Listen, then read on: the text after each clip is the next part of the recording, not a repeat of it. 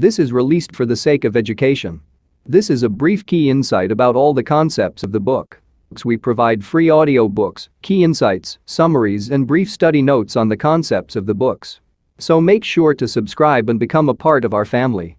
Without wasting any second, let's dive into the ocean of words. On behalf of Cybervision Systems, I would like to welcome you to one of the most beneficial and powerfully effective personal achievement programs you will ever experience. The Neuropsychology of Self-Discipline, the Master Key to Success.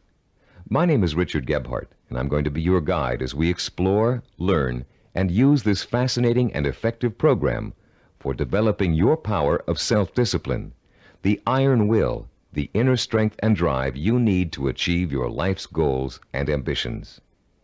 This program is the result of many years of thoughtful scientific inquiry and research. In an attempt to discover and understand the main driving force, the core source of inner power that separates the dynamically achieving person from the unfulfilled, underachieving masses, Cybervision Systems has directed its financial and human resources to find the answer. Through its association with the famed Stanford University Neuropsychological Research Laboratory, and through 7 years of intensive investigation into the science of human achievement, Cybervision Systems has uncovered what it believes is the master key to success. The master key which unlocks the raw potential that lies dormant within the heart and mind of man. Simply stated, we call this key self-discipline. Self-discipline. What's the first thing that phrase makes you think of? Unfortunately, for most people, the term conjures up images of strictness, long stretches of boring or irritating work, of self-sacrifice and self-denial. Nothing could be further from the truth. Truly self-disciplined people are not bored, unhappy, or suffering from any kind of deprivation. In fact, they have learned to give themselves the true joy that comes from pursuing and achieving their most cherished goals and dreams. What, then, is self-discipline really all about? The simple answer may surprise you. Self-discipline is your ability to systematically and progressively work towards a goal until you have reached it. It includes acquiring knowledge and skills.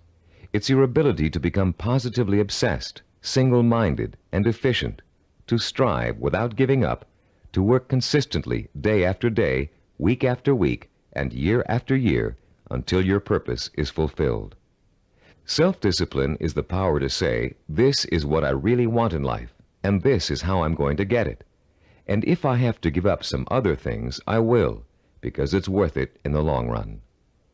To be self-disciplined, you must learn to develop the kind of obsession that glows like a beacon in a storm. You must learn to watch that light and steer your course towards it, no matter what gets in your way or how long it takes. Like a sailor, you must learn to use the skills that will point you in the right direction, and you must keep on using all your knowledge, skill, and energy to stay on course until you have reached your destination. Self-discipline is the single ingredient that makes success possible for anyone who dreams of achieving great things. Without it, there would be no Olympic gold medal winners, no great artists, musicians, or writers, no brilliant inventors, Grand Prix winners, or multimillionaires. Every person who has made an enduring success of his or her life used self-discipline to get there. If self-discipline is so effective, why don't more people have it? Unfortunately, we live in a quick-fix society where old-fashioned effort isn't appreciated. Nearly everyone wants to be an overnight success.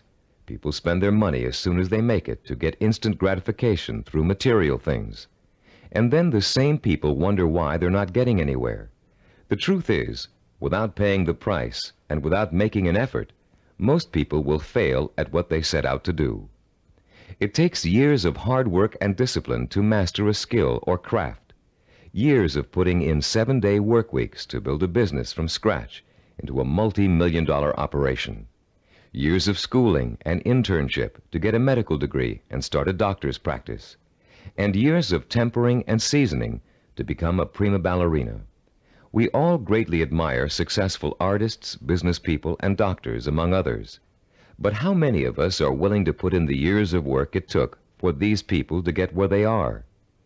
The late Ray Kroc, the founder and guiding genius behind McDonald's restaurants, told a wonderful story about the contrast between the self-disciplined achiever and the wishful thinker in a speech he gave to MBA candidates at Dartmouth College.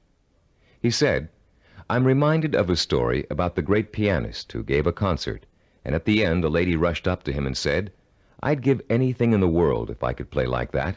And he said, 'No, you wouldn't.' She could have if she wanted to. Anybody could.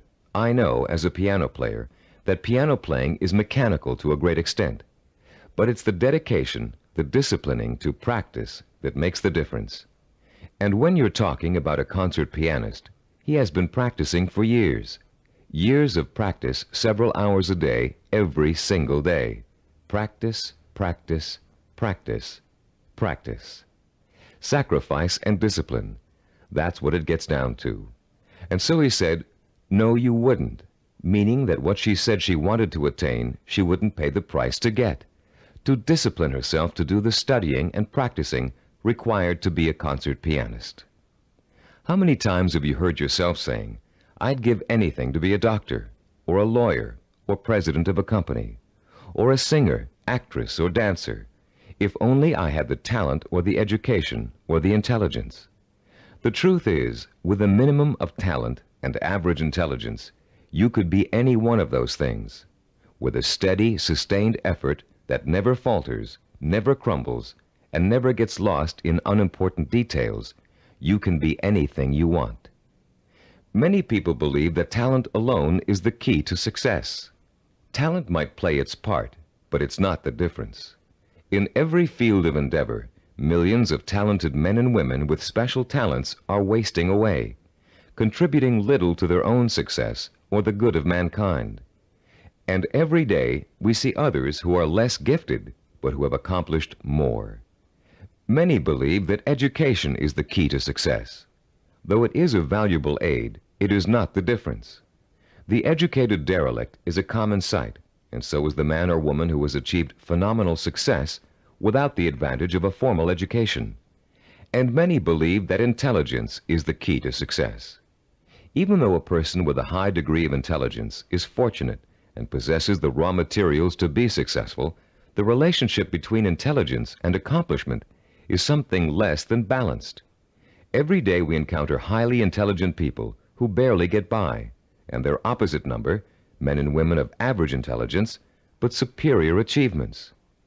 The one quality which sets one man apart from another, the one key which lifts one to every aspiration while others are caught up in the mire of mediocrity, is not talent, formal education, nor intellectual brilliance.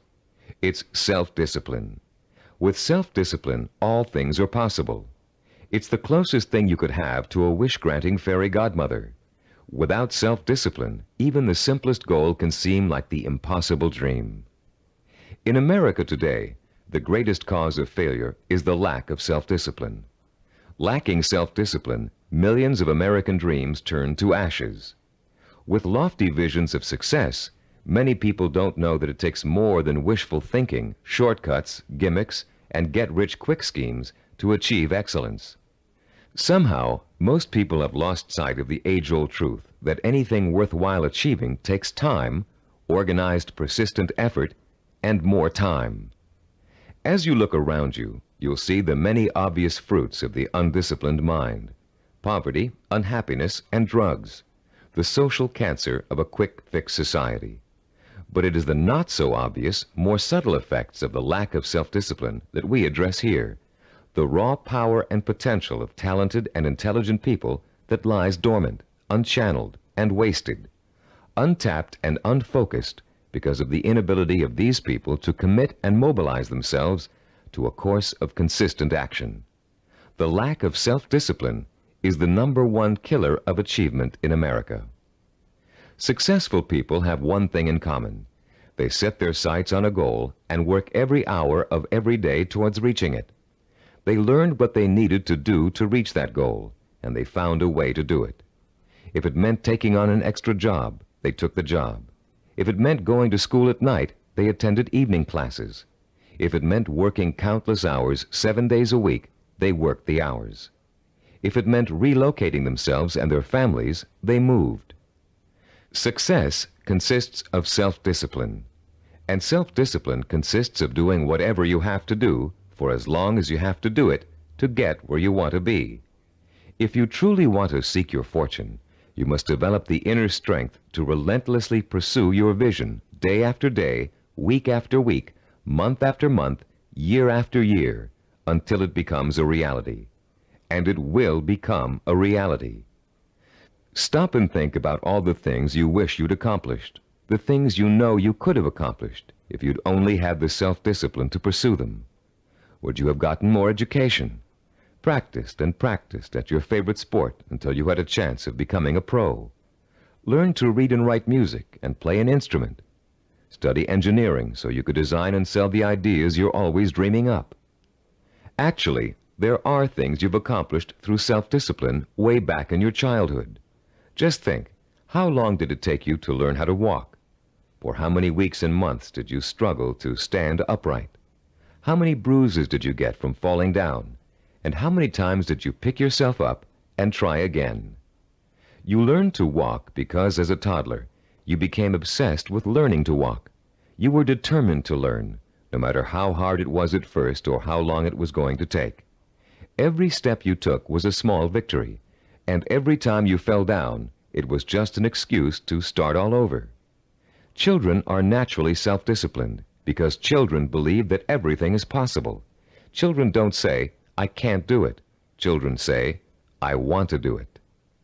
When you want something badly enough, and when you believe in it strongly enough, self-discipline will get it for you. Self-discipline is the most powerful tool you own for bridging the gap between wishful thinking and real fulfillment. Without it, you can only stare, as author Amy Gross says, like a window shopper at the good things of life and shrug and move on. You can have those good things by developing the self-discipline to achieve them. What do you want that you're willing to pay the price for? What means so much to you that you'll spend weeks, months, or years pursuing it? Start thinking about your most cherished dream, because with the power of self-discipline, you're finally going to be able to achieve it, and this program will teach you how. The neuropsychology of self-discipline, your master key to success, will show you how to take the raw materials you already possess, your talent, intelligence, strength, and motivation, and turn them into the assets you need to achieve your life's goals. You'll learn how to gain the knowledge and skills that will set you on the path to success. And you'll learn to develop the kind of positive strength it takes to stay on that path until you have reached the very end. You may think it's impossible for you to develop the kind of self-discipline you see others using to achieve success. You may think you're too lazy, too scattered, too quick to give up. And that may be true of the way you're behaving now. But most people aren't self-disciplined because they never had a chance to experience the kind of joy and satisfaction that comes with mastering their own abilities and applying them to the one thing they really want in life. Once you get a taste of how intoxicating, of how free self-discipline feels, you'll be hooked on it for life. The neuropsychology of self-discipline is not the result of pop psychological and faddish theories, nor does it contain simplistic pablum-like success gimmicks found so often in many self-improvement programs.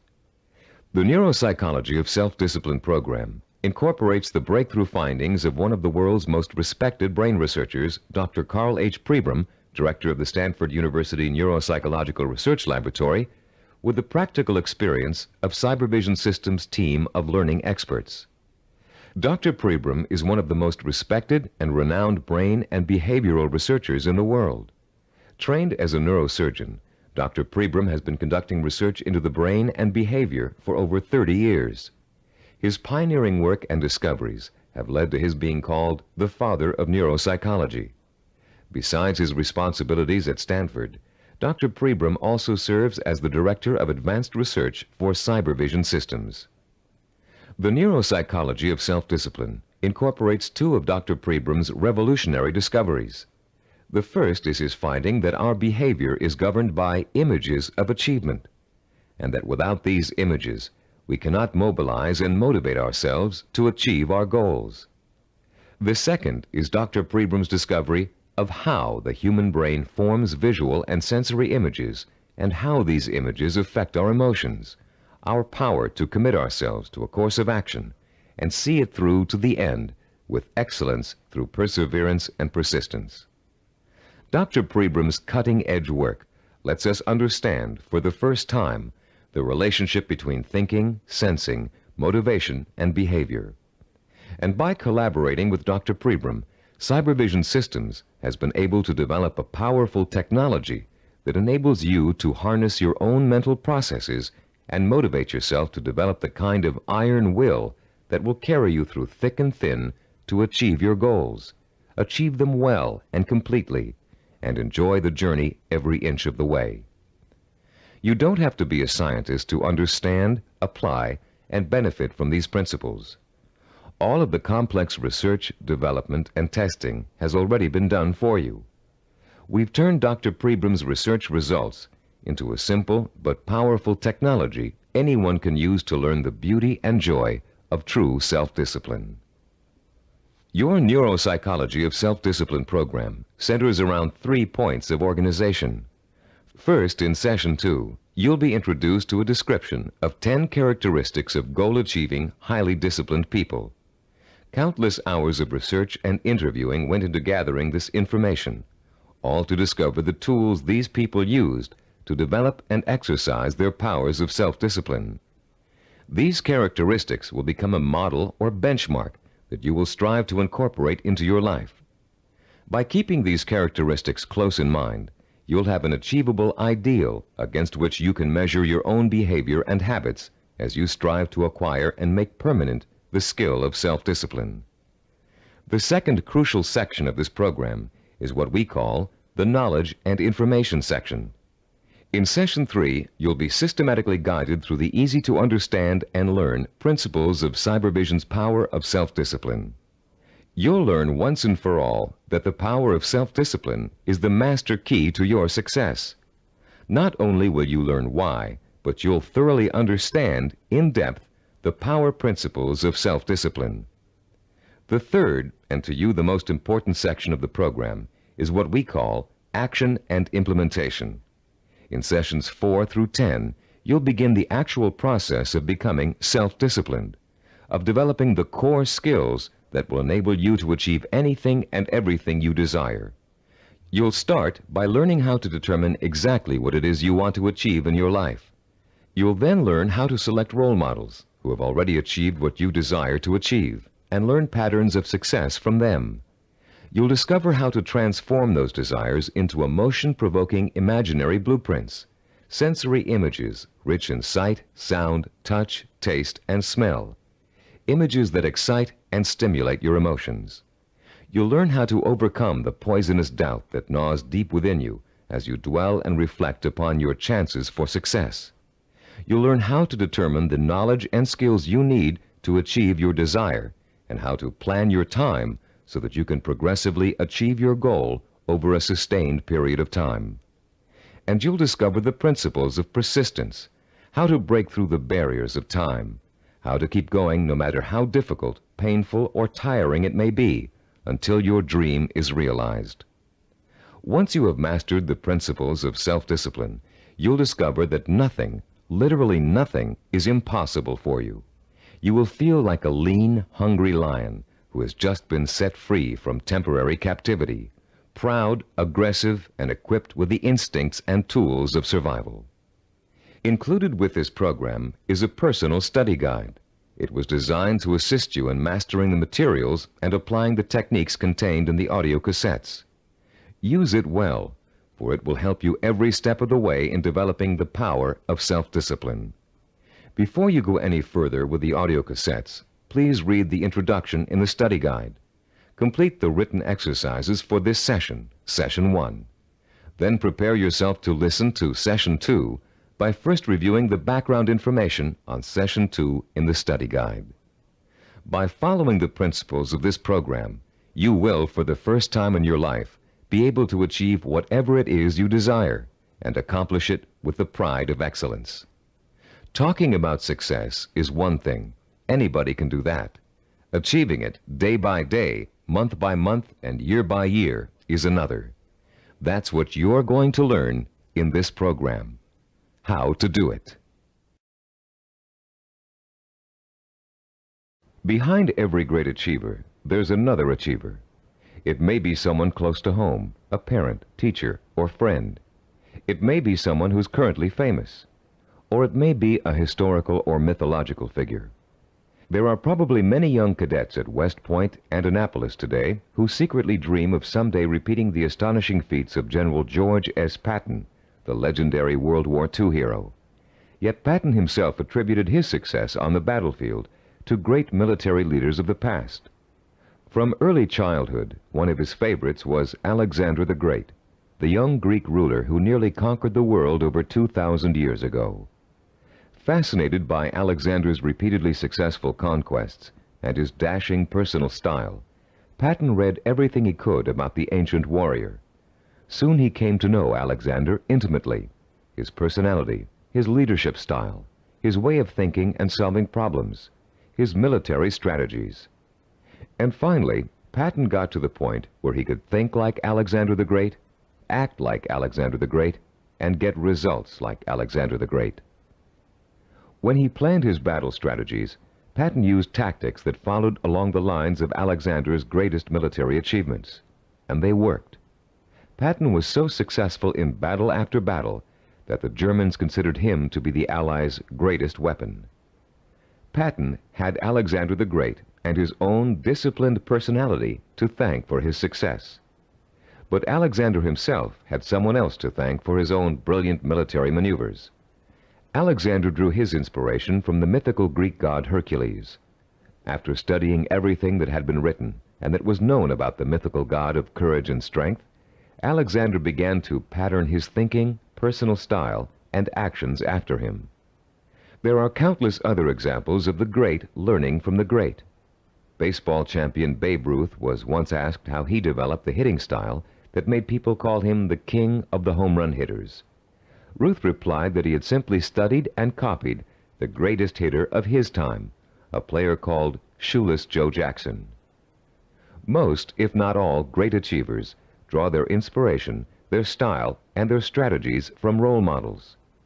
How much we eventually achieve in life may well boil down to one simple ingredient: the quality of the models we choose to emulate. All human behavior begins with models. We learn to walk, talk, dress, and feed ourselves by watching our families doing those things every day. But we learn more than simple everyday activities from the people who surround us as we grow up. We also learn how to think and behave by watching the way they do. Some people have excellent role models, successful parents, or a family friend who has achieved far beyond the ordinary. But having a role model is just the first step toward becoming a disciplined achiever. You must use that model, make it a part of your own personality in order to succeed. This program will take you through the entire process, from start to finish. In this session, you're going to start by being given a role model of your own, a model of the disciplined, motivated achiever. You'll learn the 10 dominant characteristics of that model and be able to compare your own behavior to it. And you'll also learn about its opposite, the undisciplined underachiever, and why that person is destined to fail. Years of research have gone into the creation of this model. Cybervision has studied people who have been successful in business, education, science, the arts, and other fields. These people were tested for the possible presence of dozens of characteristics and attitudes. And when all was said and done, Cybervision found 10 qualities that were common to every one of them. Understanding the characteristics of the highly disciplined achiever can be as inspiring to you as Alexander the Great was to George Patton.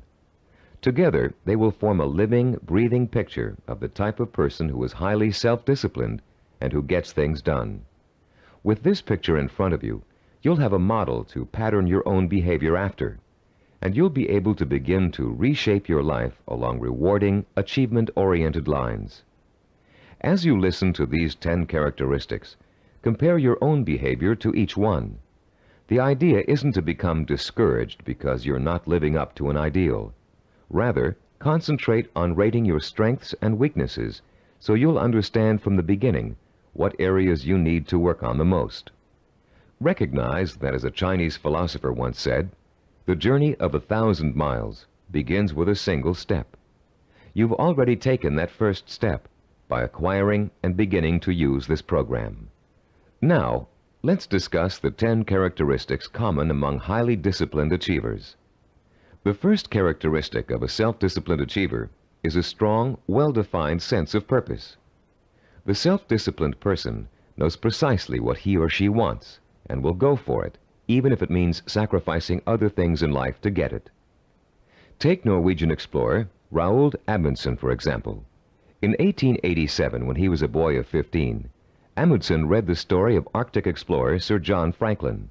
He was so inspired by Franklin's adventures that he secretly resolved to dedicate his life to polar exploration. And since no man had yet physically found the South Pole, Amundsen set his sights on being the first. His mother had other ideas. She wanted her son to be a doctor and insisted that he attend medical school. At first, Amundsen gave in, but then, unhappy and frustrated, he quit school, joined an exploration party, and went to sea. Amundsen spent years apprenticing in the treacherous Antarctic. It was hard physical work, and there was a lot to learn. He studied nautical techniques until he became a master sailor, and then he began to organize his own expeditions. 24 years after Amundsen chose his goal, he succeeded in achieving it. In 1911, he became the first man to find the South Pole. Contrast Amundsen's single-minded pursuit with the profile of a person who isn't sure what he or she wants to accomplish.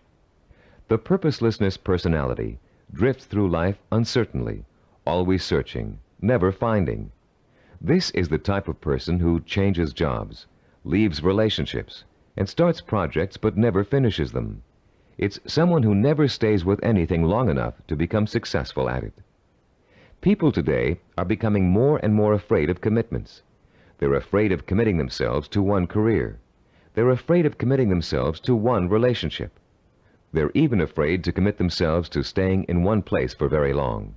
They talk about leaving their options open. Ironically, these people are very much committed to failure, because without a sense of purpose, they can't apply themselves to any one thing, and without applying themselves, they can never succeed. Look around you, and you'll see 40-year-olds and 50-year-olds who are still jumping from job to job, from relationship to relationship, always searching for an answer somewhere. They'll never find it. The second characteristic of the self-disciplined person is that he or she seeks out and uses positive role models, often called mentors. Patton found and learned from Alexander the Great. Roald Amundsen got his inspiration from Sir John Franklin. To be self-disciplined, you must find a mentor who can inspire you with his or her own example of discipline. This person will instill you with a sense of real possibility, the belief that if he can do it, so can I. The person who has no self-discipline tends to identify with and tries to emulate people whose values are quick fix. The undisciplined think success can be achieved through gimmicks, luck, or who you know. For this reason, they actually distrust and resent the truly successful. They cannot bring themselves to admit that it takes hard work and consistent effort to reach a lifelong goal. Rather than working to get their own lives in order, these people blame their lack of success on bad breaks. They will always have bad breaks until they give themselves a break. The third quality that distinguishes the self-disciplined person is the strength of his or her imagination. Self-disciplined people use a goal-setting technique called sensory vision. Robert Kennedy's immortal words explain it very well. Kennedy, himself a highly disciplined achiever, said, "Some men see things as they are and ask, why? I see things as they could be and ask, why not?" The key to developing this kind of vision is learning to use your imagination in a clear, creative way. Once you've decided on a goal, you must learn to visualize the outcome with strongly detailed, sensory-rich images. You must learn to clearly imagine the rewards of success through sight, sound, touch, taste, and smell. The French have an expression, déjà vu, which means already seen. The self-disciplined, when they reach their goal, have this sense of déjà vu, because they have already been there thousands of times in their imaginations. You can be sure General Patton knew what victory felt like long before he fought his first battle. And for Roald Amundsen, reaching the South Pole must have felt like a homecoming. The great film director Alfred Hitchcock said that the actual process of directing a film was almost anticlimactic for him. By the time production started on each of his films, he had already visualized every single frame and every single camera angle so clearly in his own imagination that making the movie consisted of just going through the motions. Hitchcock began each project with a template of what he wanted clearly and firmly set in mind. Those who lack self-discipline also lack vision. They have only the vaguest images of goals they might, maybe, someday want to achieve. These people are quite capable of creating sensory-rich visions, but unfortunately, they tend to apply those visions to scenarios of failure rather than success. The fourth quality exhibited by the self-disciplined individual is what we call a positive sensory orientation. Achievers dwell on their own past accomplishments as proof of their ability to succeed. They won't admit to failure. In fact, it can truly be said that they don't know the meaning of the word failure. If things don't first turn out as planned, they just chalk it up to experience and keep on working toward their goal.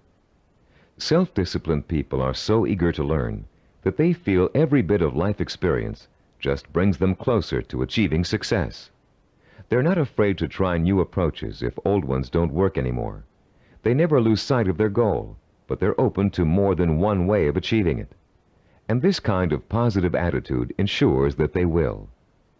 Those who lack self-discipline waste precious time and energy dwelling upon past failures. Through a vicious cycle of negative reinforcement, they use those perceived failures as an excuse not to try again in the future. They develop a fear of failure, a fear of making the effort, and failure generates failure. If you're convinced you can't do something, you won't be able to do it. The characteristics we've discussed so far all add up to a quality called self-assurance. The self-disciplined have a strong gut-level belief in themselves and their ability to succeed that is truly unshakable. Deep down in their hearts, they know they can do it, and no one can convince them otherwise. When Christopher Columbus set out to find a new route to the West Indies, Europeans thought he was crazy. The world is flat, they told him. If you sail west, you'll fall off the edge and be devoured by monsters. But Columbus believed the world was round, and he stubbornly applied to every monarch in Europe until he found one who would finance his voyage to what turned out to be the New World. The disciplined achiever is fueled by self-confidence, but the undisciplined are hampered by self-doubt. This foreboding of failure haunts them in everything they attempt to do, and effectively slams the door shut on any possibility they might have of succeeding. The sixth characteristic that self-disciplined people share is their ability to plan and organize. The self-disciplined achiever knows how to take his or her goal and break it down into pieces that can be worked on one at a time. Priorities are set, and the important tasks are tackled at the beginning. This practical, methodical approach is the only way to achieve success, no matter what your endeavor. When Henry Ford designed the Model A, he had a goal in mind. He wanted every American to be able to afford to own a car, his car. But in those days, cars were hand-built, and the time and effort involved in making one resulted in a very expensive price tag. Ford knew he had to find a faster, cheaper way to build cars. So he patiently worked and planned out a radical new idea, the assembly line. Each person on the line would perform just one task, enabling them to perform it quickly, and an entire machine could be assembled in record time. People laughed and said it wouldn't work, but Ford had spent years planning it out in every detail, and it did work. The assembly line became such a success that other industries began to use it as well. One man's careful and patient planning launched a new industrial era. Contrast Henry Ford with the typical man on the street. His attention is scattered, and he's disorganized. He either has no idea what he's going to do next, or he has so many irons in the fire that he can't keep track of them all. Maybe he's trying to start a business, but he's busy hiring employees when he still doesn't have any clients or office space. Maybe he's decided to switch careers, but he's already planning how to spend all the money he's going to make, even though he's going to need 4 more years of schooling before he can begin to practice his new career. This type of person is wasting time and energy. Without a detailed game plan, and without following that plan as closely as possible until you reach your goal, you can spend your life floundering among half-started projects and missed opportunities for success. Many people think all you need to be successful is a great idea, but without planning, organization, and hard work, the most brilliant ideas aren't worth a dime.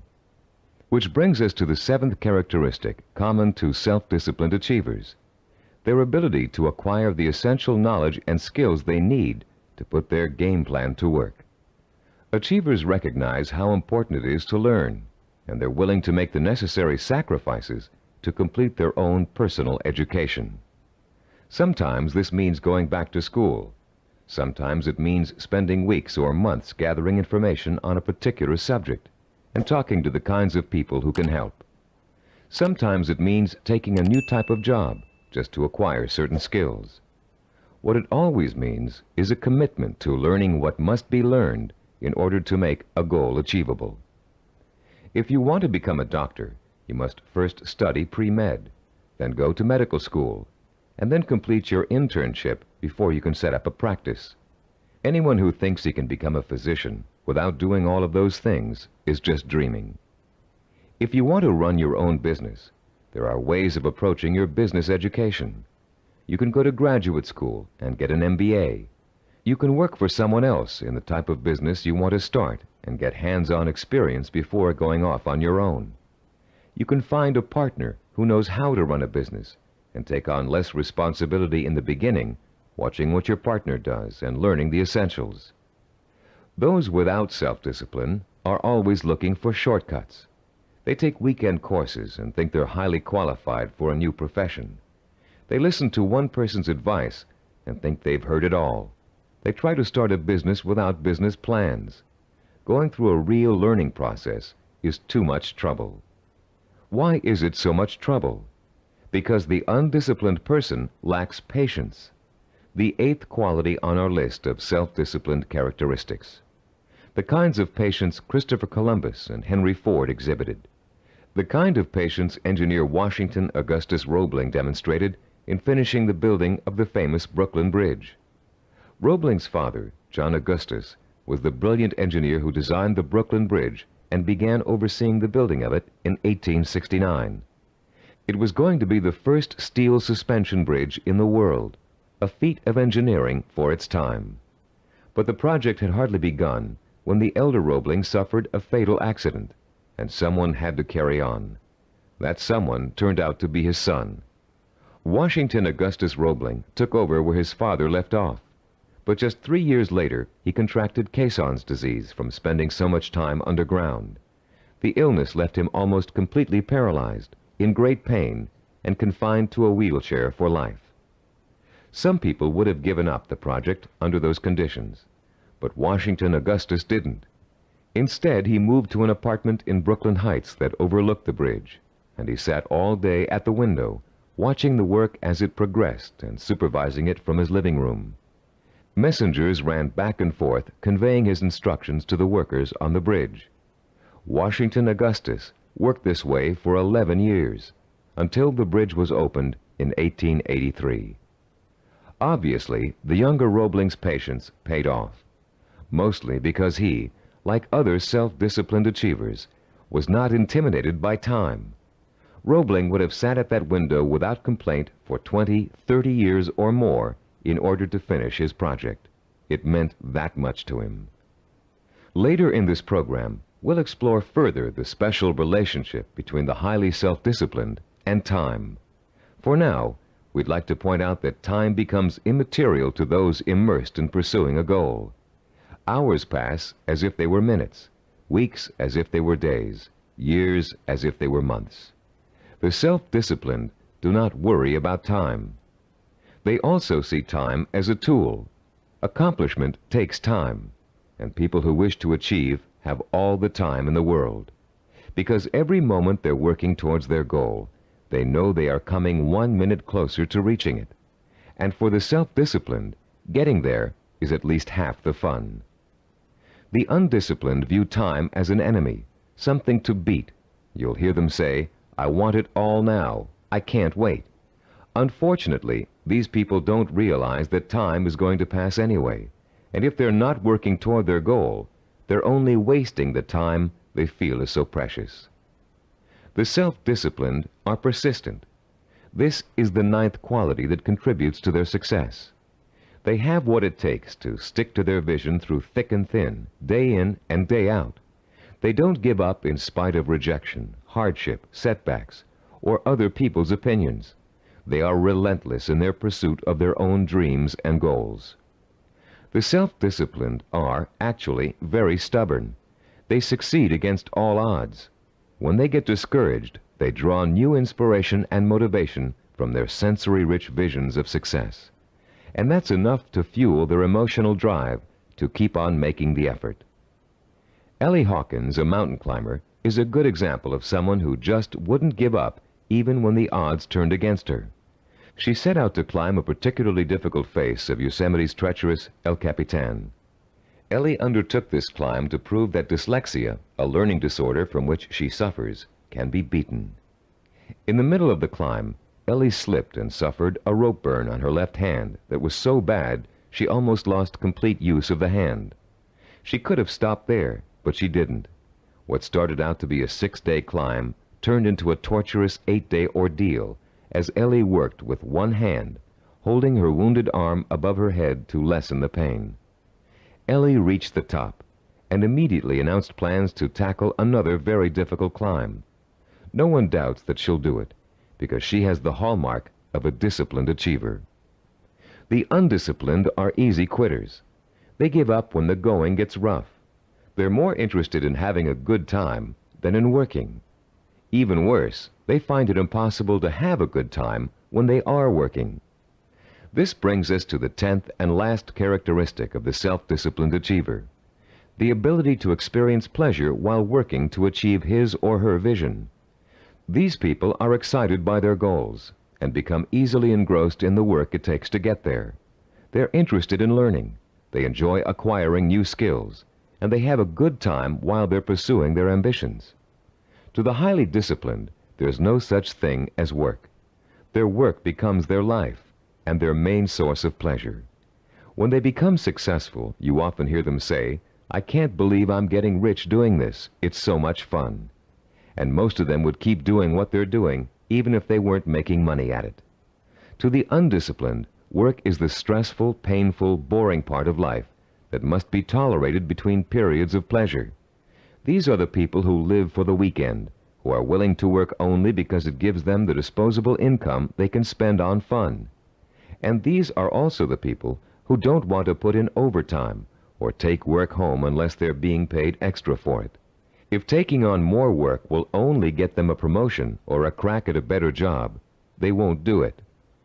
Now that we've identified the 10 qualities common to all self-disciplined achievers, we'd like you to begin comparing yourself against the model characteristics we just discussed. This self-assessment will give you a good idea of your own strengths and weaknesses. After you've finished listening to this session, turn to page 11 of your study guide and follow the instructions for using the personal assessment form you'll find there. Let's summarize the characteristics of self-disciplined achievers. First, they have a strong, well-defined sense of purpose. They know what they want. Second, they seek out positive role models for inspiration and learning. Third, they use sensory-rich visions and a vivid imagination to set the stage for their own achievement. Fourth, they have a positive sensory orientation. They expect to succeed rather than fail. Fifth, they have a deep-rooted belief in their ability to achieve. They are immeasurably self-assured. Sixth, they have the ability to plan and organize. They can break down what they want to achieve into manageable steps and set priorities that let them accomplish the most important things first. Seventh, they know how and when to acquire essential knowledge and skills. They're not intimidated by the thought of having to learn something new. Eighth, they have patience. The passing of time doesn't bother them. They'll keep working toward their goal for as long as it takes. Ninth, they persevere. They're stubborn and they don't give up, even when the going gets rough. 10th, they view work as pleasure because work is bringing them closer and closer to the realization of the goal that will be their final reward. Turn off the tape now and score yourself on the personal assessment form. When you're done, turn the tape back on.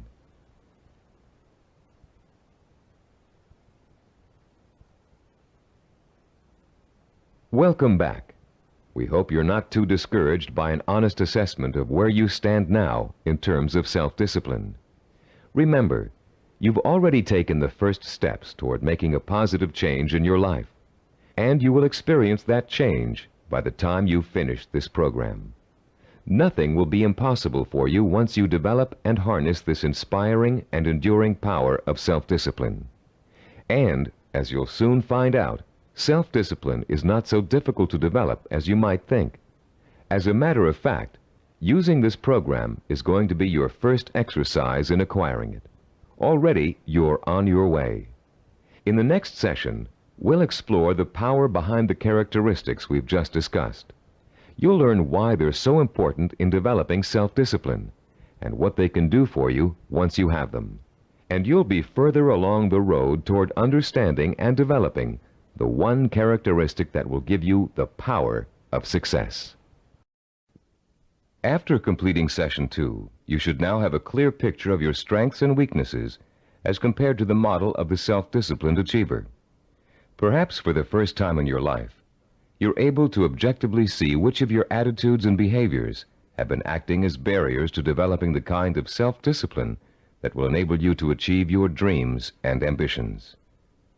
Now that you have a better understanding of the 10 characteristics of the self-disciplined achiever, we're going to provide you with the scientific foundation for Cybervision's unique self-discipline program. In this session, you'll learn how recent scientific discoveries have made it possible for you to acquire, harness, and focus the power of self-discipline, the power to achieve whatever your mind and heart are set on achieving. That power is what sets achievers apart from the mass of ordinary people, people described by American philosopher and writer Henry David Thoreau as leading lives of quiet desperation. That power is what drove great achievers like Dr. Jonas Salk, Ludwig von Beethoven, Albert Einstein, and Mahatma Gandhi. But what does that power consist of? What is the force that motivates high achievers to sustain a long-term effort that might take 10 years, 20 years, or a lifetime to achieve? More importantly, if we can define and isolate such a force, how can you or I tap into it? The force exists, and it has a scientific basis.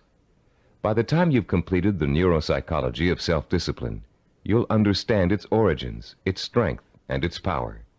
And you'll be armed with all the tools you need to stay in touch with that force in order to accomplish anything you set out to do. There are many self-improvement programs that, like crash diets, offer good short-term results but stop working after a few days or weeks. These programs tend to rely on one of 3 kinds of motivation. The first is evangelical. A powerful orator, we'll call him Speaker X, comes to town with promises to increase motivation and production after a single seminar or series of seminars. Perhaps your boss encourages you and your coworkers to go. Perhaps he even purchases a block of tickets. Meeting night arrives, you attend, and the speaker is indeed inspirational, as are the bells and whistles and songs and slogans that accompany him. It is a fever-pitched, emotionally charged experience that Speaker X has to offer. As he exhorts you to live up to your enormous potential, to work harder, better, and more enthusiastically, to use your talents, to use your mind, you feel power welling up inside you, and the people around you are feeling the same kind of power inside them. Yes, you're all saying, we can be more productive, we can have a better attitude, we can get ahead if we want to. The very air becomes charged with mass enthusiasm. The next day, you're at your desk a half hour early, and you work a half hour past normal quitting time. The same thing happens the day after. You start planning new ways to accomplish your work more effectively. You're feeling happier about the work you're doing. And for the next few weeks, it looks like you're getting more work done in less time than you ever have before. But soon, your enthusiasm begins to fade, and your pace starts to slow down. Even if you have the audio tapes of the speech, it's hard to recapture and sustain the original emotion you felt in the presence of an inspired speaker. And of course, you no longer have the kind of group excitement and energy you experienced the first time around. You're getting tired and bored.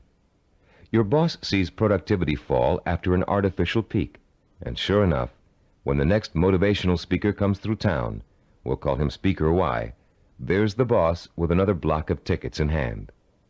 This evangelical form of motivation may get short-term results, but it creates an unhealthy dependence on external hype. It's like a drug addiction.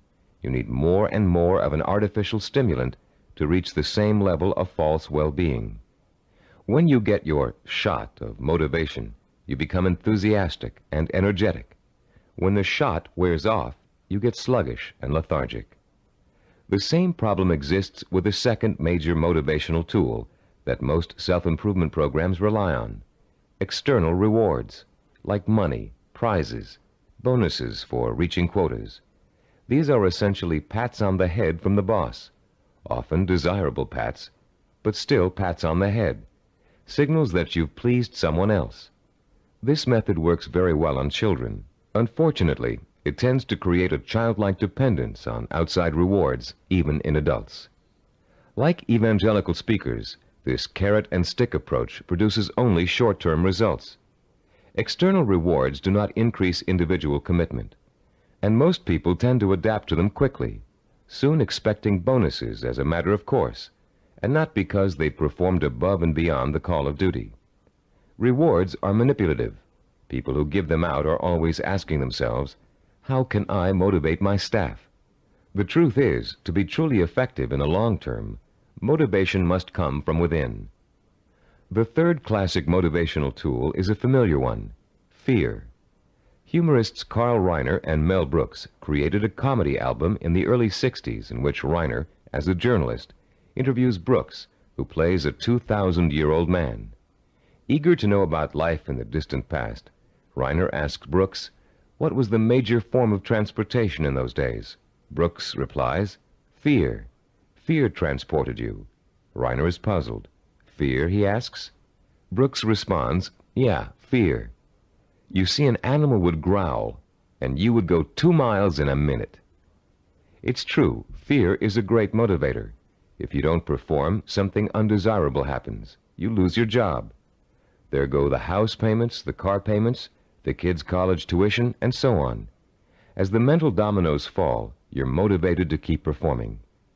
But while fear may bring short-term results, it also brings resentment and rapid burnout. It doesn't take long before you're angry at the system that's keeping you going. And anger makes you less productive, which increases your fear. It becomes a vicious cycle with an unpleasant ending. It should be pretty clear by now that these motivational systems aren't motivational at all. Each of them relies on an external stimulus and an artificial situation. And each relies on an initial burst of emotion that fades rapidly when the new situation becomes habitual. You may have tried several of these motivational or goal-setting programs in the past. Perhaps they even contributed to your sense of self-awareness. If so, you've no doubt learned that self-awareness alone is not sufficient to motivate change. It's easy to identify self-defeating behaviors. It's easy to plan strategies for eliminating them. It's easy to turn over a new leaf, but it's very difficult to sustain change for a long enough period of time for your new behavior to become as ingrained in your character as your bad habits were in the past. Having a roadmap is not enough. You need fuel. The key to developing self-discipline, the power to persistently pursue a long-term goal without giving up until the goal is achieved, is the fuel of internal motivation. It would be nice if we were all born with the patience, drive, and skill it takes to achieve any long-range goal or complete any long-term project. But we're not. Self-discipline is a learned behavior. Years of research at major American universities, primarily California's Stanford University, have proved it. And Cybervision's own research into the latest learning theories of behavioral scientists have confirmed that self-discipline is an acquired characteristic with a basis in behavioral science. The neuropsychology of self-discipline has been developed according to materials gathered from two major sources. Our information comes from our own research into the way human beings learn, and from the revolutionary discoveries about the structure and organization of the human brain made by Dr. Karl Pribram. Head of Stanford University's Neuropsychology Research Laboratory, Dr. Pribram is one of the most respected brain scientists in the world. Trained as a neurosurgeon, his research into brain function led to a deep interest in the behavioral sciences. His pioneering work in both of these areas led to the fusion of the two into the science of neuropsychology. As a neuropsychologist, Dr. Pribram studies how the nervous system and its component parts affects human behavior. Those studies have led to two revolutionary discoveries. The neuropsychology of self-discipline incorporates both of them. The first of Dr. Pribram's discoveries explains how the human brain forms visual and sensory images, and how those images affect our minds, our bodies, and our behavior. The second discovery is that our behavior is governed by images of achievement, neuronal blueprints of the skills and actions that determine our success or failure in the achievement of our goals. Let's discuss how each of these scientific discoveries leads us to understand the power and the origins of self-discipline. Many scientists and psychologists have believed for years that the human brain barely distinguishes a real experience from an imagined one. Best-selling self-help books like Psycho-Cybernetics, Think and Grow Rich, and others have used this belief as their foundation for motivation and change. This idea has also been the cornerstone belief of people involved in metaphysics and the human potential movement.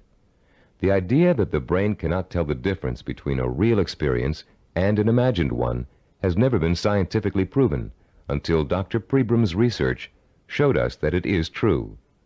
But Dr. Pribram's research did not prove that, as many people think, all you have to do is imagine what you want, and through the magical power of the mind you will achieve it. If this were true, achievement would be easy. And as anyone who has tried to achieve a long-term goal will tell you, it is not. Put into its proper perspective, this concept of imagination is critical to achievement, but not because imagination possesses a magical power to attract success like a magnet. Imagination is critical to achievement because it evokes the power and emotion that stimulates and sustains the drive to achieve. The human nervous system responds emotionally to imaginary images rich in sensory detail, in sight, sound, touch, taste, and smell, as if they were real. In fact, the brain doesn't distinguish between sensory-rich imagination and reality. That's why the sight of a hand reaching for a murder victim on a movie screen can inspire the same terror, the same rapid heartbeat, and rush of adrenaline as a real threat does. You can perform a simple demonstration of how an imaginary image affects the body's responses right now. Close your eyes and imagine for a moment that you're holding a firm, ripe lemon in your hand. Now bring the lemon up to your mouth and slowly bite into it. As your teeth break through the peel, penetrate the skin, and sink into the flesh of the fruit, imagine the juice exploding into your mouth. What did you experience during this exercise? Did you develop a feeling of bitterness and distaste? Did you pucker up in response? Did you begin to salivate, as you would if you really took a bite out of a lemon? The feeling of bitterness is an emotional response, provoked by the imaginary sensation of the lemon juice being absorbed by the mucous membranes in your mouth. The buildup of saliva was a physiological response. Saliva neutralizes the acid level in lemon juice. You can create a similar response by imagining yourself biting into an onion. Rather than experiencing a sense of sourness and a watering of the mouth, your eyes will begin to burn and tear. This power of imagination to create physiological and psychological responses is crucial to the survival of the human species. The images of love and eroticism stimulate sexual response for reproduction. The image of fear stimulates the fight or flight response for survival. But our brain's ability to respond to images is a two-edged sword. The person who is dominated and controlled by emotional impressions becomes a victim of his own sensory images. These people act impulsively in response to their feelings. They have little control over their environment. They are easy prey for fear, superstition, and con artists. They are usually unhappy. On the other hand, the person who understands the power of imagery and who can deliberately harness a flood of sensory images to reinforce an intellectually formulated plan has a lifetime source of energy to apply toward positive action. This person uses emotion as fuel. Only when the imagination is harnessed and focused on the benefits and rewards of a specific goal can we light the fires of self-motivation and develop the kind of self-discipline that will help us achieve that goal. Dr. Pribram made a second significant discovery in his research into the brain and human behavior. He found that all of our actions are governed and driven by what he calls an image of achievement.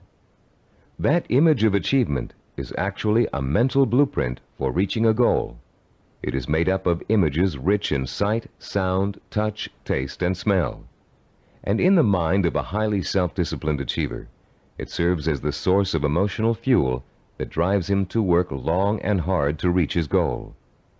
Wimbledon tennis champion Stan Smith reported that once he realized that he could compete with some of the world's best tennis players, he established a vision of himself becoming the #1 tennis player in the world. He imagined winning the Wimbledon title years before he actually achieved it. He saw himself receiving the trophy, dancing at the winner's ball. He felt the worldwide acclaim that would accompany his success. He used that vision as an emotional well from which to draw the necessary strength, persistence, and perseverance to spend thousands of hours in practice and competition, developing the skills and experience that would eventually see him to the realization of his dream. Have you ever heard someone say, "I wanted it so bad I could taste it"? That's the kind of stimulus that motivates the self-disciplined achiever. Not only can the achiever taste victory, he can see, smell, hear, and feel it too. After years of research, we now know that such deep, sensory-rich images are the actual language of the brain. Although it is actually far more complex, the brain can be compared to a computer. Computers, also referred to as hardware, can do nothing by themselves. They are simply the vehicles for programs called software that tell the computers what to do. Think of the brain as hardware and the imagination, images of achievement, as software. Images of achievement tell your brain what to think, which in turn tells you how to act. The right images can set in motion a chain of events that will lead you towards any kind of achievement you can imagine. Author Joe Himes describes watching a Taekwondo master named Young Tai Lee practicing blows against a straw-covered board. Lee pounded his fist again and again against the board, oblivious to the fact that his knuckles were bleeding. When Lee's practice was over, Himes asked him whether his hand hurt. Lee replied, "Not until just now, when I thought about it." When Himes looked astonished, Lee explained further, "When I was striking the Makawara board as you came in, my mind was on my home in Korea. Though I was standing here, I was seeing the mountains I knew as a youngster and the children I played with, hearing their laughter and my mother's voice. I was unaware of the pain in my hand." Lee then told a dramatic story of his own Taekwondo master, who once underwent a sinus operation with only his own concentration for an anesthetic. "How was that possible?" Himes asked. "Regulate your breathing," Lee replied. "Fix your eyes and mind on something else, perhaps a rock or a spot on the floor or ceiling.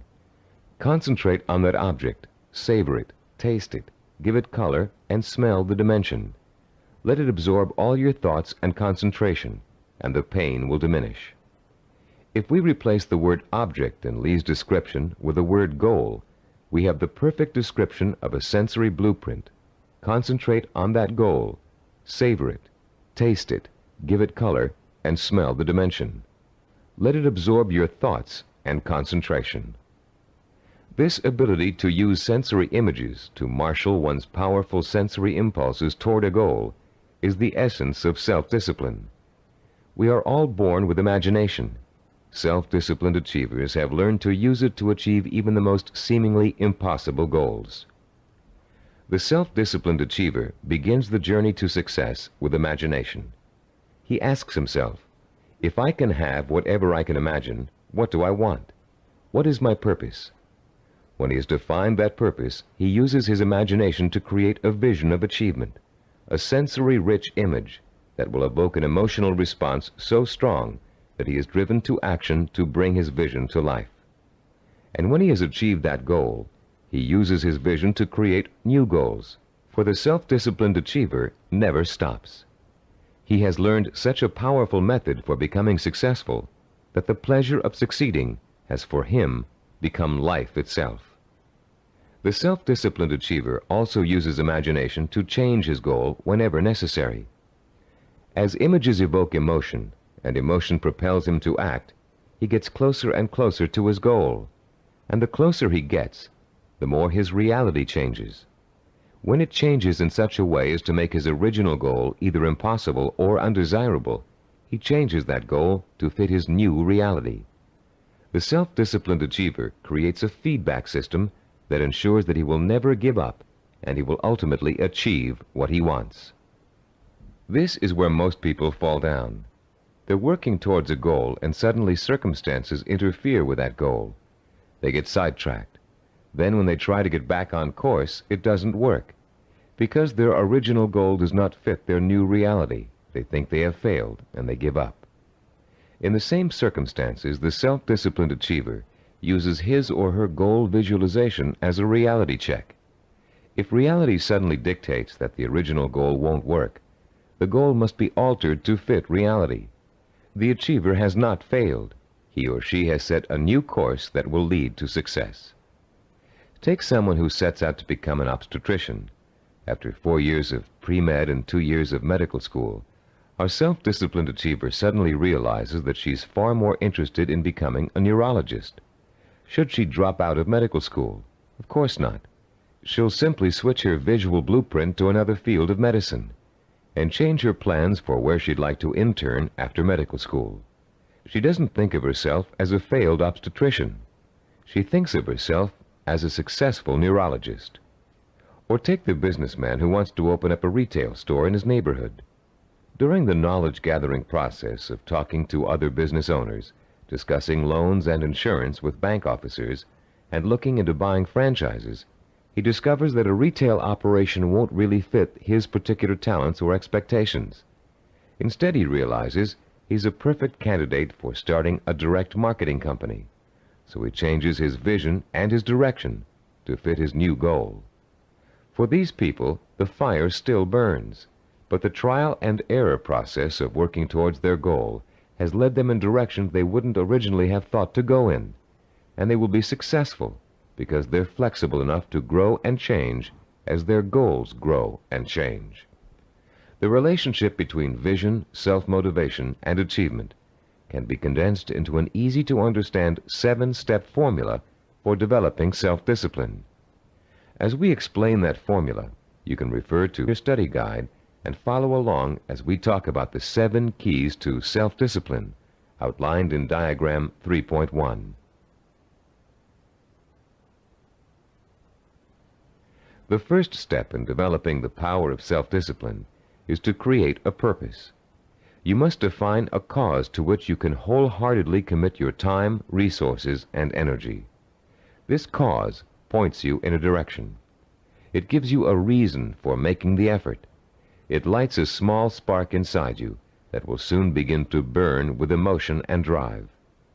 The second step is to find role models who have already achieved what you want to achieve. Study their life patterns, their methods and techniques for reaching their goals. Let their example inspire you, and realize that they are normal people just like you, but they are self-disciplined people. With the power of self-discipline, you can achieve as much as they have. With a firm purpose in mind and an exciting sense of possibility sparked by your role models, you'll find yourself developing a strong-willed emotional belief in your ability to succeed. The first small spark of hope is turning into a glowing ember of possibility. In the third step, you'll translate your feeling of possibility into a sensory-rich vision of success. At this point, with a vision rich in touch, taste, sight, smell, and sound in front of you, you'll make the leap from the possible, "I think I can do it," to the heartfelt, "I know I can do it." Your vision and your belief will fan the embers of conviction until they burst into a flame of emotion that incites you to action. This all-encompassing flame of emotion is the fourth step of the formula. It is what gives you the energy, the creative power, and the desire to single-mindedly see your vision through to its successful completion. Motion is the root word for emotion. The original meaning of the word emotion is, in fact, a moving, a stirring, an agitation, which is precisely what happens when belief in your goal catches fire. The fifth step in our formula is planning, the first bit of action inspired by your emotion. Through effective planning, you can identify and map out the steps you need to take in order to make your vision a reality. You'll figure out exactly what you need to do to accomplish your goal and how long it will take. And turning your vision into a concrete goal will further fuel the fires of emotion and action. Once your vision has become a plan, you must acquire the knowledge and skills necessary to implement that plan. This is the sixth step in the formula for developing self-discipline. No matter how difficult the learning process might be, you continue to draw inspiration and fortitude from your vision. And each time you master a skill, your confidence in your ability to achieve increases. The seventh and last step in our formula is what we call persistence and perseverance. Persistence is staying with your vision, seeing it through to its completion, no matter how long it takes or how difficult it is. Perseverance is persisting in spite of setbacks, disappointments, and hardship. Once you begin acting to achieve your goal, your drive to sustain the forward motion, to persist and persevere, is constantly fueled by the strength of your initial vision. And as you get nearer and nearer to accomplishment, the vision becomes more and more real. As your vision fuels reality, and reality fuels your vision, your drive to achieve begins working like a giant breeder reactor. You've put into motion a self-perpetuating spiral of vision, belief, emotion, motion, and reality. This formula for harnessing the essence of self-discipline will change your life. For the first time, science has given us the power to truly be able to change our own circumstances from the inside out, to understand what makes men and women overcome tremendous odds and obstacles to achieve greatness. For the first time, greatness is within the grasp of each of us. Through the understanding of the scientific principles that govern our thinking and behavior, we can, for the first time, program ourselves for success. In the next session, you'll begin to put the principles you've just learned into action. You'll learn a powerful sensory exercise which will let you determine your true goal. And once you've taken that vital first step, you can begin the exciting journey of action that will propel you towards the ultimate achievement of your heart's desire. At a recent workshop based on the neuropsychology of achievement, Cybervision President Stephen DeVore was asked an interesting question by a young corporate product manager. Mr. DeVore had been outlining the principles of goal setting when the product manager said, "You know, there's one problem I haven't yet solved. We talk about opportunities and goals, but there are so many opportunities to choose from, so many different directions we can go. How do you figure out exactly what you want to go for? How do you focus in on one choice among so many?" This session addresses that very problem, the problem of finding a purpose, and it isn't always easy. We live in a free society filled with opportunities for anyone who wants to take advantage of them. It's wonderful to have so many choices, but sometimes it makes choosing what you really want to do, your purpose, even more confusing than ever. Still, there are ways to narrow your choices down, and this session will show you how to do it. Through an exciting and powerful 4-point exercise, you're going to learn to pinpoint what it is you want most in life, out of all the things you may think you want. It will take some effort, some soul-searching, some creative thinking, and the outcome may surprise you. By the end of this session, you'll have chosen and defined what we call a macro purpose. The term macro means large or inclusive. Your macro purpose is equivalent to what creative people call the big idea. It's your main desire, your real purpose in life, your reward for hard work and effort. It's going to become your very reason for existing.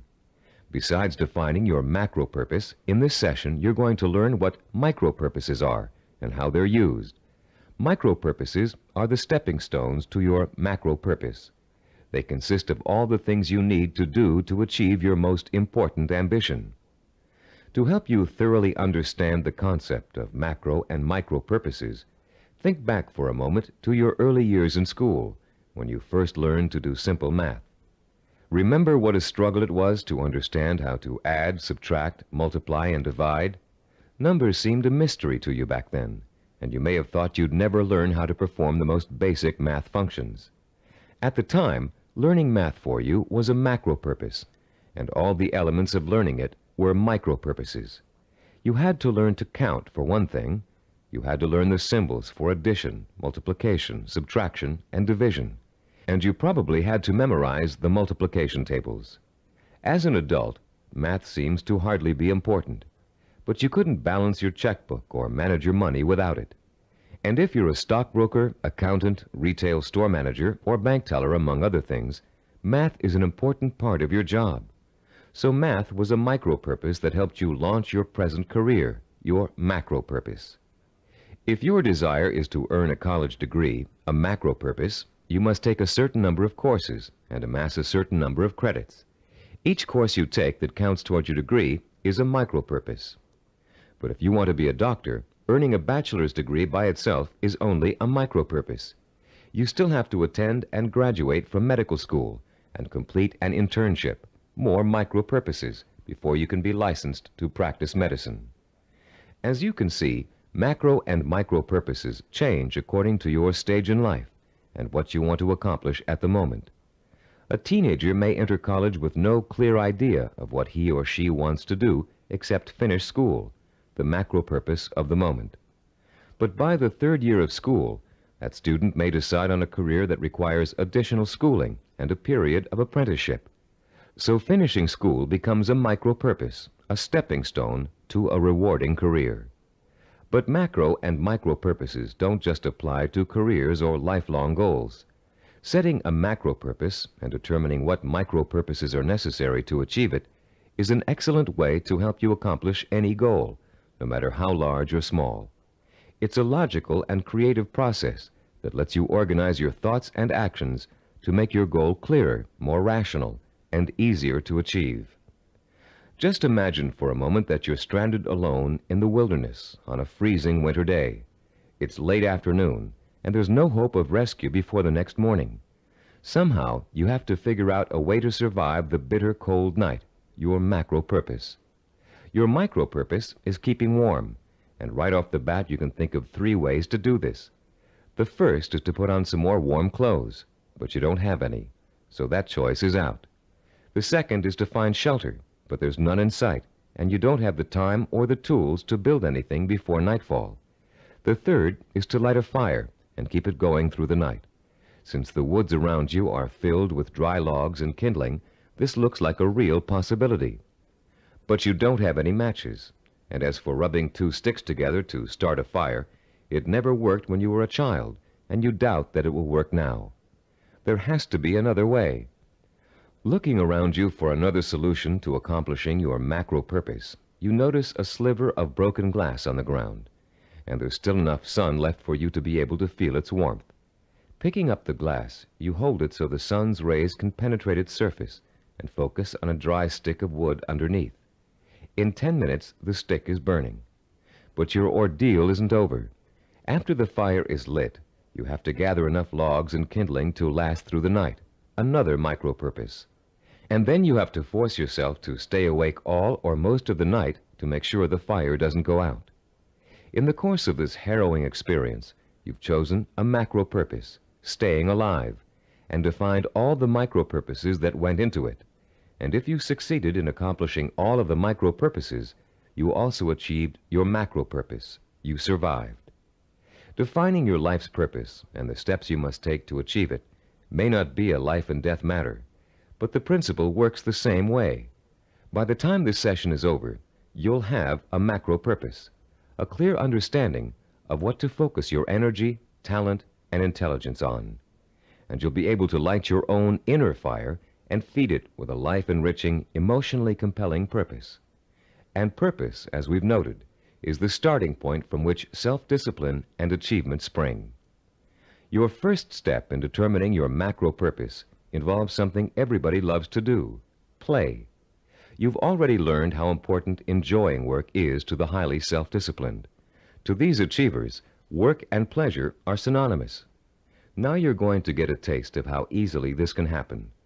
For the next few minutes, I'm going to ask you to work and play as you engage in a process called limitless wishing.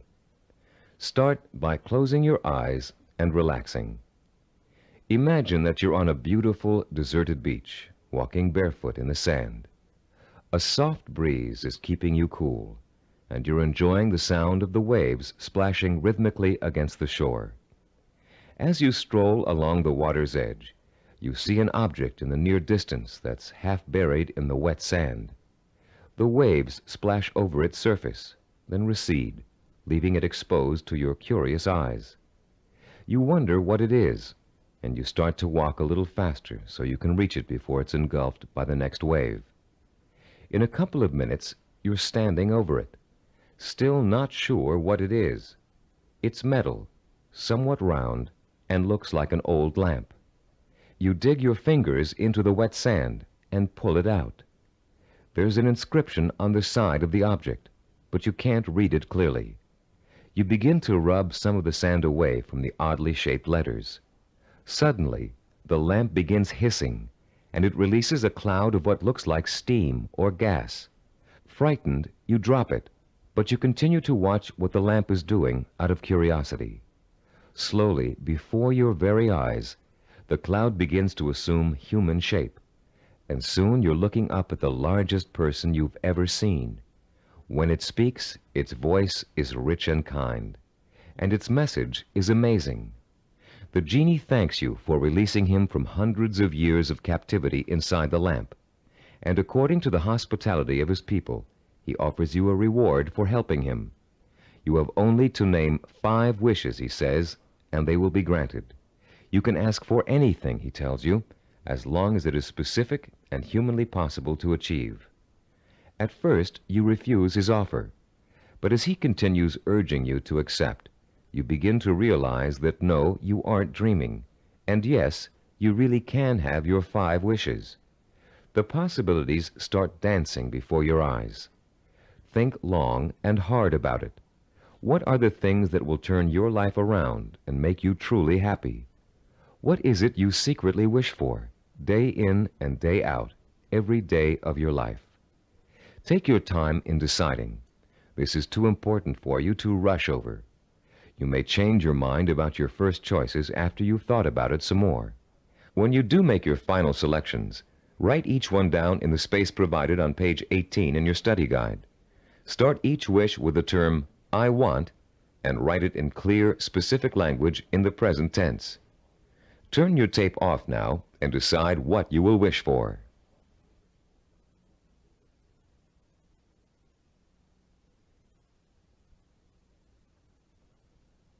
Welcome back.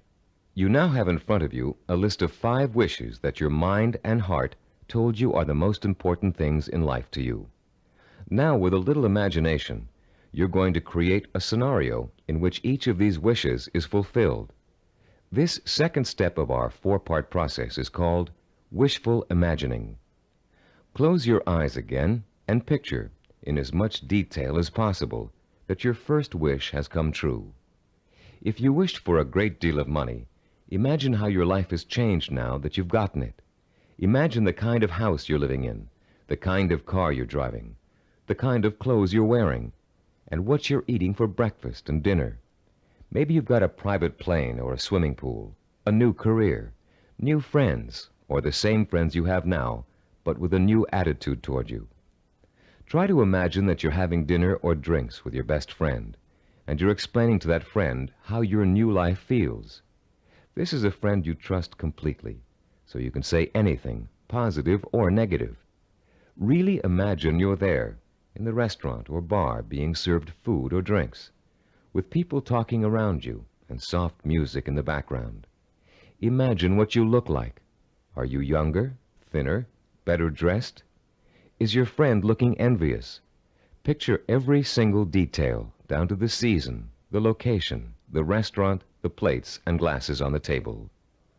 Repeat this process for every one of the 5 wishes you wrote down. And as you imagine each one coming true, pay attention to your emotional response. Are some wishes easier to imagine than others? Did 1 or 2 really make your pulse quicken with excitement? Are there any that felt particularly comfortable, as if you could just walk right into the scenario and feel at home? Which one seemed to draw you in like a magnet? There will be one wish that unmistakably evokes the greatest emotional response in you. That wish will be your final choice, and you'll be ready to proceed to the 3rd step in defining your purpose, the step we call creative biography. When truly accomplished people pass away, they've generally left behind a legacy of achievement in art, finance, politics, or the social sciences. Biographers and historians then catalog those achievements so others can read about them for inspiration. For example, here's the entry on a man named Thomas Arnold from the Britannica Junior Encyclopedia. The text of this biography also appears in your study guide on page 18. The biography reads as follows: Thomas Arnold, 1795 to 1842. Some people are loved without being respected, and others respected without being loved. Arnold of Rugby was loved by many, respected and admired by everyone who knew him. Born at Cowes, Isle of Wight, this great headmaster and scholar was educated at Winchester and at Oxford in England, where he distinguished himself in classics and history. He left Oxford in 1819, and after 9 years of study and writing was elected headmaster of Rugby School. His powerful personality set its mark on the school from the first, and made it great in a new sense. He was very religious, and he inspired his boys with new and more serious ideals of scholarship and life. He found time, too, during the 14 years of his headmastership, to publish sermons, an edition of the Greek historian Thucydides, and a history of Rome. In 1841, he was appointed professor of modern history at Oxford, but died the following year.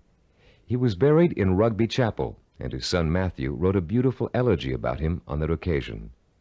Arnold was too forthright to be tactful in his dealings with boys or indeed with grown-ups, but he always won their respect, and often their love, by his high-minded attitude toward life and its responsibilities.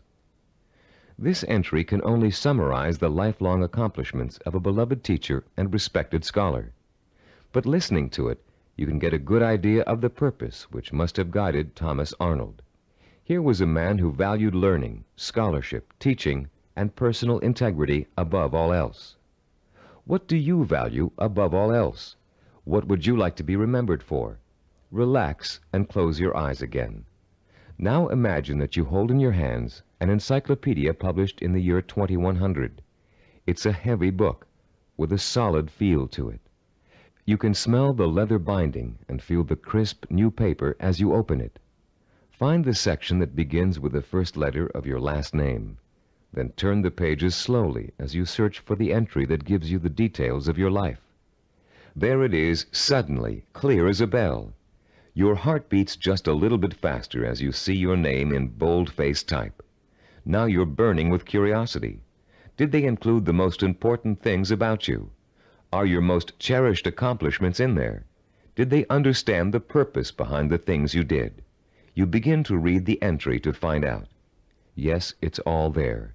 your birth date and hometown, the schools you went to, where you lived, and then the words that describe your highest achievements, your contributions to society. Savor the words as you read them. Let them form a clear picture in your mind of the kind of person you were and what your purpose in life was. When you've finished reading your own biography, turn off the tape and write down what you just read in the space provided on page 19 of your study guide. Don't leave out a single detail. Make sure you paint a vivid picture of the self-disciplined achiever who worked so long and hard in pursuit of a single purpose that he or she ended up deserving an entry in such a distinguished publication. When you've finished writing your own biography, please turn the tape player back on.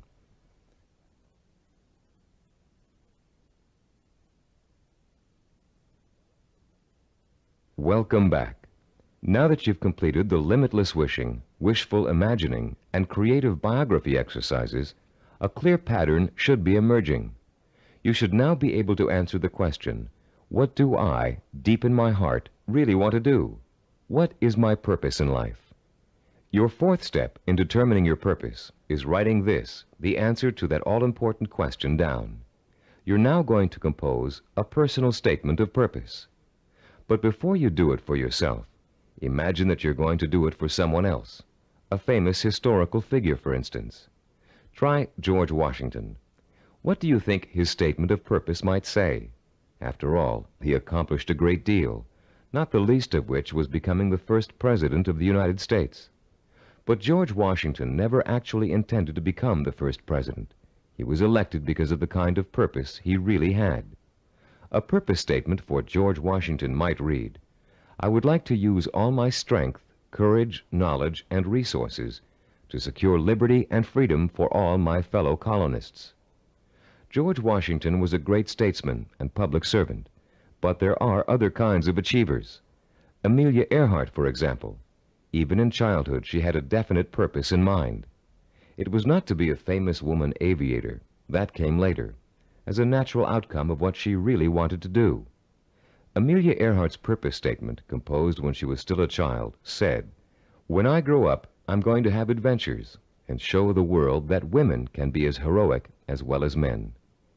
A purpose statement can be as general as you want it to be. It can speak of heroism, freedom, social changes, adventure. It's meant to act as a focusing tool, not an actual blueprint for achieving it. You'll learn how to do that later in this program. Turn to page 20 in your study guide and compose your personal statement of purpose. Turn off the tape now while you do it.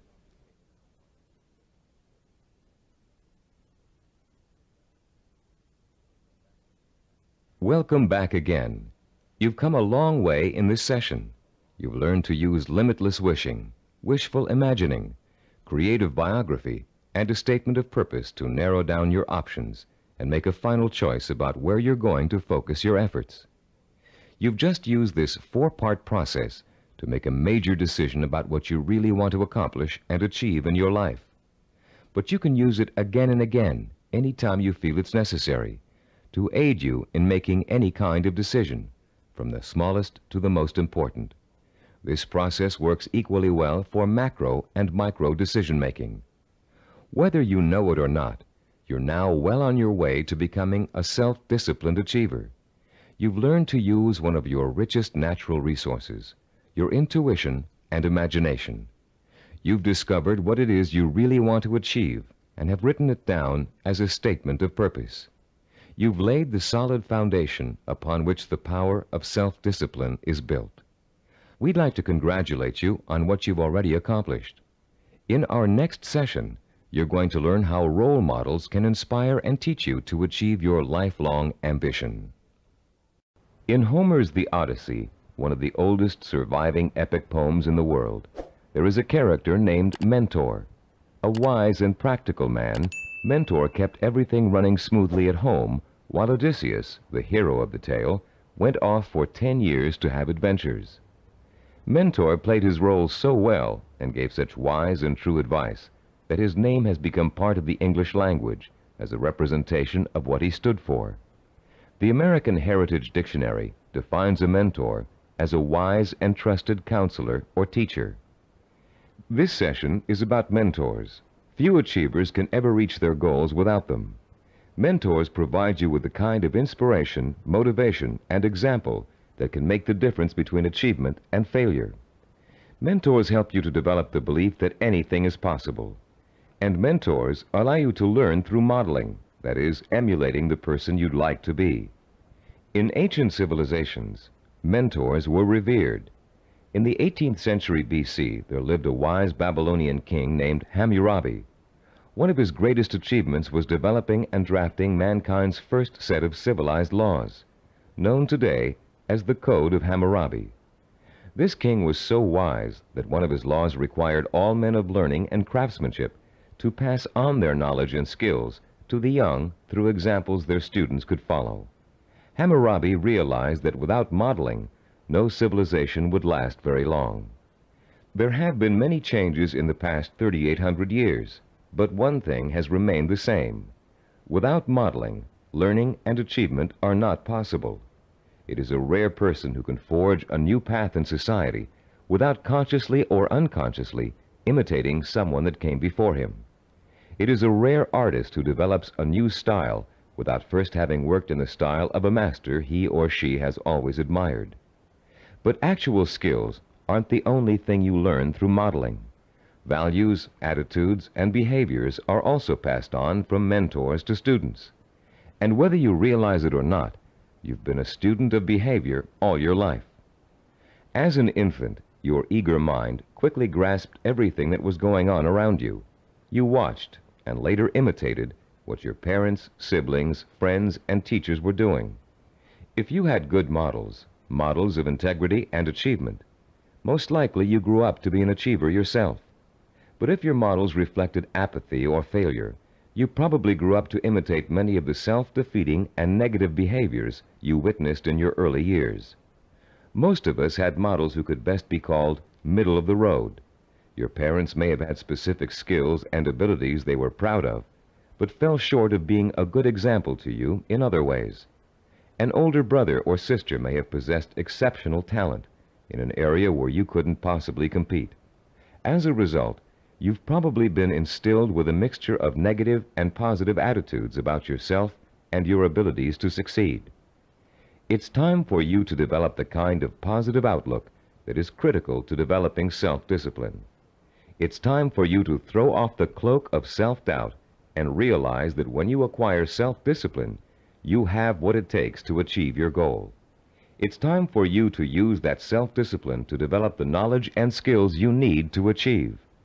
And in order to do all those things, it's time for you to find mentors who have already accomplished what you want to achieve. You're no longer a helpless infant who can't pick and choose good models to learn from. As an adult, you have the intelligence and power to go out and find the kind of mentors who will inspire and teach you with examples of their own persistence and positive attitudes and behaviors. By the time we finish this session, you'll know how to find your own personal mentors and use them to their fullest ability. And you'll be able to overcome the negative attitudes and lack of self-discipline that have been holding you back up until now. You'll learn how to identify your own personal role models using historical figures and the people surrounding you today. You'll find out how to actually learn new attitudes and behaviors from them. You'll learn how to use them to create a blueprint for your own actions, starting right now. And more importantly, you'll learn how to draw inspiration from them, the kind of inspiration that empowers your purpose, what you want to achieve, with a sense of possibility. If others have achieved it, then it's possible for me too. How do you go about finding mentors? At first glance, it may seem that there's nobody even remotely accessible to you who has the same kind of hopes and dreams as you do. But high achievers always find a way, and so can you. In our research, we discovered that achievers draw their inspiration from role models in two ways: indirectly, from reading and watching films, and directly, through day-to-day observation and contact. Let's first discuss how self-disciplined achievers indirectly find their mentors. Indirectly, they learn through media portrayals, mostly through the reading of biography and autobiography, reading profiles of achievers in magazines and other periodicals, and watching inspirational films and television programs. You may not be able to meet and talk to George Washington, Charles Lindbergh, Margaret Mead, or Agatha Christie, but each one of them has left behind a legacy of accomplishments that have been covered extensively in print and film. Stop now and think of all the people you've read about, heard about, or seen portrayed in films. Whom did you admire most? Whose story elicited a throb of recognition from you, a feeling that if you could be in anyone's shoes, that was the person you'd like to be? It could even be a fictional character, a great detective or explorer created by an imaginative writer. But there had to be, and still has to be, someone you've always greatly admired and wished you could be like. After he made the film Rocky, Sylvester Stallone talked in an interview about the power of mentors and how his movie worked to inspire millions of people around the world. "I think there's a definite formula in reaching audiences," he said. "Provide them with heroes and heroines who have to pull themselves up from the depths of despair. And as they struggle and claw and finally attain their goal, the audience says, 'That's the kind of person I want to be.'" Stallone's character Rocky is the embodiment of a man obsessed with and driven by a vision rich in emotion and purpose, a self-directed achiever who overcame the odds through hard work, effort, persistence, and perseverance. Browse through the New York Times nonfiction bestsellers list this Sunday in your local paper. You'll find that half the books listed are biographies or autobiographies, testaments to people of enormous self-discipline and high achievement. Examples of the power of self-discipline are all around you. You only have to visit your library, your local newsstand, the closest movie theaters, or your local video store for inspiration. Your first step in finding a self-disciplined mentor is to search out books, magazine articles, and movies in which the main characters, fictional or real, have achieved something similar to what you want to achieve. And after studying these people, you can begin to answer the questions. What is it I must do to achieve my goal? What skills do I need to learn? How must I behave? What actions do I need to take? Your mentors will provide you with the answers. The self-disciplined have three direct methods of finding role models to learn from and emulate. The first is through personal acquaintances. They may have a friend whose business or personal successes have inspired them to take similar routes to the top. Or perhaps there's a family member who has achieved widespread recognition for outstanding contributions to the community. Because these mentors are close at hand, they can be watched from a front row seat. You can observe their attitudes, behaviors, and thinking patterns. You can notice how they solve problems. You can pay attention to how they behave when confronted with setbacks or victories. You can watch these mentors grapple with the issues of everyday life and the larger issue of achievement in a chosen area. But sometimes there just aren't any people who are that close to you who fit the bill of the self-disciplined achiever. You must find other methods of seeking out real-life mentors. The second way self-disciplined people directly find mentors is through what is commonly known as networking. Networking consists of building relationships with the people who can introduce and expose you to positive role models. Networking is not to be confused with social climbing. The primary motivation of the networker is to learn as much as he can from as many successful people as he possibly can. The main benefit from networking is the quality of the contacts you can establish. Contacts that will create greater opportunities and put you in the mainstream of successful, self-disciplined role models. The third source of finding models directly is apprenticeship, learning directly from a master mentor. The concept of apprenticeship may seem old-fashioned in a world of computer-assisted learning and mass public education, but most of the high achievers we studied apprenticed themselves in some fashion to a mentor who could pass on his or her skills through intentional, personalized learning. Apprenticeship is extraordinarily common in the arts, trade crafts, business, medicine, law, politics, teaching, and sports. Leaf through any encyclopedia and notice how many of the achievers profiled learned their skills under the tutelage of a master mentor. Some people are obvious masters of their craft and easy to pick as mentors, but sometimes it isn't so obvious, especially when it comes to business or professional achievers. How can you choose among several possible candidates? How can you pick the person who is most likely to provide you with the inspiration and example you need? In Session 2, you used an assessment form to compare your own behaviors, habits, and thought patterns against the 10 positive characteristics of the self-disciplined achiever. On page 25 of your study guide, you'll find a similar form that you can use to identify the strengths and weaknesses of prospective mentors, with instructions on how to use it. Put this form to work for you as you seek out that special person who can help you achieve your most cherished dreams and goals. When choosing a mentor of any kind, pay particular attention to how he or she developed the knowledge, skills, and abilities it took to reach his or her goal. Was there special schooling involved, particular reading materials, an apprenticeship with a mentor of his or her own, carefully sought-out teachers? How many hours did your mentor work every day toward achieving his or her goal? Also, pay close attention to your mentor's way of thinking. Be sure to choose someone who handles stress and pressure well, someone who responds to difficult problems by coming up with creative solutions, someone who loves what they do but still finds time for important personal relationships. The highest achievers work hard but are not workaholics. They still find time to enjoy their friends and families. Look for a mentor who has learned not to waste time and who has mastered the art of juggling a heavy schedule while staying calm and in full control. This will be an important trait for you to imitate, and find someone who neither capitulates to everyone around him, nor is so arrogant he won't listen to the opinions of others. You'll want to learn how to listen well, and then make your own decisions. In looking for all these traits, remember that your mentor is still going to be human and have faults. This is one of the most important things you can learn about your role model. In spite of great success, wealth, and the admiration of friends, family, and the community, he or she makes mistakes just like you. Rather than being disappointed in your mentor, you should rejoice over his or her human failings, because those failings mean that anyone can succeed just as they did. If it was possible for an imperfect person with one all-important goal in life to make that goal come true, you can do it as well. At Cybervision Systems, we've developed a number of sports training video cassettes that use a new and revolutionary learning technique.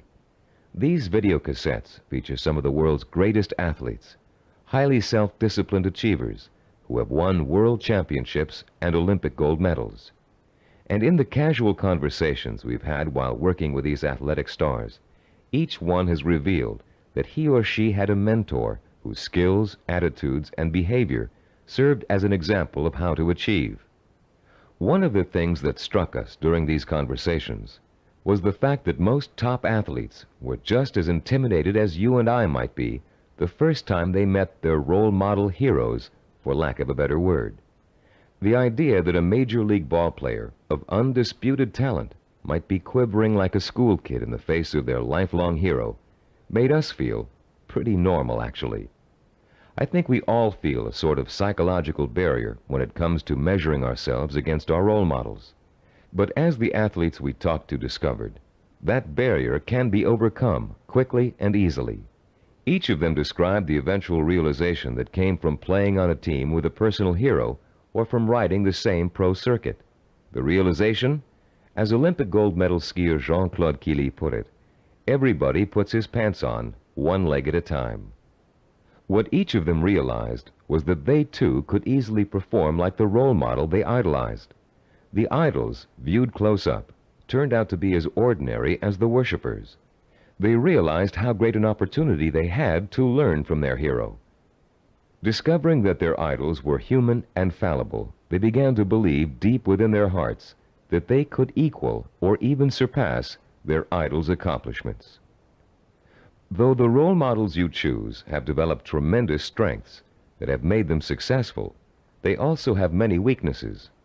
Renowned fiction writer Ray Bradbury, for example, who was first published when he was in his teens, will never win the Monaco Grand Prix, or even a race to the local supermarket. Why? Because he never learned to drive a car, a skill most of us acquired long ago without thinking about it twice. A friend of ours who was independently wealthy, a local politician, a publisher of fine art books, and a world traveler, wears finely crafted boots with all his clothes, even his business suits. Is it part of his personal style? Yes, but his close friends know his secret. He never mastered the bow knot. This much admired man literally cannot tie his shoes. Recognizing how human and fallible your mentor really is, demystifying your role model, plays an important role in boosting your confidence in your own ability to succeed. If a man who cannot tie his shoes can become a politician, a publisher, and a self-made millionaire, what couldn't you accomplish with the same ambition and drive that got him where he is? This is a man who never let minor shortcomings hold him back. He and 1,000 other mentors will prove to you that you don't have to be perfect to succeed. In fact, you may be amazed to find out that there are a lot of similarities between you and your mentor. People with similar goals often think alike. The only substantial difference, then, between you and your mentor is the kind of self-disciplined effort he or she has applied to achieving a goal. If you apply the same kind of effort, you can be just as successful in achieving your goal. As a matter of fact, you can try on success for size by emulating your mentor's achievements while you're working toward a similar goal. Remember childhood dress-up games. Playing pirate with a tinfoil sword and your mother's scarf wrapped around your forehead. Role-playing doesn't work only for children. It can give anyone who's striving to reach a particular goal a template to follow for achieving that goal. Hunter Thompson, who broke new ground in journalism in the 1970s with his gonzo style, picked up much of his technique by imitating one of the greatest writers in the English language, Charles Dickens. Thompson literally sat down and physically copied Dickens by hand, letting his mind and his muscles get used to Dickens' rhythm and style. Hour after hour, he copied Dickens' prose, word for word. And Thompson went on to become a successful and popular contemporary writer. The great 19th century psychologist and philosopher William James contended that if you want to acquire a positive habit or behavior, simply act as if you already have it, and you will. James was aware that the human nervous system is incapable of distinguishing between a physically real experience and a vividly imagined one, which means that once you select your mentor, all you need to do is act just like that person in order to be just like him or her.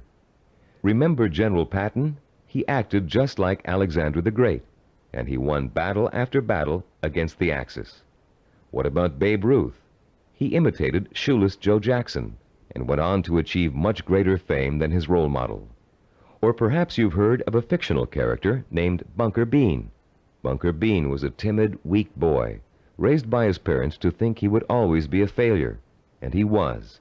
He failed in school, he failed with his friends, he failed in everything he attempted, until one day Bunker Bean ran into a fortune teller who told him he was the reincarnation of Napoleon and was destined to achieve great things. Bunker Bean was shocked out of his usual apathy by this revelation. Going to the library, he took out every book he could find on the legendary Napoleon Bonaparte. He bought posters of Napoleon and hung them up all over his room. And as he studied about the emperor, whom he really believed was his former self, he began to imitate Napoleon's habits, attitudes, and behaviors. Years later, Bunker Bean was a rich and powerful man. He had everything anyone could have asked for. Running into the fortune teller one day, he thanked her for changing his life by telling him about his former self. And to his astonishment, she laughed and told him she had lied to him years before, just to get his money.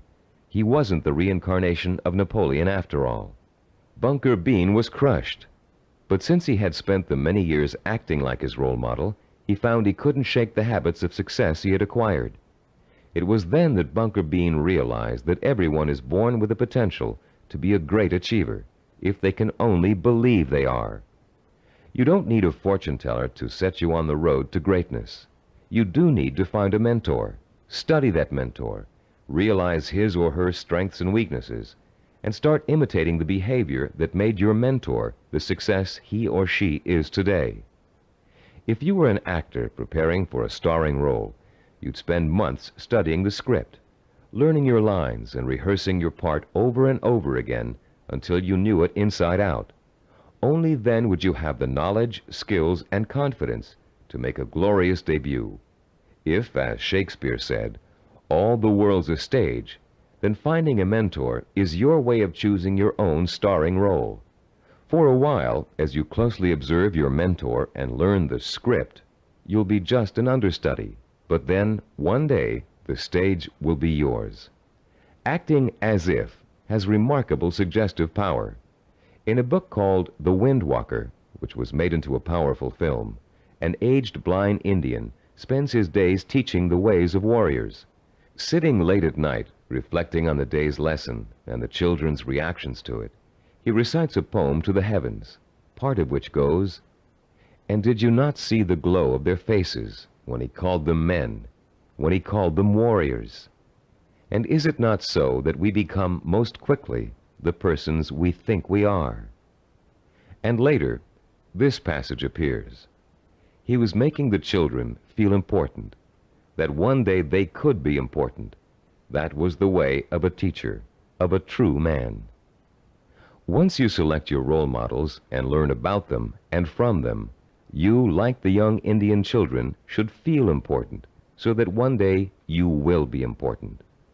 This power of importance you draw from role models is really the power of possibility.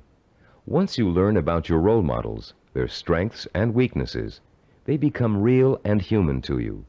You stop worshiping them and begin to believe that you can become like them, or even surpass them. Once you make this realization, then your purpose becomes more real, more possible, and the fires of desire, fanned by the sense of possibility, begin to burn deep within your heart. And then, and only then, can you successfully begin the process of working persistently and progressively toward your vision and purpose. We're now reaching the heart of the action section of this program.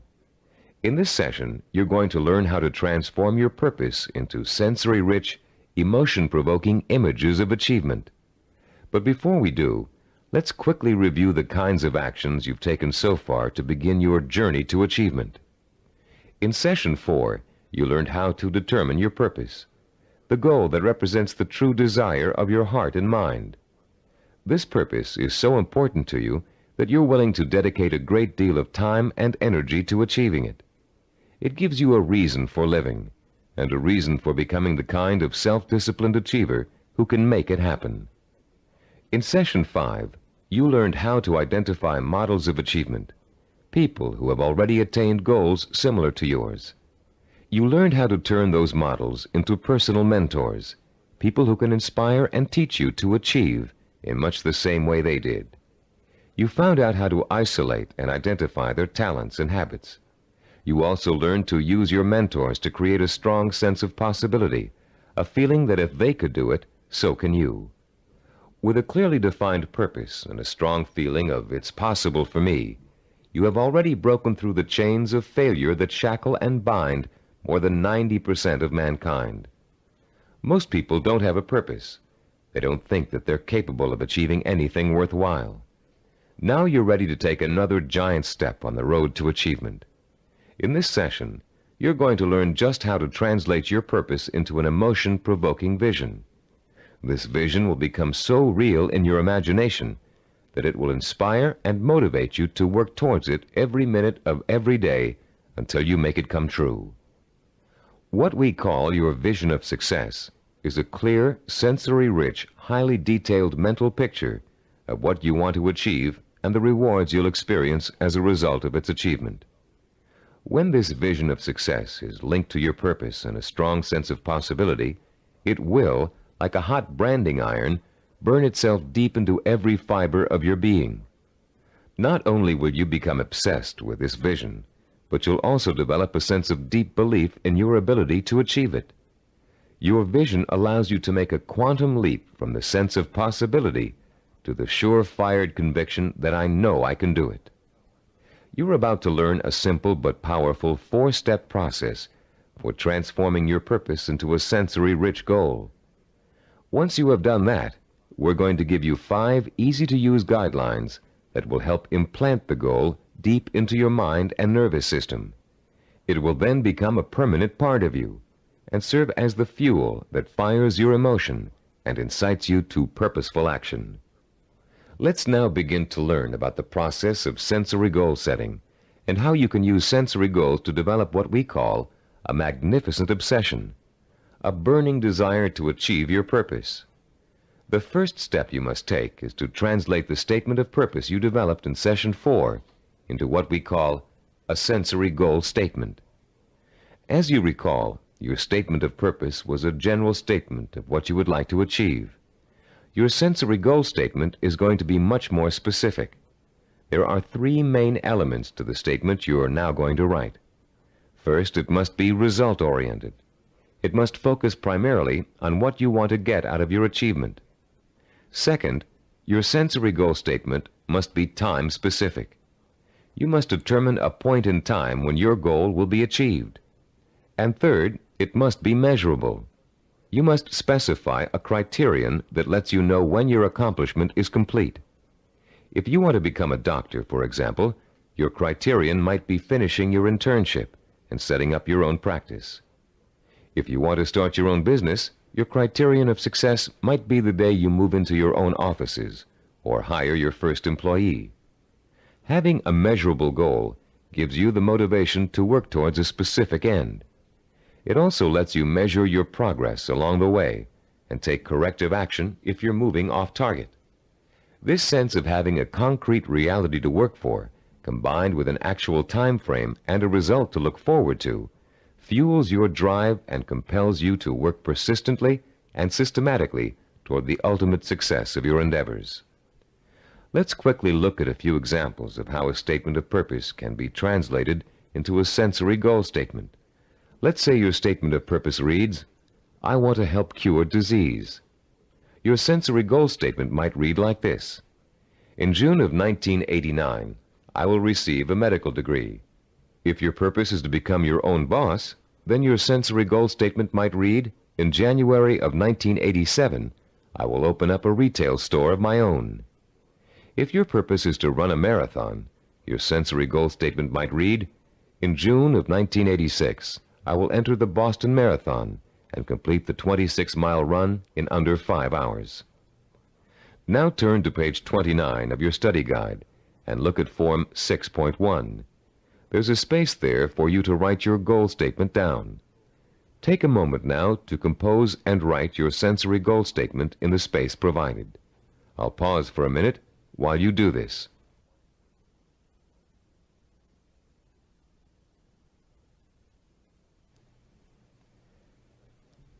After writing your sensory goal statement, your next step in the sensory goal setting process is turning that statement into what we call a vision of achievement.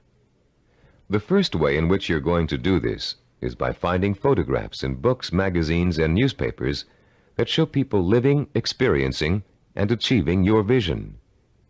If your vision is to become a doctor, look for photographs of a medical school graduation ceremony.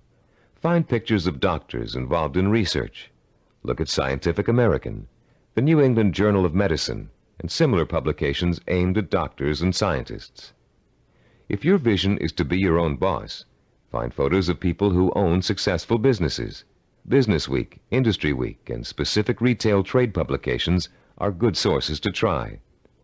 If your vision is to run the Boston Marathon, make photocopies of newspaper stories about marathon winners that you can find in the library.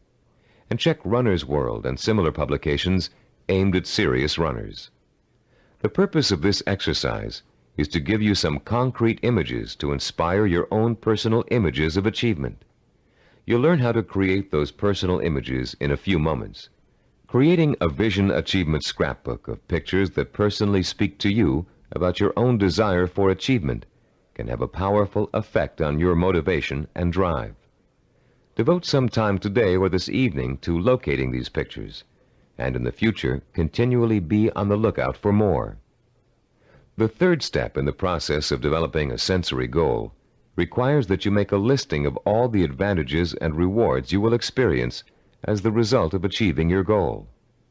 For a few minutes, close your eyes and imagine that you have already successfully realized your ambition.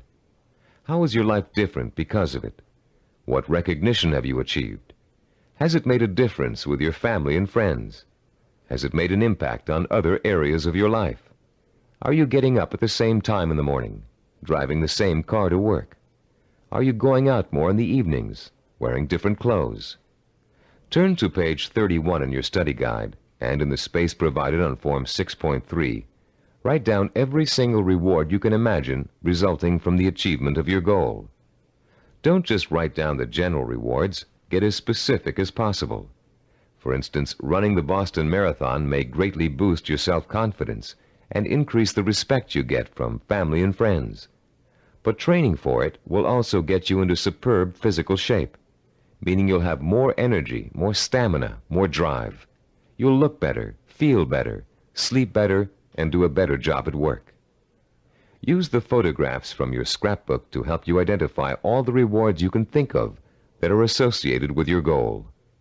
And when you're finished writing them down, you'll be ready to translate them into a vision that will stimulate your emotions, provoke your desire, and incite you to positive action. Close your eyes for a few moments and imagine that you have just achieved your goal. Where are you?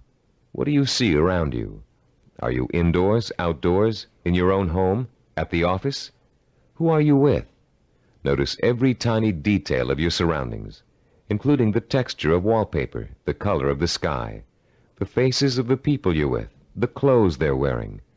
Pretend you're going to have to draw a picture of this scene in a moment, so you really need to focus in on every little item so as not to forget it. Now, holding that visual image before you, switch your focus to sounds. What are you hearing? Are people talking to you? Are they congratulating you? If so, what are they saying?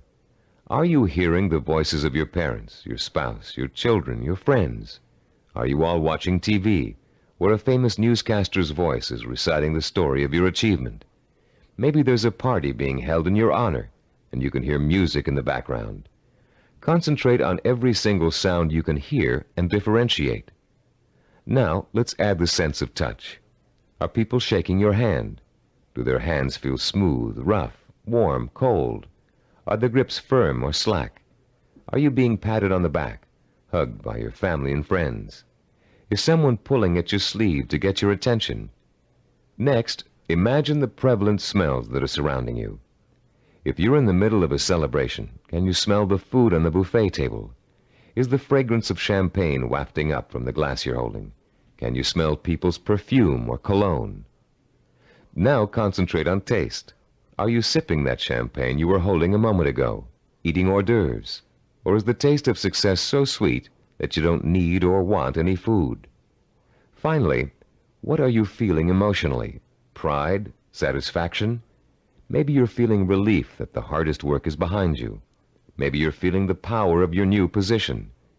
Perhaps you're feeling the exhilaration that comes with knowing that having achieved what you did, you can now achieve anything. You might even be feeling humble, having come face to face with weaknesses you never knew you had during the long, hard effort to reach success. After you have awakened all of your senses to the sight, smell, taste, touch, sound, and feeling of success, turn to page 32 in your study guide and complete Form 6.4, entitled The Sensory Vision Worksheet.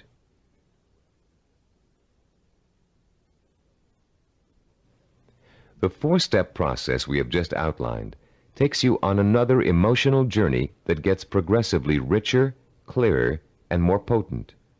You start with a specific statement of what you want to achieve and when you want to achieve it. Then you gather inspirational photographs of others who have achieved what you want to achieve. You imagine and list the rewards and benefits you'll experience as a result of achieving your goal. And finally, you bring these three steps together into an imaginary scenario rich in sight, sound, touch, taste, smell, and emotion. This scenario is your vision. It is the driving force behind all of your thinking and activity. The more intense and more detailed your vision is, the more emotional power it will pack. The more often you conjure up your vision, the more drive and sustaining power you'll have behind you. This drive and power will in turn enable you to develop working plans, working habits, knowledge and skills you need to achieve your goal. And it will help you to persist and persevere until it is accomplished.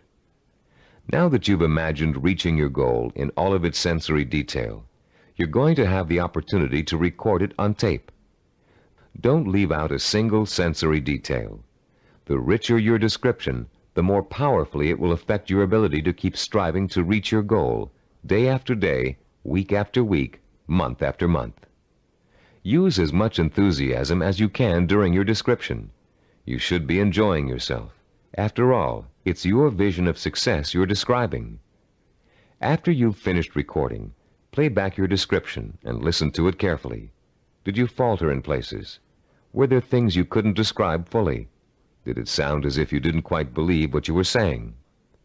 If the first version of your story doesn't satisfy you, erase it and create another one. Do this over and over until you have a version that completely satisfies you. It should be highly detailed and utterly convincing. And if, along your path to achievement, you find your goal changing shape or form, just record a new version that better fits your new goal. You're now going to learn to use this recording as part of a 5-step daily plan for internalizing your vision and making it so much a part of you that it will drive you to plan, to work, to achieve, to persist. Your first step will begin early in the morning, soon after you wake up. The first thing you're going to do before going about your daily business is to review your statement of purpose, your sensory goal statement, your photographs of achievement, and your list of rewards for achieving your goal.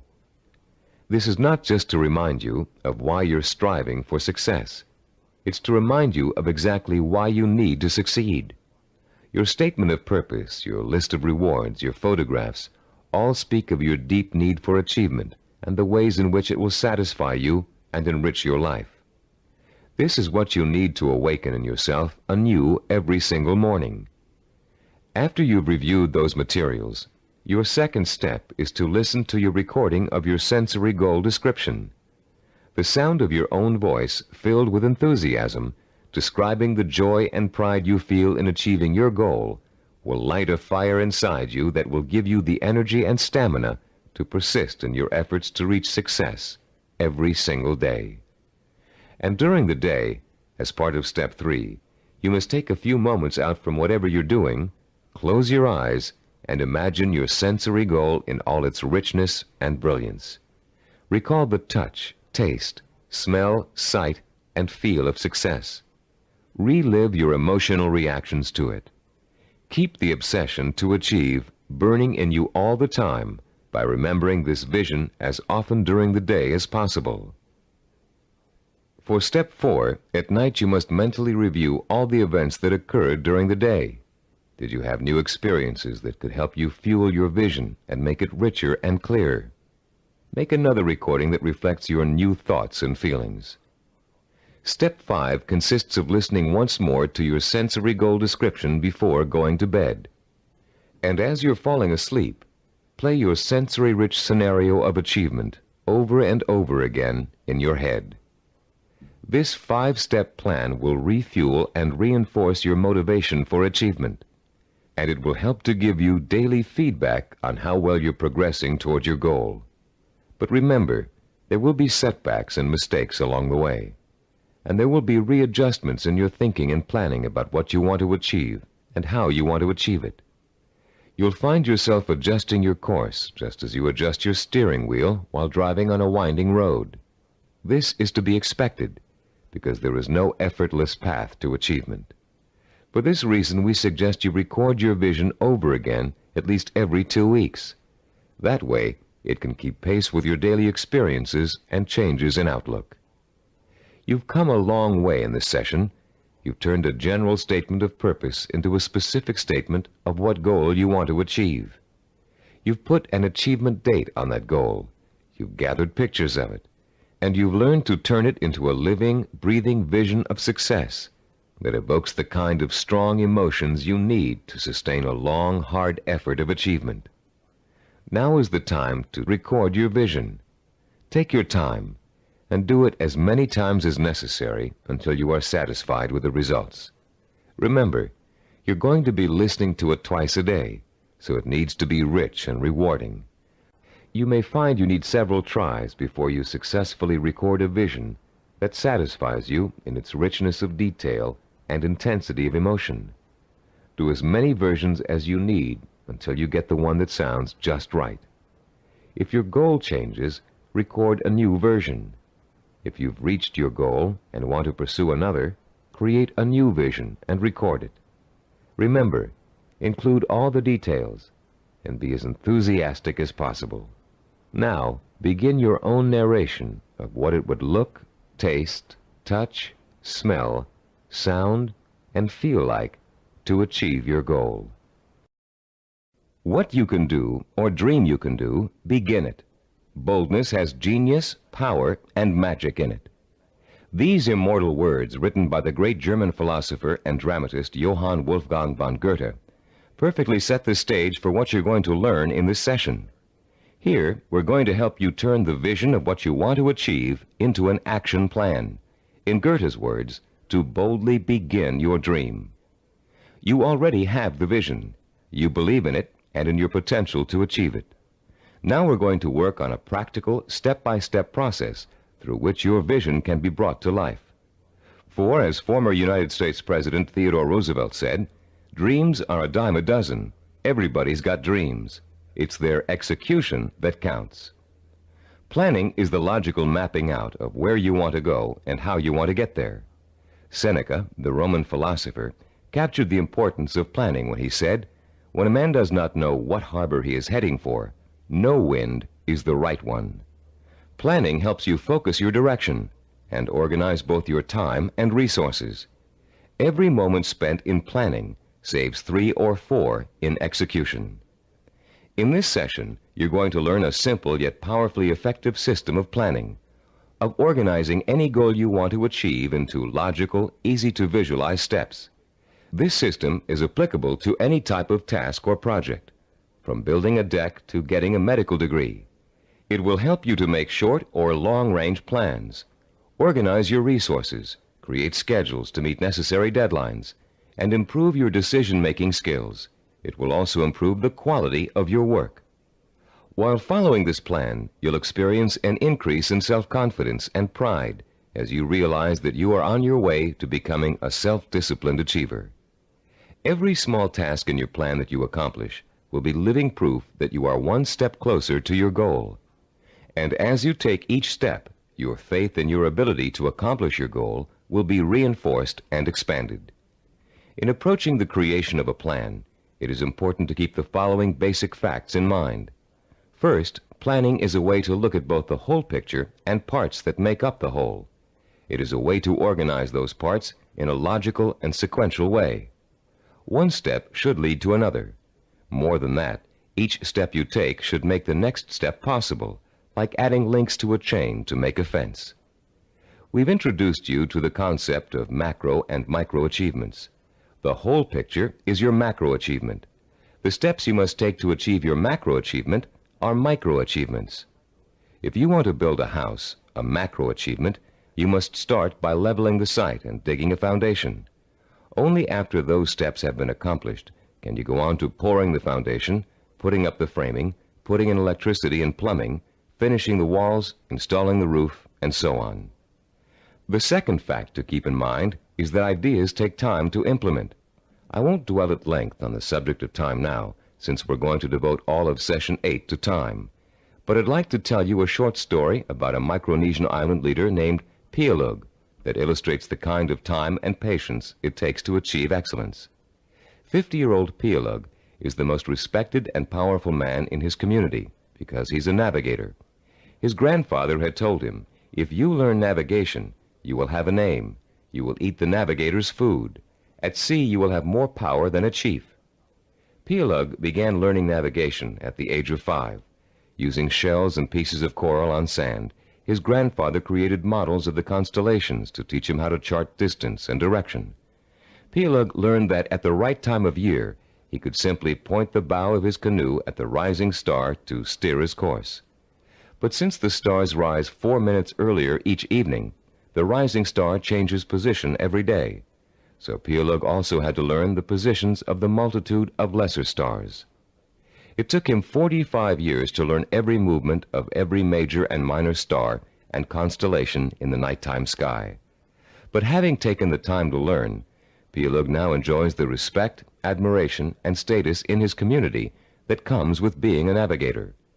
Like Pialug, you must recognize that it will take time to achieve your goal, weeks, months, or years. Like Pialug, you must develop patience in learning the steps that lead to your goal. With time and patience on your side, you'll be assured of realizing your ambition. And like Pialug, you'll achieve the respect that comes with final accomplishment. A third fact to remember in creating a plan of action is that ideas take concentrated work to come to fruition. Too many people like to think that managing a project means that others do the detail work. They can simply spin out ideas like sparks from a child's pinwheel toy, leaving others to tend the fire. If you leave others to tend the fire, don't blame them if the house burns down. Admiral Hyman Rickover spent over 40 years building America's nuclear submarine fleet.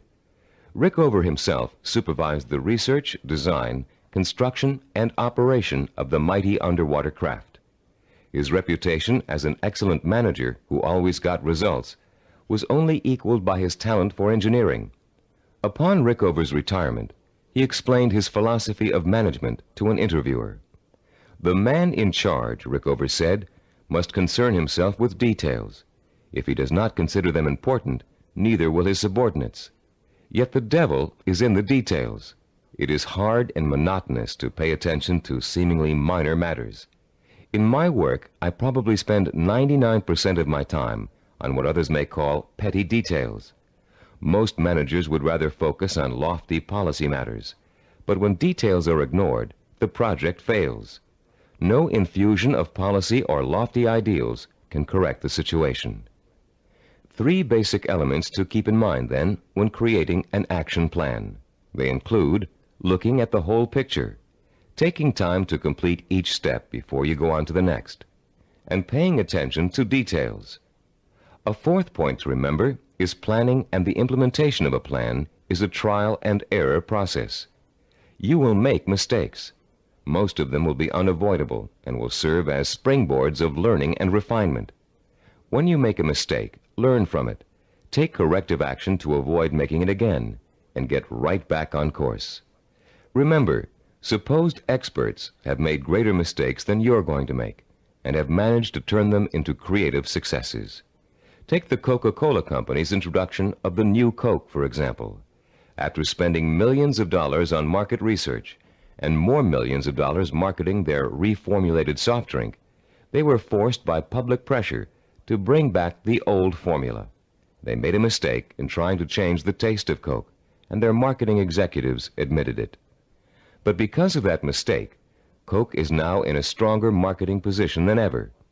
The Coca-Cola Company has brought back their old formula, now sold under the name Classic Coke, and they still have their new formula on the market, which was formulated to appeal to Pepsi drinkers. Was Coke's surprise move really a mistake? Nobody thinks so now. By correcting its mistake, Coke has the potential to win over an even larger share of the market than it had before. This process of self-correcting behavior is what scientists call cybernetics. The term may sound very space-age, but there's a reason for that. The organizational method you're about to learn is the same one NASA engineers used to put men on the moon. In the early 1960s, when former President John F. Kennedy ordered NASA to put a man on the moon within a decade, NASA's engineers and systems designers rose to the challenge, accomplishing the task by July of 1969. How did they do it? They took their macro objective, putting a man on the moon, and broke it down into a series of micro objectives that would lead to the final great accomplishment. When the project started, NASA scientists and organizers immediately began preparing flowcharts, identifying each step they would have to take in order to put a man on the moon. First, they had to build a new type of rocket. Then, that rocket had to successfully orbit the Earth for longer and longer periods of time. They had to design spacesuits that would be able to protect the astronauts from the moon's atmosphere. Each step got them closer and closer to achieving their objective, until that historic day when they got the job done. You can duplicate the same process of planning simply and easily. You can apply it to any job you might be called upon to handle. We call the system of planning you're going to learn in this session visual network planning. Visual because it helps you to look at, identify, and visualize each of the steps necessary to complete an objective. Network because each of the steps are connected together to show how they lead to your goal. The instructions and examples that follow will show you how you can quickly and easily put the visual network planning system into immediate operation. There will be 7 steps involved. First, you'll write your objective. Second, you'll break it down into major steps we call activities.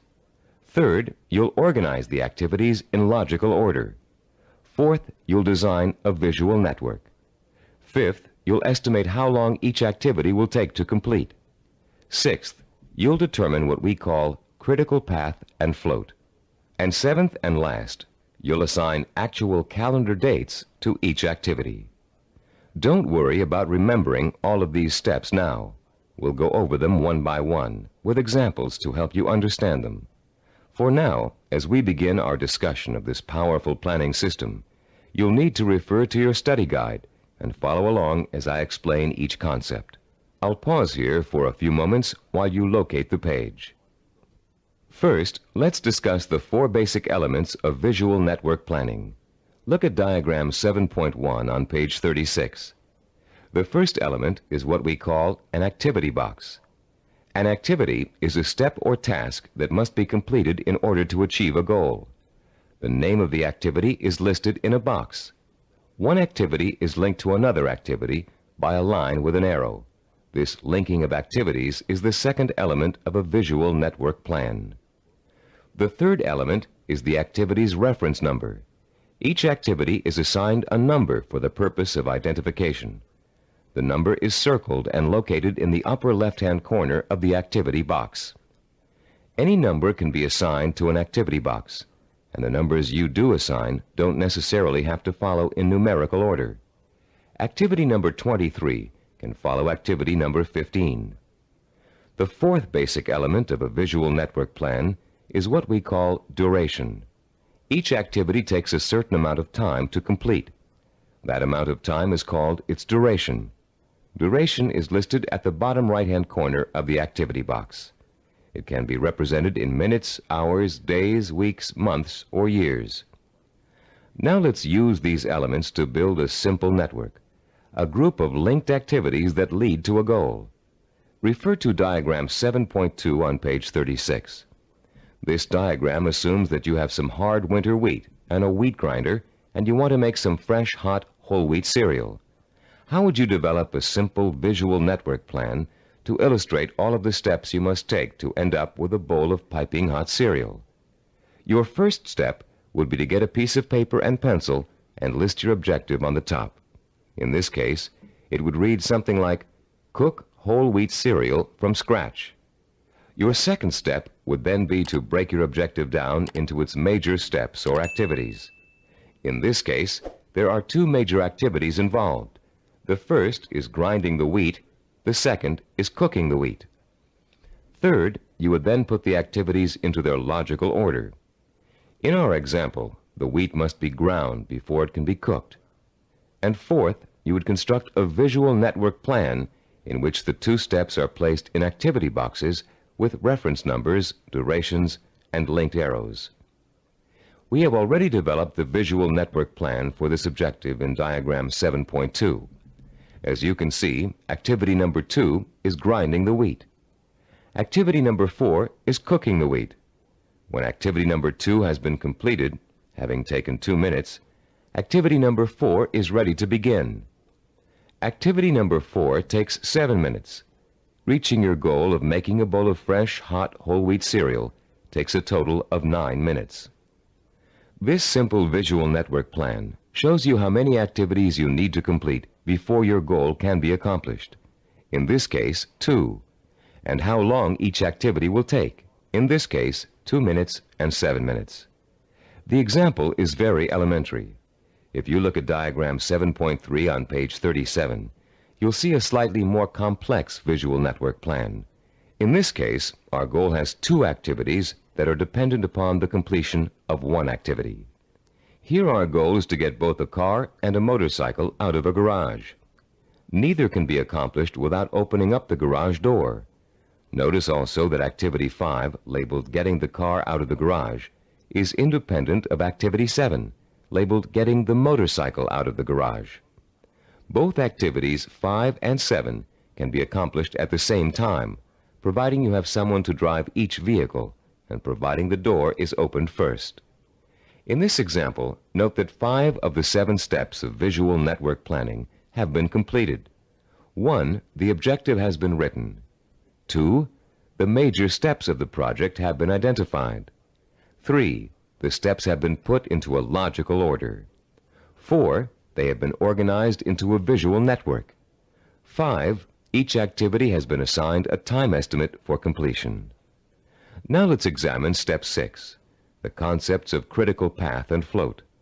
To help you follow along in our explanation, turn to page 38 of your study guide and look at diagram 7.4, titled Critical Path and Float. As you can see, we have expanded our visual network plan for cooking cereal to one for cooking and eating cereal. The new objective is to prepare and eat freshly ground whole wheat cereal in 15 minutes. Look at the visual network plan. You now have 3 separate paths that come out of activity 3, grinding wheat. Going from the top down, the first path is made up of activities 3, 5, and 11. The middle path is composed of activities 3, 9, and 11. The bottom path includes activities 3, 7, and 11. Look at the 3 paths individually and total up the amount of time each will take. The middle path will take a total of 14 minutes to complete. The top path takes only 8 minutes. The bottom path takes 9 minutes. Look at your objective again. Your goal is to cook and eat the cereal within 15 minutes. If you are to complete your objective on time, the activities on the longest path must all be completed on schedule. The longest path on a visual network plan is known as the critical path. The activities on the critical path are called critical activities and are vital to the success of the project. The non-critical activities, those not on the critical path, can be delayed without affecting the result. These activities have what is called float. Float is the amount of time an activity can be delayed without affecting the completion of the project. In diagram 7.1, grinding the wheat, cooking the wheat, and eating the cereal take the longest amount of time and are thus on the critical path. Getting the bowls and milk can be delayed without affecting the schedule. Therefore, they both have float.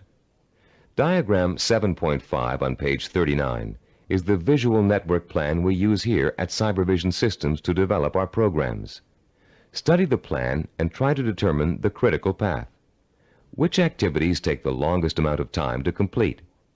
As you can see, activities 11, 13, and 15 are on the critical path. Activities 17 and 19, and 21 and 23, which take a total of 10 weeks to complete, have 6 weeks of float. Because of the amount of time it takes to complete the critical path, these activities can be delayed for 6 weeks without affecting the schedule. On the other hand, if any of the activities on the critical path are delayed, the whole project will be late. Identifying the critical path of your project enables you to gain control by knowing what your priorities are. You can then concentrate your efforts on getting those priority items done, letting the others float until you have time to take care of them too. The 7th step in developing a visual network plan is to assign calendar dates to each of the activity boxes. Once you're ready to commit your project to firm starting times, you must insert completion dates for all activities along the critical path. For example, if we were to begin our audio program development on January 5th, and the first activity on the critical path, developing a program idea, has a duration of 1 week, then the activity box showing the completion of this task would have a target date of January 12th. That date, and all others on the critical path, must be met in order for the project to be completed on time. A delay in finishing a critical path activity will result in the delay of the project. But critical path dates have another function besides keeping your project moving on time. These target dates also serve as guides for the float events that lead to your goal. You can position your float activities to coincide with your critical target dates in such a way as to complete them when it's best or easiest for you to work on them. These activities can be worked into your schedule because they can be delayed until it's most convenient for you to do them. Visual network planning works for macro goals and for micro goals. You can create one visual network plan for a macro goal, such as becoming a doctor, and create another visual network plan for getting through medical school. In diagram 7.6 on page 40 of your study guide, we've outlined a simple visual network plan for someone with a macro goal, becoming a neurologist. Each of the activities listed on this plan, which takes a total of 15 years of post-high school study, can be turned into a micro-network plan of its own. Any project that has a beginning and an end will benefit from visual network planning. Before embarking on your plan for accomplishing your macro goal, we suggest you try this organizational method out on something smaller, so you can see the results in a matter of a few hours or a few days. Apply it to a project around the house that you've been putting off for weeks, pruning your trees or repainting several rooms. This will give you a chance to get used to organizing your activities in a logical and systematic way. In using this plan, you'll learn the meaning of hard work and patience. You'll find yourself tempted to skip certain steps and leap ahead to something you feel like doing right away. But when you do go off your schedule, your project won't be completed in time, and you'll begin to see how important it is to stick to dates and schedules if you want to realize any goal. Using this plan will also reward you with a sense of self-disciplined accomplishment. As you complete each task on your path to success, you can mark it off on your chart and be proud that you've done it. You'll also be able to look at your chart at various times during your project and see how far you've come. Before we go on to complete this planning session on cassette side 10, I'd like to say a final word about the planning system you've just learned. No one can be totally certain about the outcome of a string of planned events. Mistakes, unforeseen problems, and outside events over which you have no control can and will contribute to the changing of your plans. Your visual network plan is not carved in granite. It's a living, working system that must change to accommodate the changes in your life. You may underestimate the amount of time it will take you to complete an activity. You'll know better the next time. You may find that you don't need to perform a certain activity at all, giving you some breathing room in your schedule. The objective of this plan is not to give you a rigid yardstick against which to measure your success or failure. Rather, it is to give you a logical, working system for achieving your goal. In creating your visual network plan, do your best to be as accurate as possible about dates and durations of activities. But remember that things may go wrong, and you may have to change those dates. This is not an excuse to quit. It is a good reason to keep sticking to your plan, for without it, you have little chance of achieving your goal at all. Remember, to successfully realize your purpose, you must have the courage to take risks, the courage to fail, and the courage to learn from your failures. Visual network planning is a roadmap that points out your destination and suggests a way to get there. But it doesn't tell you how to take the trip. It's up to you. On the next side of this tape, you'll take the exciting step of developing your own visual network plan, and you'll write your own story of achievement in a way that brings home the power and reward of final success. Now that you've been introduced to the guidelines of effective planning, you're ready to turn your own purpose and vision into macro and micro plans. As you do, keep in mind the following suggestions. First, the instructions on how to develop a visual network plan are guidelines only, and not a rigid set of rules. Use the principles we've discussed as a guide to meet your own specific needs. Second, take the time to work at converting your goal into a visual network plan. You'll probably need to come up with a number of rough versions before you arrive at your finalized plan. Don't get frustrated.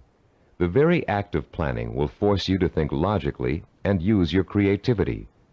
More importantly, your vision will go from the abstract to the concrete, a step most people aren't able to take or don't know how to take. In developing your personalized visual network plan, you'll find that this system will become one of the most valuable tools you'll ever use. So study it thoroughly, familiarize yourself with the steps, get to work, and be patient. After you have developed your first visual network plan, there's an exercise I want you to complete. Take your plan and put it in front of you. Study what you've written for a few minutes. You have a stated objective, a list of activities, and a time frame. That's all it takes to tell a story. So I'm going to ask you to tell the story of the achievement of your own goal. Only you're going to tell the story in the past tense, as if your goal has already been achieved. In your story, pay attention to details. How long did it take to reach your goal? What did each step along the way feel like? Did you have to reevaluate your goal in the process of achieving it? What did you discover about yourself along the way that led to the successful achievement of your ambition?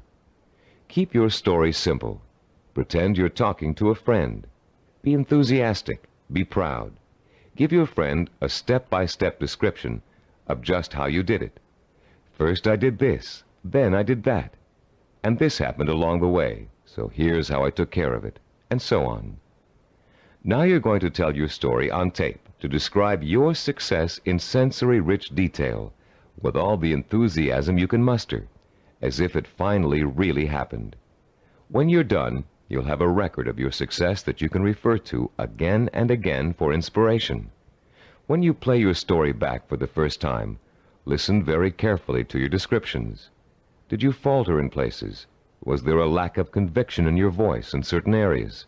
Did you hesitate, as though to tell yourself you really didn't believe that success was yours? Or were you self-assured and utterly convincing? If the first version of your story doesn't satisfy you, erase it and create another one. Do this over and over until you have a version that completely satisfies you with its richness of vision and inner strength. When you achieve your goal, you can use this same method of storytelling in pursuing another one. Always make sure that your story rings true and offers real inspiration to you when you hear it. Remember, don't be afraid to brag and relive the success you've already accomplished in your imagination. You've already taken an important step in mastering the science of self-discipline by learning how to turn your most important goals into step-by-step plans for achievement. Now comes the time to roll up your sleeves and learn how to put these plans into action. This is an exciting moment for you and a turning point in your quest for success. Up until now, you've learned how to prepare for achievement. Now you're going to learn how to actually tackle the hard, efficient work that is the bread and butter of achievement itself. Notice we said hard, efficient work, not just hard work. Hard work alone doesn't guarantee success. In fact, many unfortunate people spend a great deal of time working very hard and never get anywhere in spite of it. Making intelligent and efficient use of your time is of paramount importance in achieving your goal, especially when that goal may take years to achieve. In this session, you're going to learn how to manage your time and effort so efficiently that you won't waste one valuable moment in your journey to achievement. You'll learn how to find time in an already busy schedule to work on the micro tasks that make up the stepping stones to your macro purpose. You'll find out why what we call seasoning, a special way of looking at time, is so critically vital to your success. You'll learn how to actually quicken time, make hours seem like minutes, weeks seem like days, and years seem like months. And you'll learn once and for all how to develop the do-it-now habit, allowing you to permanently overcome the world's #1 cause of failure, procrastination. By the time you finish this session and complete the corresponding exercises in your study guide, you'll be equipped with a new attitude towards time and achievement, and you'll be ready to begin systematically putting your step-by-step plans into purposeful, disciplined action. Let's now begin exploring the fascinating principles of using and managing time that can make the difference between success and failure. To begin at the beginning, let's talk a little bit about the relationship between time itself and achievement. We all know that it takes time to accomplish something. Depending on what you'd like to accomplish, it may take a little bit of time or a great deal of time. The same goal can also sometimes be achieved in less time or more time, depending on how good a job you want to do in achieving it. Think about any small task you might be confronted with around the house. Let's say one of your doors is stuck and needs planing in order for it to open and close easily. There are lots of ways you could accomplish that task, and lots of shortcuts you could take. But in order to do a really good job, you know you should measure the door and doorway opening, figure out how much wood you need to remove, take the door off the hinges, and mount it on a sawhorse and plane it down until it reaches the right size. This approach may take longer than some others you can think of, but it's the best way to achieve your goal. And when the job is done properly, you know that door will never get stuck again. The person who takes the time to do the job right is the epitome of the self-disciplined achiever. Someone who has learned not to worry about time, but use it to its full potential to achieve a goal in the best way possible. None of your goals are going to be as simple as this one to accomplish, but the principle remains the same. To achieve with excellence, you're going to need a long period of time in which to allow your knowledge and skills to mature and grow. This is the concept of time that we call seasoning. Seasoning is a law of nature. All things take time to come to fruition.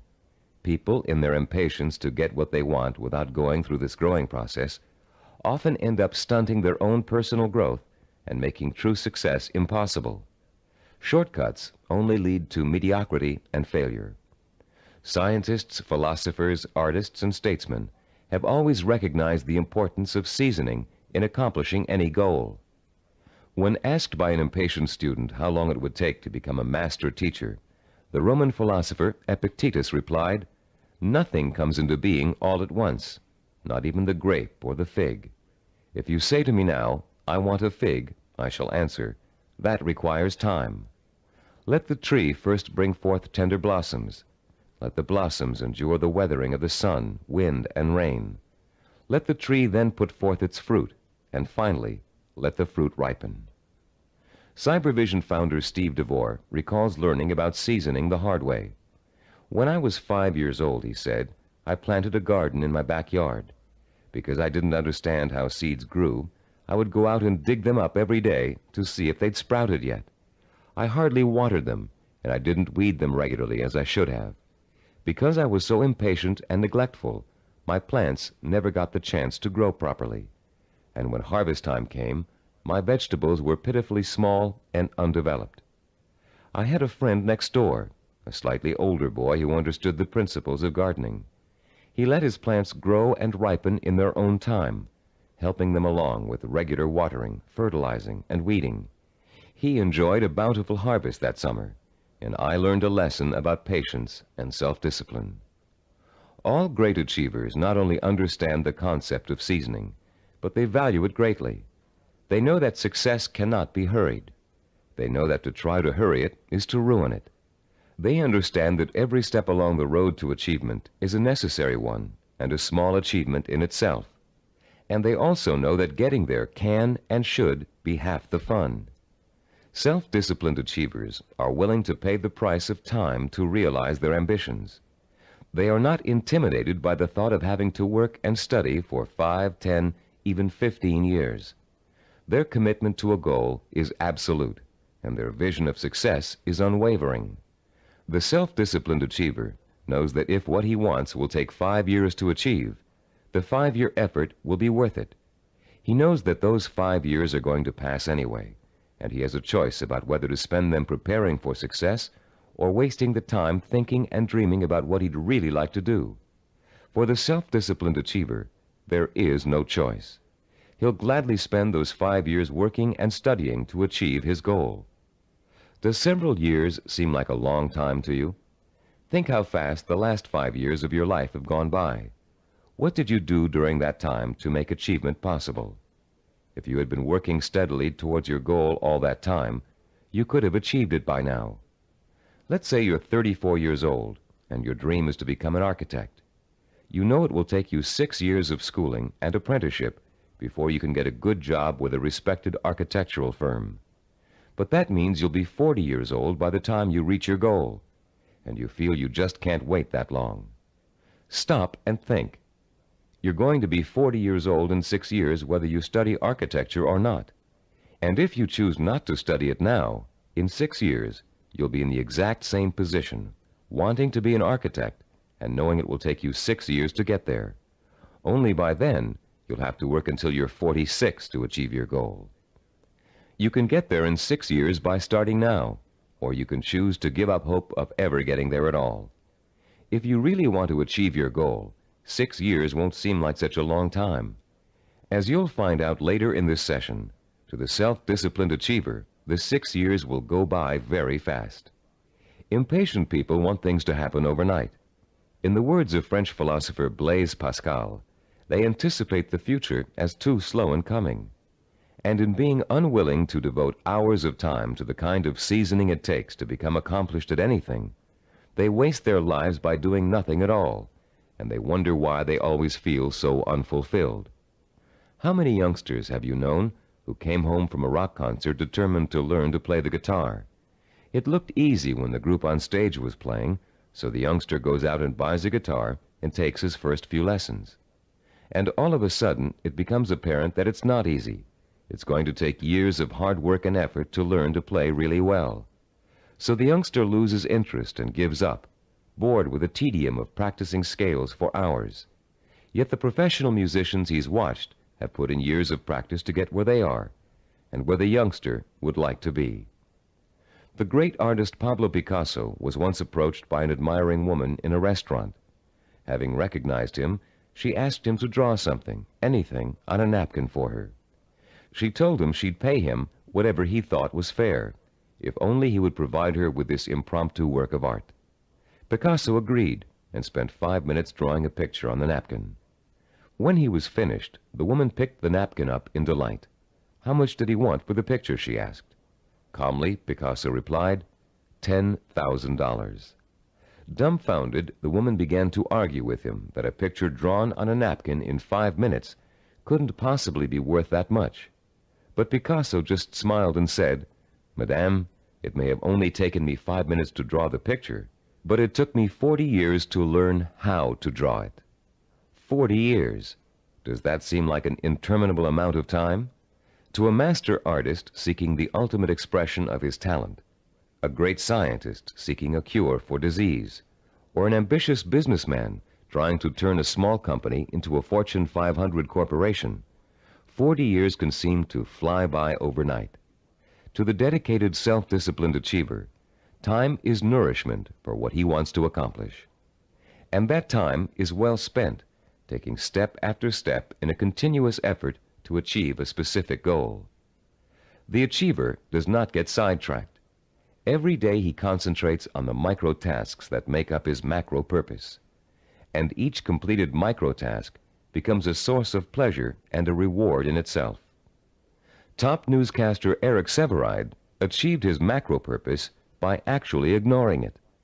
Instead, he concentrated on the micro purposes that would help him accomplish his goal. Sevareid tells the story in his own words. Once when I relinquished my job and income to undertake a book of 250,000 words, I could not bear to let my mind dwell on the whole scope of the project. I would have surely abandoned what has become my deepest source of professional pride. I tried to think only of the next paragraph, not the next page, and certainly not the next chapter. Thus, for 6 months, I never did anything but set down one paragraph after another. The book wrote itself.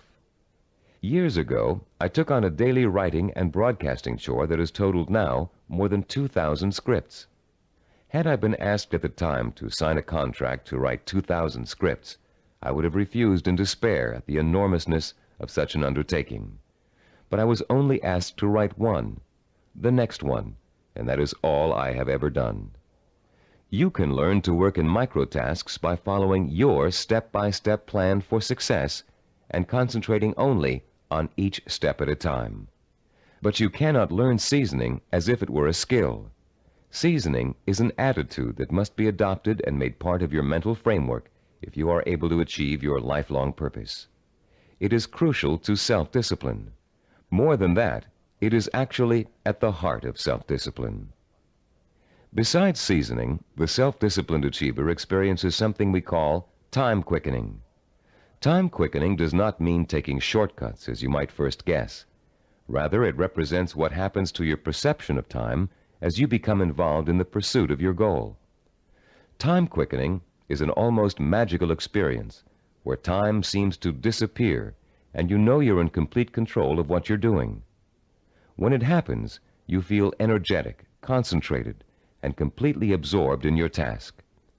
We've all experienced time quickening when we're doing something we particularly enjoy. For you, it may have happened while you were reading an exciting murder mystery, watching an action-filled movie, playing a game of tennis, or even weeding a garden. Time quickening takes place whenever you find yourself completely engrossed in something to the point where nothing can distract you. The moments fly by so quickly, you're just not aware of them. Past and future seem to disappear, leaving only you and the task you're engaged in.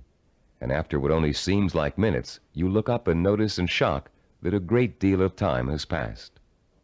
Dreams are a reverse example of this phenomenon. Although you may often wake up feeling as if you've been dreaming a particular dream for hours, the whole thing has actually taken place in just a minute or two. The human mind has the amazing ability to alter our own perception of time. Once you learn to use this ability to your advantage, you will no longer be discouraged at the thought of having to spend so much time pursuing your goal. Scientific research has shown us how to trigger the experience of time quickening. You can actually learn to consciously create the sensation that time has stopped. You can do it by becoming single-mindedly and uninterruptedly involved in an activity for a significant period of time. Time quickening occurs when you surrender your attention and your senses to something outside of yourself. There are 6 steps you can and must take to experience the benefits of time quickening. Listen to them carefully, and then try to recreate them, first with lesser tasks that may or may not be related to your goal, then with your actual micro-purposes. First, create or find a working environment that is free of distractions and potential diversions. Second, focus on doing one task at a time and stick with it until it is completed. Third, surrender yourself to the task at hand. Work hard and work well, and don't stop working until you have finished as much or more of the task as you started out to do. Fourth, plan to work uninterruptedly for a significant span of time, several hours if possible. Fifth, don't watch the clock as you work, and don't continually compare how much you've accomplished against how much you still have to do. Sixth and last, stop working when your thinking becomes muddled due to fatigue. The first few times you try using these 6 steps, you may have a hard time following them all. But the more you practice, the easier it will get. And soon you'll notice that time seems to be flying by quicker and quicker every time you sit down to work. Time quickening makes work enjoyable and helps prevent the normal wear and tear of work on your mind and your nerves. It is the antidote to burnout and the key to maintaining a healthy emotional balance during long hours of effort. Time quickening will enable you to successfully complete the string of microtasks that over an extended period of time will take you closer and closer to the completion of your macro goal. And if your goal is years away, time quickening will make it seem to all happen so quickly that the illusion of overnight success will almost seem as if it's coming true. Using time quickening to follow a step-by-step plan for reaching a goal is one way to make that goal appear closer than it really is. But time quickening won't do you any good if you find you can't even get started on your microtasks. For most people, the biggest enemy of success is procrastination, postponing doing the work you know you must do in order to accomplish your ambitions. Like most people, you may think procrastination is relatively harmless, a trivial problem that you don't really need to worry about. But there's nothing trivial about a habit that is the cancer of self-discipline. Procrastination is an achievement killer, and unfortunately, the more often you succumb to it, the more habitual it gets, and the harder it is to deal with. Procrastination is a serious deterrent to self-discipline, and it takes a serious effort to overcome it.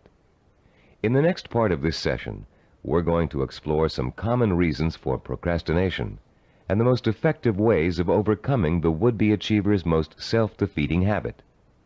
Psychological research tells us that chronic procrastinators fall into three groups. The first group fears failure. The second group fears success. And the third group uses procrastination as a way of rebelling against authority. Let's examine each of these groups to see how they turn their own psychological problems into reasons for procrastination. The first type of procrastinator may actually already be a successful business person or professional, but he or she is successful only up to a point. These people set such high standards for themselves that they live in constant fear of not being able to meet those standards. They cripple their own efforts to succeed by working at less than their capacity, so they are never really challenged and therefore never will fail. People who are successful early in life, usually in school or in an athletic career, often turn into this type of procrastinator. Take Sarah, for example, a city planner who graduated at the top of her class from Stanford University. Soon after graduation, Sarah joined the planning director's office in a major West Coast city. One of her duties is to generate reports for her boss to use in making important presentations. Sarah has begun putting off doing the reports until the last minute. Once she collects the material in time, she finds that she dawdles with the writing process until the night before, or sometimes even the morning of the presentation. She then rushes through the writing and ends up turning out an adequate but far from superlative report. What Sarah manages to do in each case is avoid testing herself to the maximum. She is not certain whether she can live up to the high promise of her success in school. By putting off her work till the last minute, she doesn't have to find out the truth about her abilities, because of course at the last minute nobody could be expected to turn out a perfect report. In the course of this kind of procrastination, Sarah has picked up a new skill called brinksmanship. She flirts with catastrophe by not doing her work in time, then pulls herself out of the brink at the last minute. If her performance doesn't measure up, she can always blame lack of time for failure. When her performance is good, she can applaud her ability to come through in the clutch. All that Sarah is proving is that she can do an adequate job at the last minute. The real test, what she'd do with the report if she took the time to work on it, has never been faced. The second group of procrastinators are afraid of the very thing most people are striving for, success. Some of these people are simply afraid to stand out from the crowd. They don't want to be seen as different. Many are afraid that if they are too successful, they will outgrow marriage partners, families, or friends. These people limit their own performance, actually holding themselves back, because they fear the kind of change success may bring to their lives. The third group of procrastinators is constantly rebelling against authority. These are the people who put off doing their work because it gives them a feeling of control over their boss. Rebellious procrastinators spend their lives reacting to a fear of being controlled or dominated. Whenever something is expected of them, they react by procrastinating just to prove that they are the ones in power. If you're a procrastinator, you probably fall into one of these three groups, or you may find you have a little bit of each type of procrastinator in you. Understanding the reason for your procrastination is your first step towards overcoming it. It's especially important for you to realize how self-destructive and self-defeating procrastination is.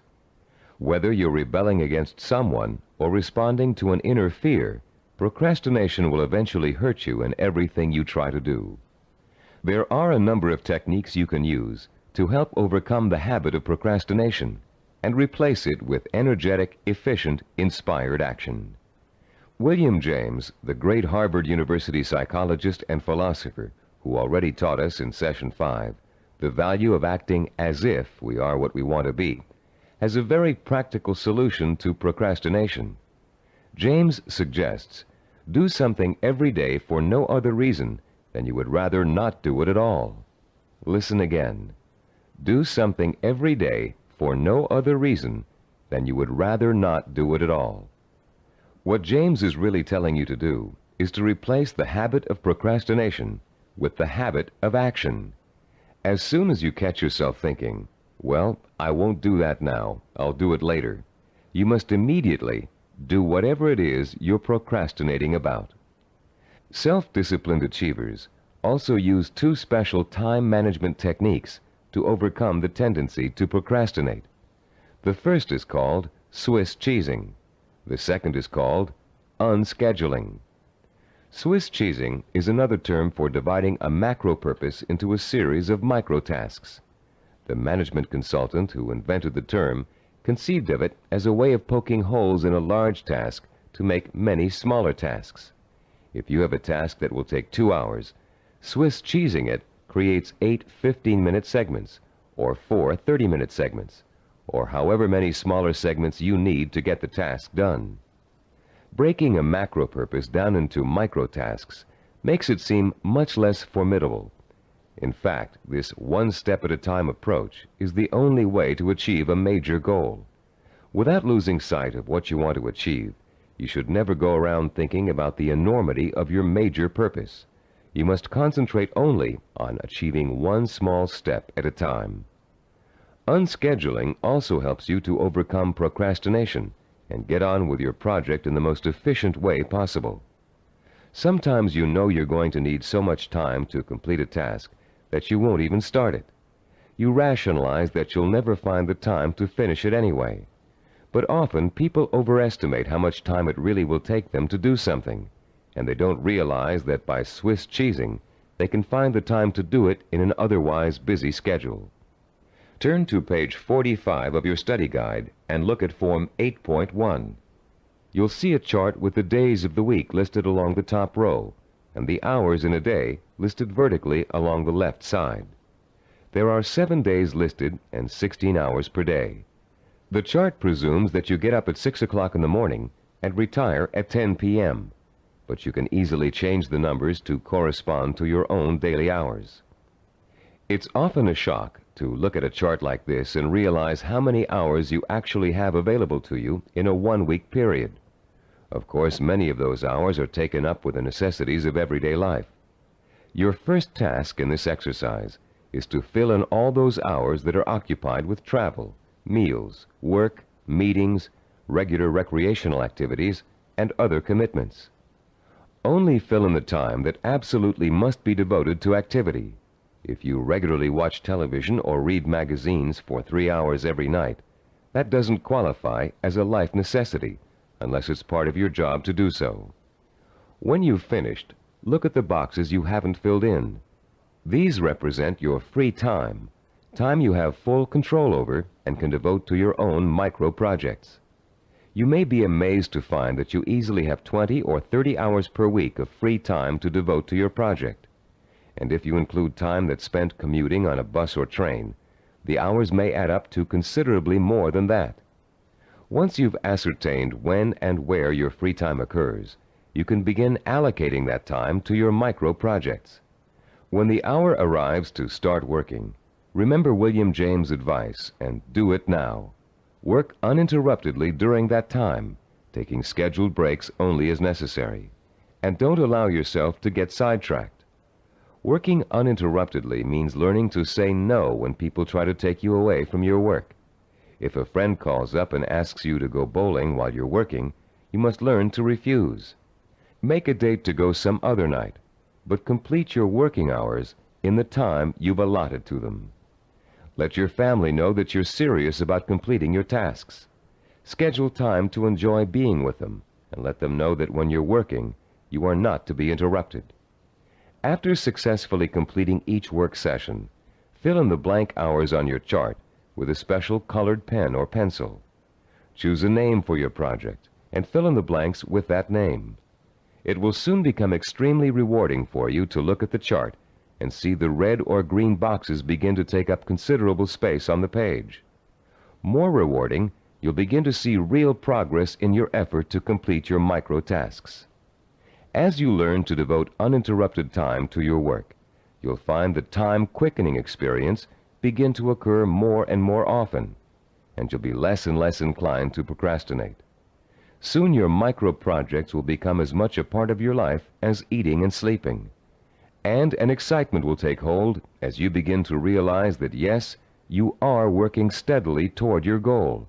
And not only can you really do it, you are really doing it. Be careful not to overcommit yourself in terms of time spent on your project. Your goal is not to exhaust yourself. And beware of trying to go in too many directions at once. That can cause the kind of anxiety that will make you want to give up before you even get started. Concentrate on accomplishing one task at a time. That task will get done, and then you can start on the next, which will also get done, and so on. Keep in mind through all of this that your objective is not to punish yourself with work in every free hour you have during the week. Working towards a macro goal by accomplishing micro tasks should not be an unpleasant experience. By creating a healthy balance between work and recreation, you'll find yourself looking forward to those hours when you can devote yourself to pursuing the goal that will make life truly worthwhile for you. You'll reach a point where you wouldn't trade those hours for anything in the world. You've come a long way in this session. You've learned how to overcome the tendency to procrastinate, how to experience time quickening, and how to learn to value seasoning as inevitable in reaching any goal. We'd like to make one more suggestion to you before ending this session. Put up a sign at your desk, table, or other workspace. A sign in big, bold letters that you can see every time you look up. This sign should say, "Use time or lose time."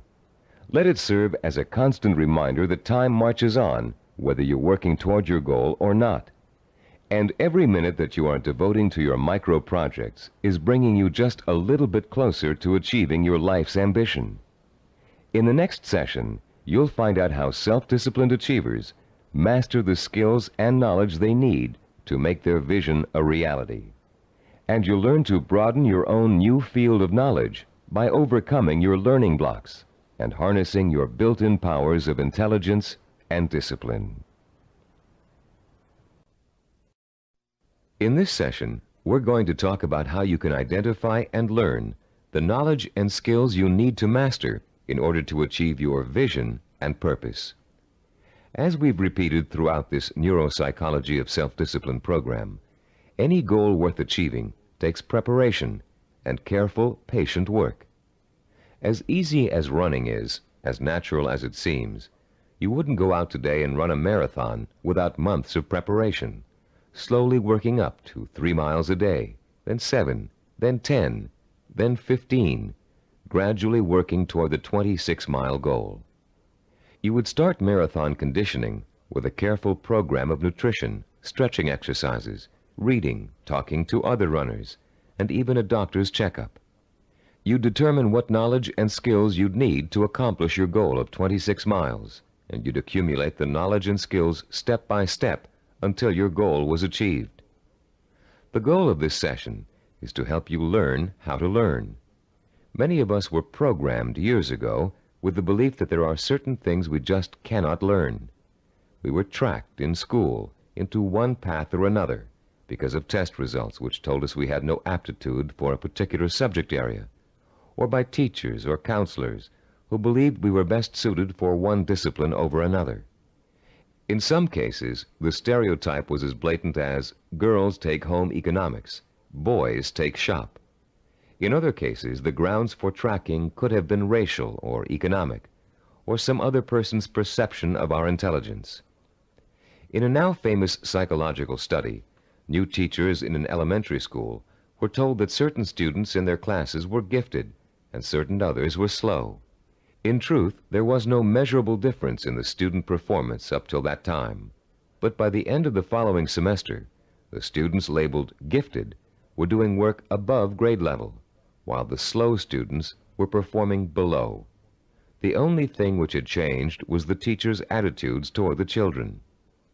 Much of our response to learning has been based on what we've been told about our ability to learn. In this session, you'll learn how to break through the learning barrier and clear away the mental blocks that have you falsely entrapped in the belief that you can't learn certain difficult subject matter and skills.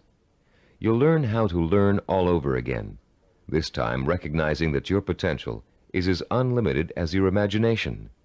You, like other self-disciplined achievers, will know how and when to acquire the essential knowledge and skills that will enable you to achieve your goals.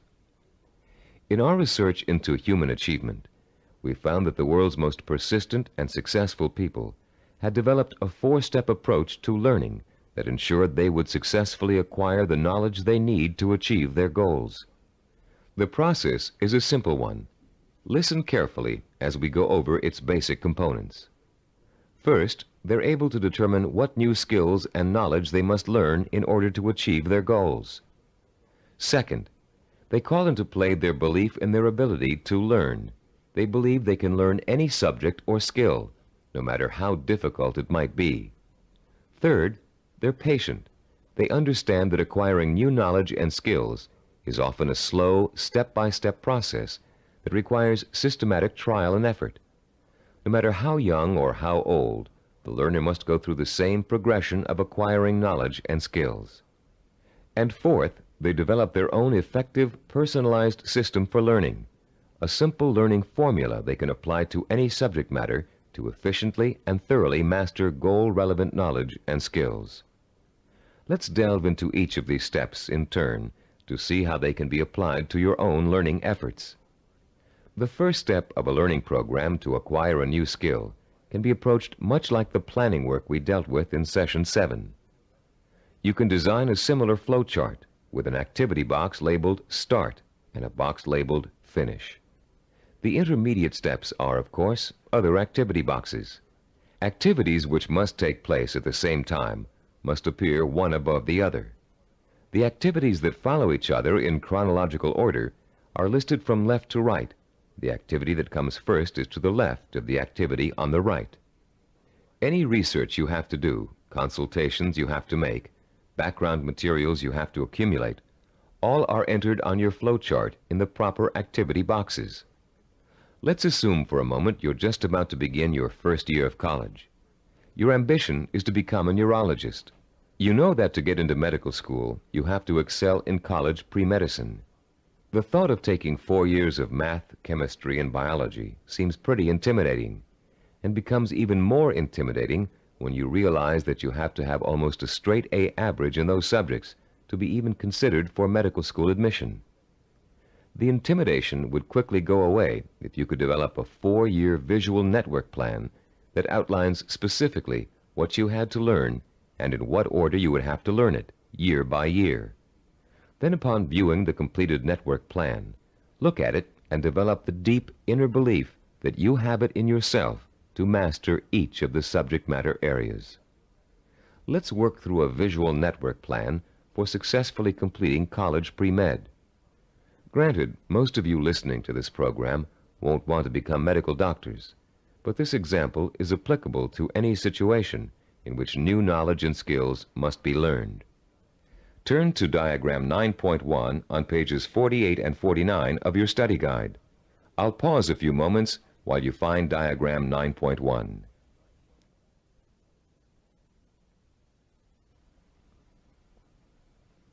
As you can see, there are 3 visual network plans. The first one outlines the chronological steps to becoming a neurologist. We call this a macro plan, with the objective of becoming a neurologist. Below that is the micro plan with the objective to graduate in pre-medicine in 4 years with a minimum 3.5 grade point average. The micro plan is broken down into 2 levels. The first level is visually represented in 2 steps. The Start, labeled number 1, and Graduate with a Bachelor of Science in Pre-Med, labeled number 3. This first level has actually been extracted directly from the macro plan. Now look at page 49 and the Level 2 diagram. As you can see, Level 2 is an expanded version of Level 1. Through the study of the college course catalog, and after talking at length with college advisors, you have identified the pre-med requirements and have broken them down into a prerequisite chronological order. This visual network plan then serves as the step-by-step map for completing your pre-med program, the first step in your macro objective of becoming a neurologist. As you look at the visual network plan for completing pre-med, what type of emotions do you experience? Do you feel intimidated at the prospect of excelling in the hard sciences? Do you doubt your ability to learn such difficult subjects and to learn them so well that you finish each course at the top of your class? If you feel intimidated and experience doubt, then you probably won't make it. If you look at the plan and feel deep down inside that with enough effort, study, and application, you can master each of the courses, then you'll probably succeed. The difference, you see, is really not in ability or intelligence. Rather, it is an attitude, your belief in yourself. The belief in yourself as someone who is capable of learning is 90% of the learning hurdle. The other 10% is single-minded application mixed with ability. The belief in yourself as someone who has the ability to learn is the second step involved in the self-disciplined achiever's pursuit of goal-related knowledge and skills.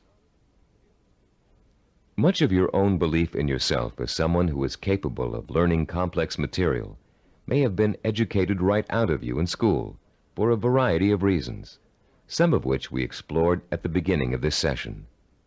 One major reason for this belief is a vicious cycle people get caught up in early in their learning experience. Take math, for example. Many people have learning blocks when it comes to math. They feel that they just don't have the aptitude to learn complex mathematical concepts. And they can prove this lack of ability to you from their grades and success in math classes. What most of these people lack is not the aptitude for math, but the application of self-discipline. Math requires progressive learning. You have to master one concept before you can go on to the next. If you miss a few steps in between, then it's really easy to get lost. And once you get lost, it's nearly impossible to catch up.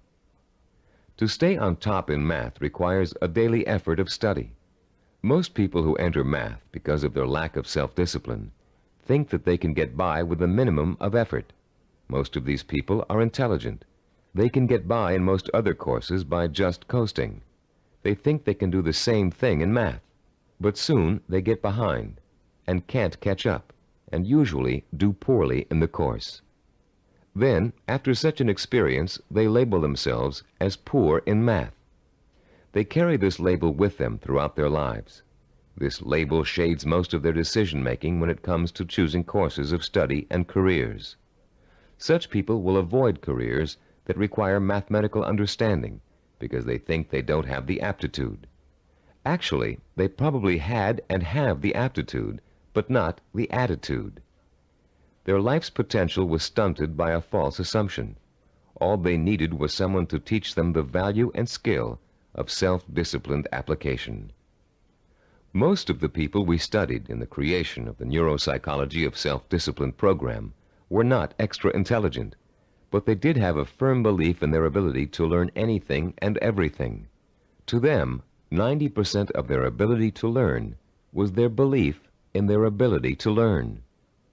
If you examine your own positive role models, you'll probably discover that few of them test out at genius level on intelligence tests. Most people think that Albert Einstein, for example, was a mathematical genius, when in actuality he flunked his college entrance exams and was a poor student in mathematics.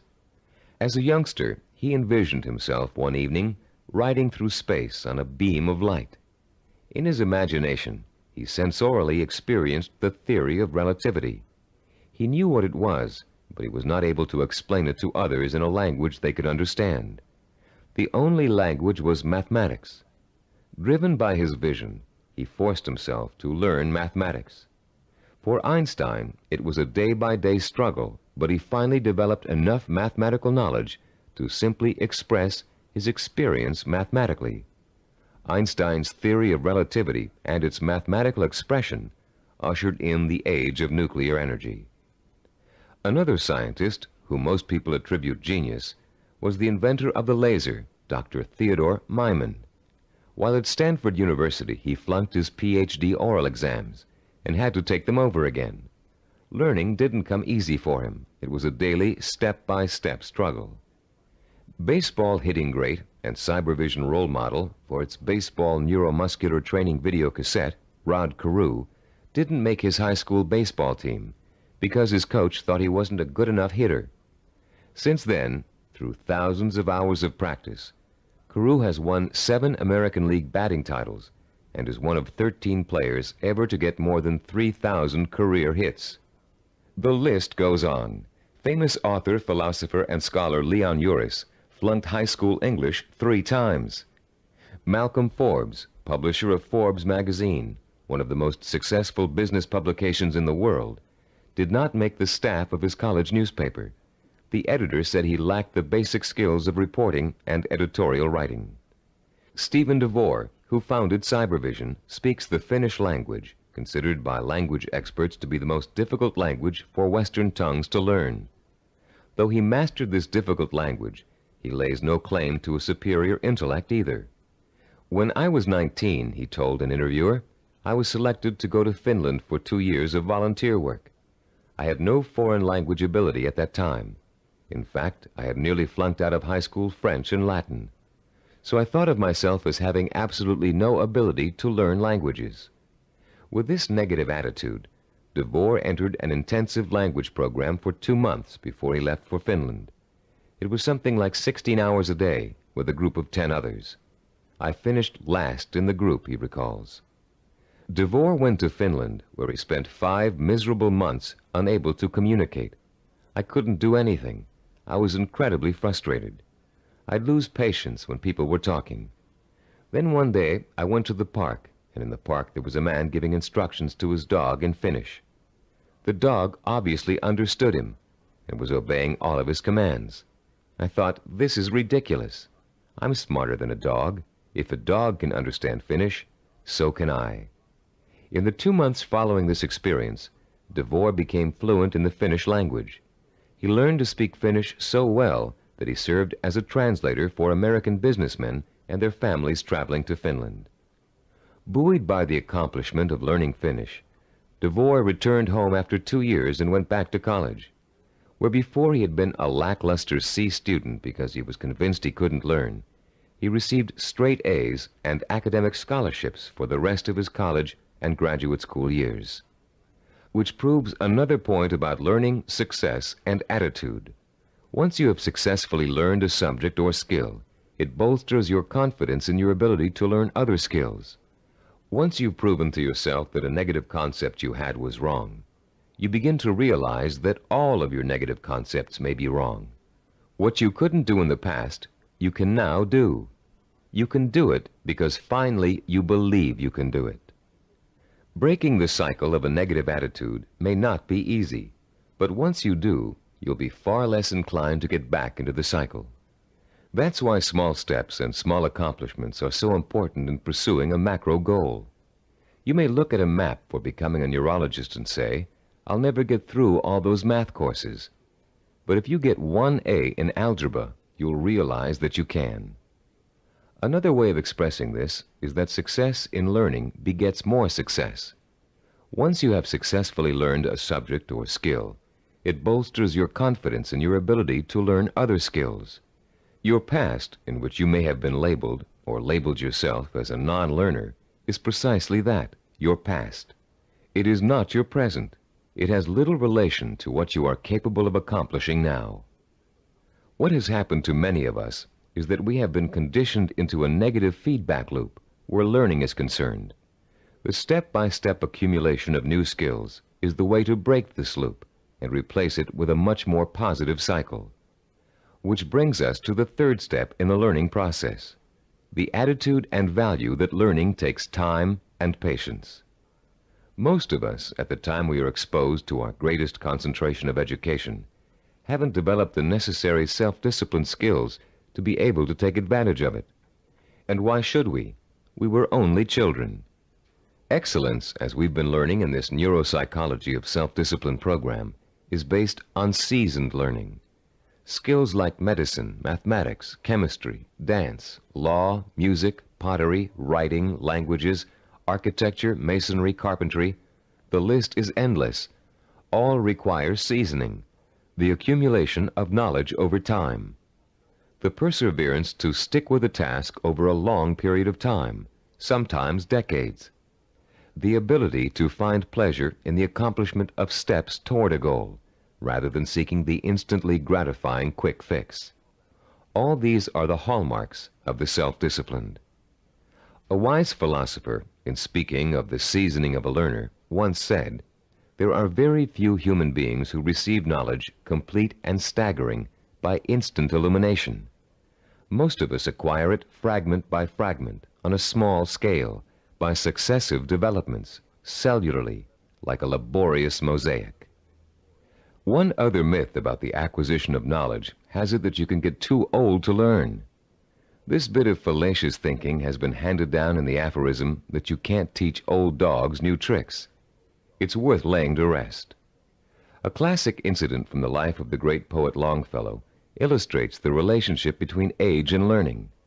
Told by Howard R. Driggs, the story goes, it happened that while the poet, at over 80 years of age, was still teaching at Harvard, one of his appreciative students asked him, "How do you keep so perennially young, Professor Longfellow? We never get tired of your classes. You always have something new and interesting to give." "I've never had that question put to me before," returned the poet. Then, looking out of the window, he said, "You see those 2 apple trees in the yard? Do you observe any difference between the blossoms on the older tree and those on the younger one?" "No," replied the student. "They look just alike to me."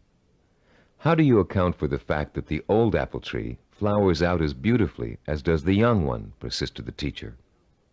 "Let me tell you the secret. That old tree managed last year to grow enough wood to put forth its new blossoms. Blossoms, you know, always come on the new wood." "Oh, I see," said the young man. "To keep young, one must keep growing." "Yes," came the quiet response.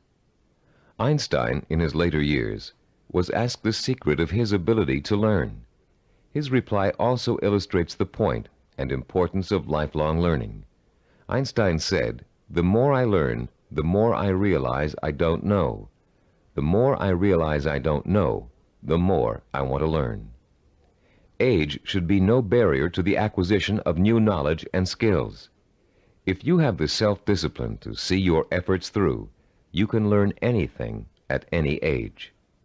Let's now discuss the 4th step in the learning process, a set of tried and proven principles that work together as a system to make learning easy.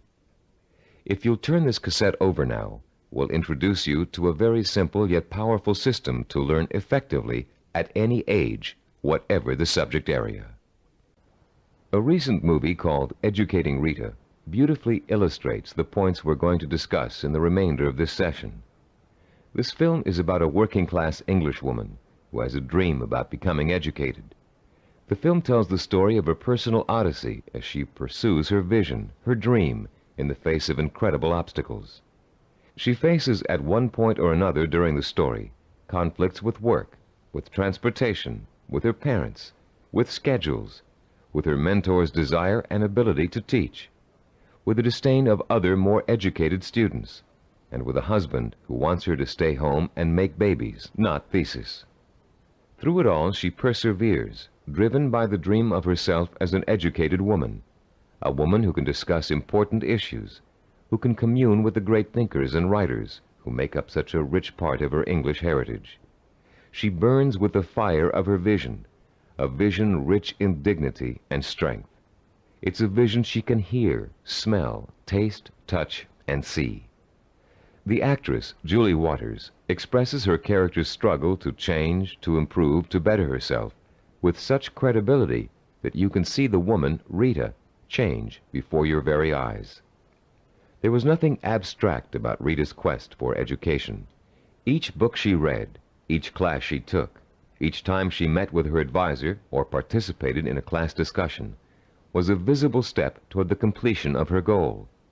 It was extraordinarily obvious how closely her vision and her process of learning were interconnected. Sometimes that connection is less obvious. So that's what the remainder of this session will speak to: how to recognize the connection between learning and the successful achievement of your goals. Learning is not simply the rote memorization of useless facts, or even useful facts. Of course, we're all aware that in 1492, Columbus sailed the ocean blue. But what does that have to do with our vision? The same lack of relationship to vision is often true with our attempts to understand abstract principles, as in mathematics, chemistry, or physics. They are very difficult to learn and use if we cannot see the direct applications to our everyday lives, to the pursuit of our purpose and vision. We ask ourselves, how is this going to help me in achieving my vision? Cybervision founder Steve DeVore recalls signing up for a course in statistics when he was attending graduate school. He hadn't taken the prerequisite higher math courses, but had gotten permission from the instructor to take the course anyway. DeVore's instructor, however, issued a dire warning at the beginning. Without those prerequisite courses, DeVore stood a good chance of failing. But forewarned is forearmed, and DeVore found a way to overcome his lack of preparation. The first week of class, he found himself swamped with mathematical concepts that were abstract and confusing. The only way I could make sense out of what was going on, he says, was to take each abstract principle and make it concrete. Instead of talking about X's, Y's, and Z's, I made them into apples and oranges, and I ended up with the second highest grade in the class.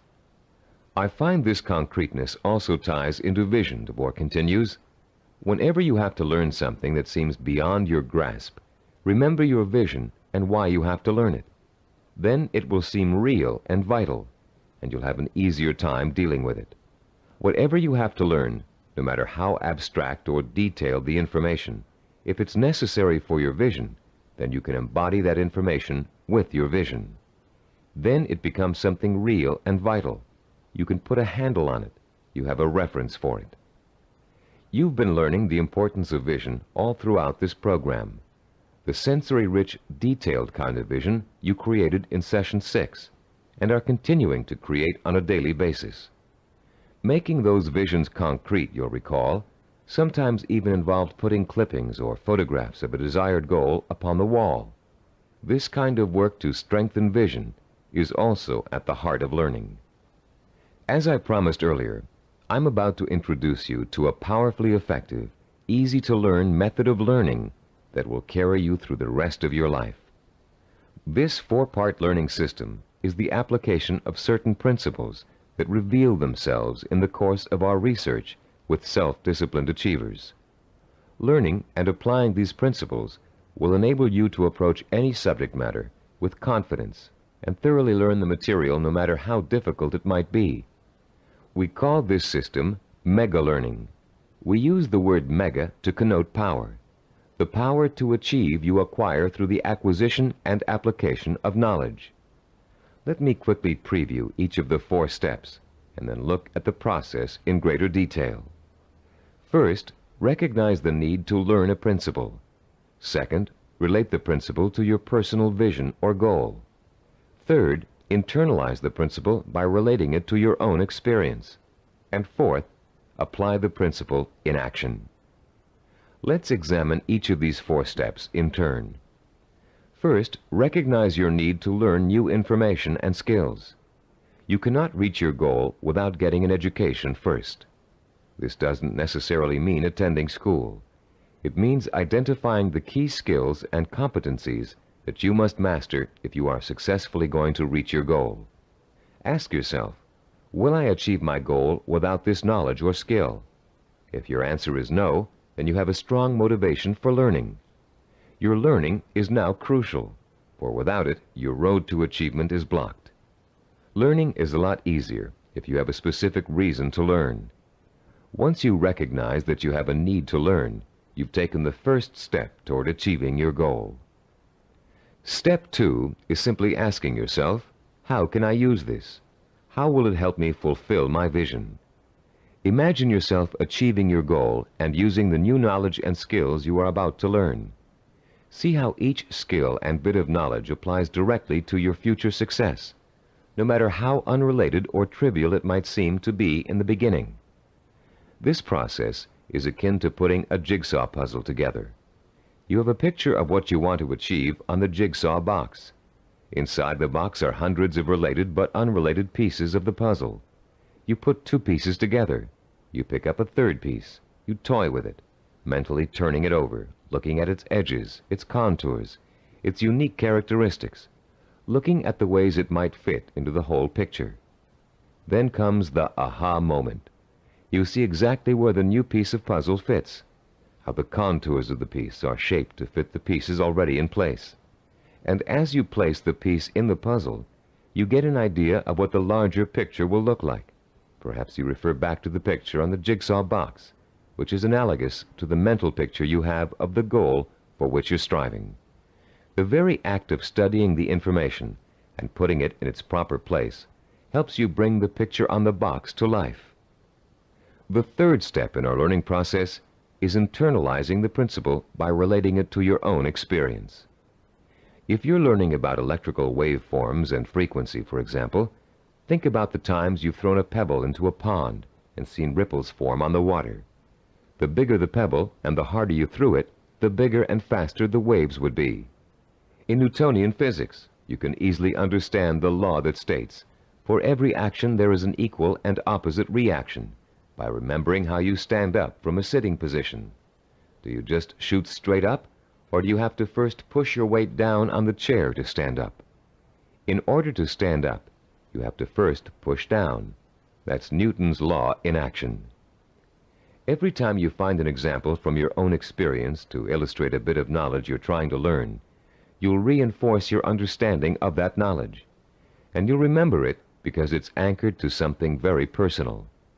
Every time you think of Newton's law, you'll picture yourself pushing off a chair to stand up. It works for just about any abstract theory you can think of. The fourth critical step in learning is the actual application of the principle you're trying to grasp. Throw pebbles in a pond and watch the action when you're learning waveform theory. Sit down and stand up over and over again until Newton's law is firmly planted in your mind. If you're studying a new language, use the new vocabulary you learn every single day. As you walk down the street or through your living room, try naming every object you see in your new language. Using these 4 steps to learning will make the experience easier, less frightening, and more fun.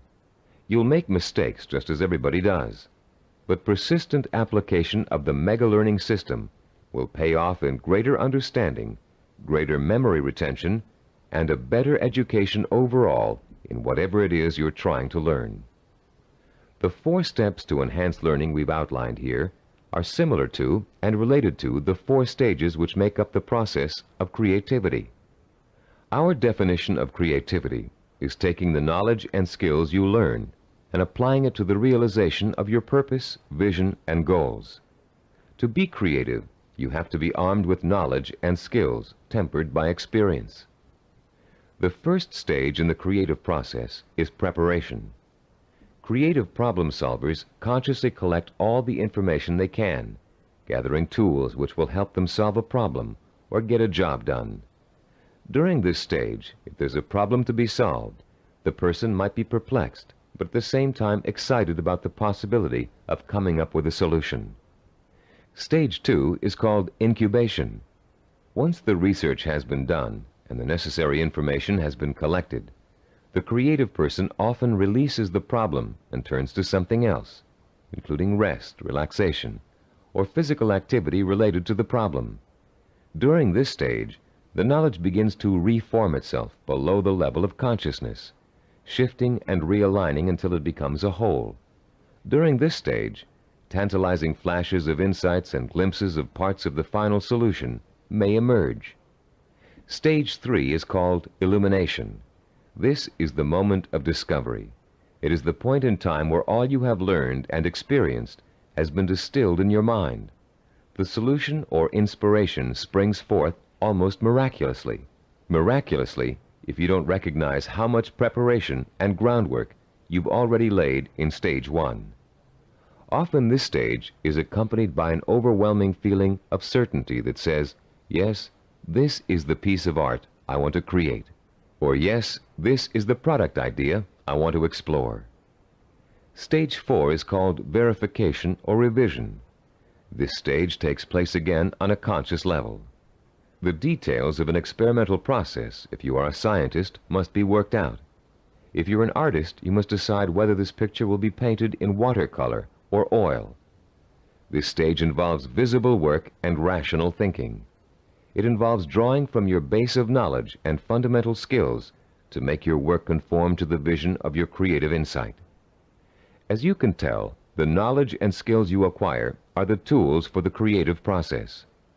The parallels to the simple approach to learning we've outlined here and the process of creativity should also help put to rest the misconception that self-disciplined people are not creative. That discipline involves being married to lists and systems to the exclusion of freedom and creativity. On the contrary, creativity is the byproduct of a disciplined, well-informed mind, a mind that is using its storehouse of knowledge to solve problems and achieve goals. The more you learn, the more creative you can become. If your heart is set on becoming a professional musician, you can hardly be expected to know how to compose a symphony until you've become an expert in reading music and have studied music history. If you want to become a heart surgeon, you can't expect to pioneer new techniques in heart surgery until you've thoroughly mastered all the existing techniques. If you want to start a business, you must first study how other businesses are run, and then make your own decisions about how your company will work. If the realization of your vision requires the mastery of new knowledge and skills, I hope that learning will now be a stepping stone rather than a barrier to the creative realization of your goals. In our next and last session, you'll learn how to develop the twin pillars of the self-disciplined character: persistence and perseverance. And you'll be well equipped to begin your long and fruitful journey towards the goal you've chosen as your most important ambition. I'd like to begin this final session with two true stories that illustrate the value of persistence and perseverance in any of life's endeavors. The first story is about a mountain climber named Don Bennett.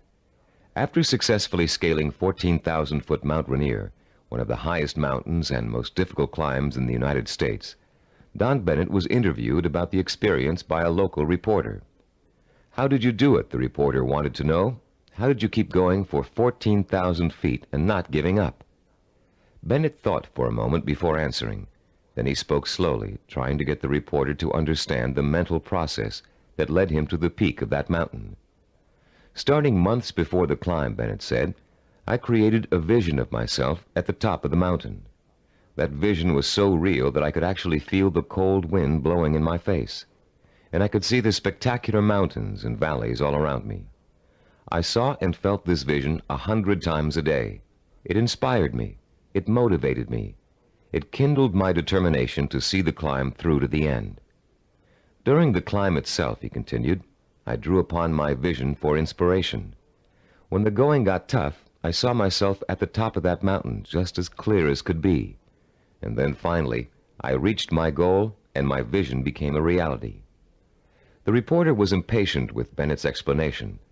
Yeah, he said, "I've heard all that vision stuff before. But that doesn't explain how you did it. You're an amputee. How did a one-legged man climb a 14,000-foot mountain?" Don Bennett looked the reporter straight in the eye and said quietly, "One hop at a time. My vision became a reality, one hop at a time." Our second true story takes place during the last few weeks of World War II. Don McCall was a seaman on the Navy ship Indianapolis, which at the time was cruising the Philippine Sea. Suddenly, the ship was struck by Japanese torpedoes, and immediately it began to sink. McCall was asleep below decks when the first torpedo hit. He instinctively grabbed his life jacket and made his way up to the deck as the ship began to roll over. As he launched himself into the churning sea, the ship sank, taking 300 men with her. Another 900 or so had been pitched into the water. "I made up my mind that I was in big trouble," McCall told an interviewer, "and I also made up my mind that I would do whatever I had to do, no matter how painful, to survive." The first thing McCall did was to move away from the other survivors and float alone. He knew about the dangers of mass panic, especially if there was a shark attack, and he knew he'd stand a better chance if he stayed away from the other men. McCall also protected himself from exposure in the blistering sun by keeping a life jacket over his head. He kept a hose on his person so he could retreat underwater in case of a Japanese attack. And most important, he kept in mind the lesson he had learned about the danger of drinking seawater, no matter how thirsty he got.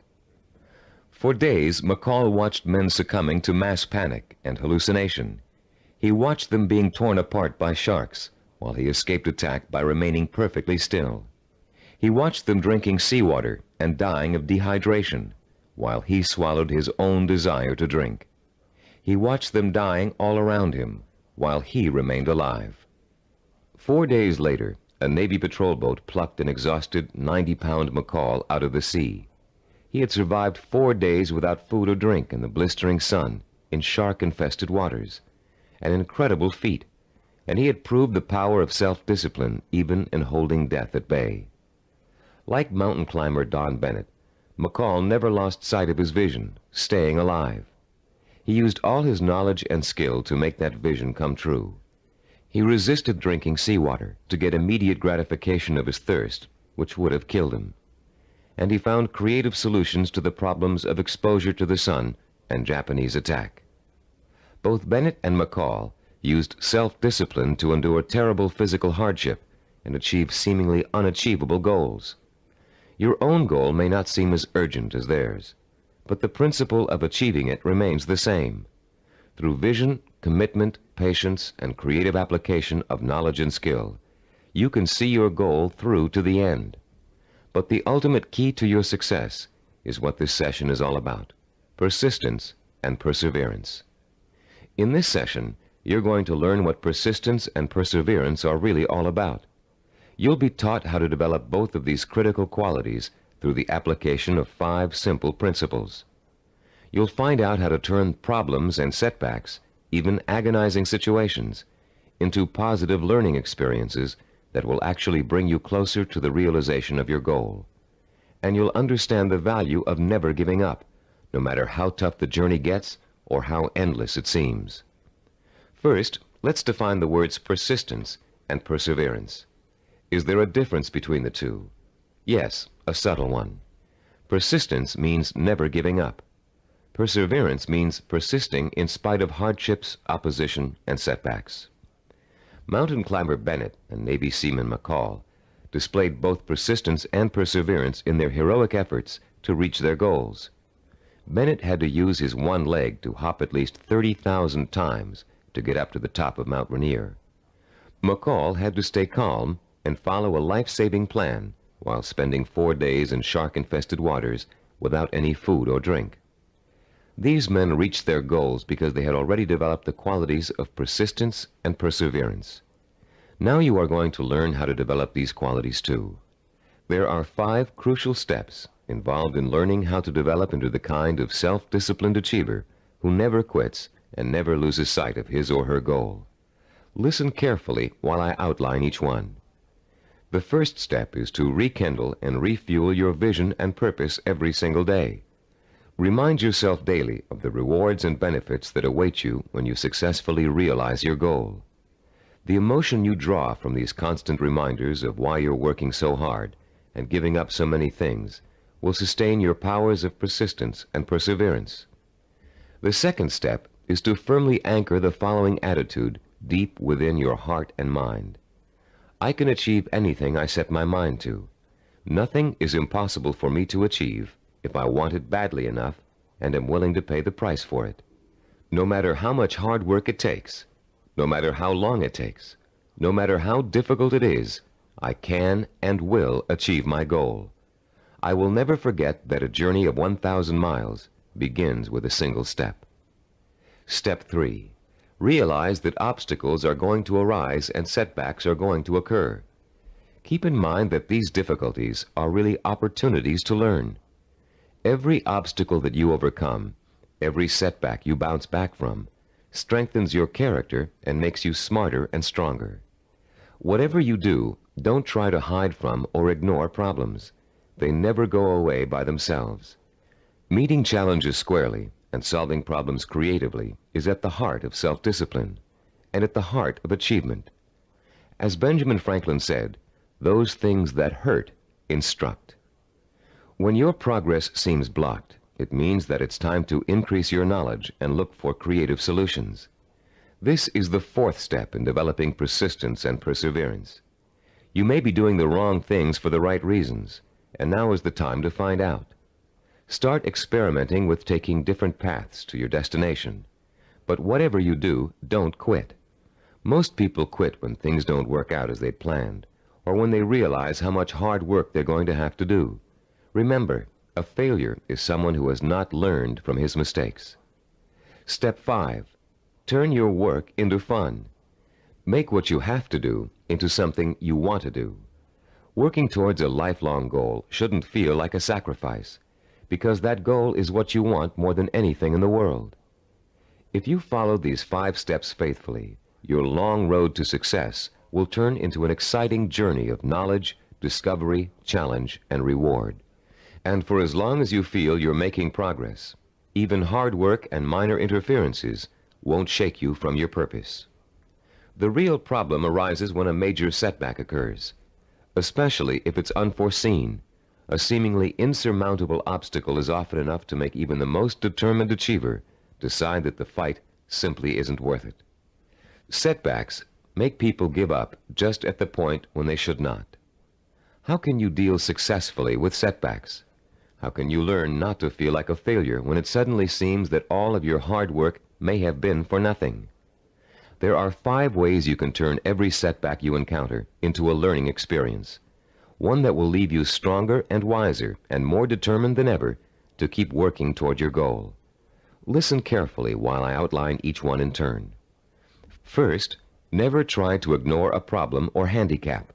Deal with your problems directly. Don't avoid them or try to hide from them. If you want to start a business but can't find people to back you up financially, that doesn't give you the right to plunge into your project with no capital and a lot of ideas for spending money. If you want to become a doctor but don't have the grades to get into medical school, it won't help you to start applying to schools you know you can't get into. When you have a problem, study it from all angles and try to determine the best way to proceed. Which brings us to our second point. Don't blame other people for your setbacks, and don't chalk it up to bad luck. You make your own luck in this life, and you have to solve your own problems. Learn to tackle them head on, being as realistic as possible and as level-headed as possible. Mentors can often provide a great deal of help in a bad situation. Try acting as if you are your own mentor. What would he or she do in your situation? Or what has he or she already done to overcome an obstacle similar to yours? Third, continually strive to strengthen your qualities of self-discipline. Setbacks often occur because of weaknesses in certain areas. Try to turn those weaknesses into strengths. Be your own severest critic, but not your own worst enemy. Don't tell yourself, I failed. Tell yourself, I slipped, but I'm going to pick myself up and go on. Fourth, in almost every setback, there's a seed of opportunity, a silver lining, if you will. Find it and use it. You may find yourself taking a slightly different path to achieving your goal than you first imagined, but you'll get there just the same. Take the new path and see where it leads you. Following this philosophy helps take the emotional sting out of setbacks and is a good antidote for discouragement, and it's a healthier way to react to a bad situation than deciding to give up. Fifth, always remember that no matter how difficult a problem is, or how insurmountable it seems, there's always a solution. A problem is only really a problem if you think you can't solve it. If you take the attitude that every problem has a solution, and you approach your problem with an open and creative mind, you'll find that solution. A young woman we know named Carol Napier was faced with and managed to overcome the kind of setbacks that might make anybody want to give up. Her story is so inspiring that we'd like to end this session with her example of what it's like to be a self-disciplined achiever who never quits no matter what. At 26, Carol had a degree in marketing and a good job as a marketing assistant, with an eye to moving up in the company she worked for as soon as there was an opening for a higher position. Carol had diabetes, diagnosed when she was 12, but had always been able to keep it under control with insulin shots, and had always lived a perfectly normal, relatively healthy life. In the spring of Carol's 26th year, she began having trouble with her eyes. Doctors told her that her diabetes was causing her to slowly lose her eyesight. At first, Carol refused to believe it, but when she began having trouble driving, she realized the doctors were right, and she would have to re-evaluate her job and her purpose in life to deal with the problem of approaching blindness. But before Carol could come up with a solution to that problem, her kidneys also began to fail. Ultimately, she needed a kidney transplant, which was done successfully when she turned 27. Everything seemed to be going fine when a sudden episode of insulin shock left Carol paralyzed from the waist down. Carol recalls wanting to quit then and there. At that point, I just wanted to go to sleep and never wake up. The depression got so bad that I realized I couldn't go on this way. I only had one choice, and that was to get myself out of this. Slowly, Carol regained her strength, learning to walk again with the aid of physical therapy. She rewarded herself for her progress by making a trip across the country alone to visit her parents for Thanksgiving.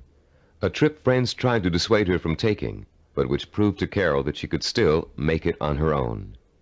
Today, Carol is attending college, studying for a master's degree in rehabilitative education. She has decided to spend the rest of her life helping people face and overcome problems like hers.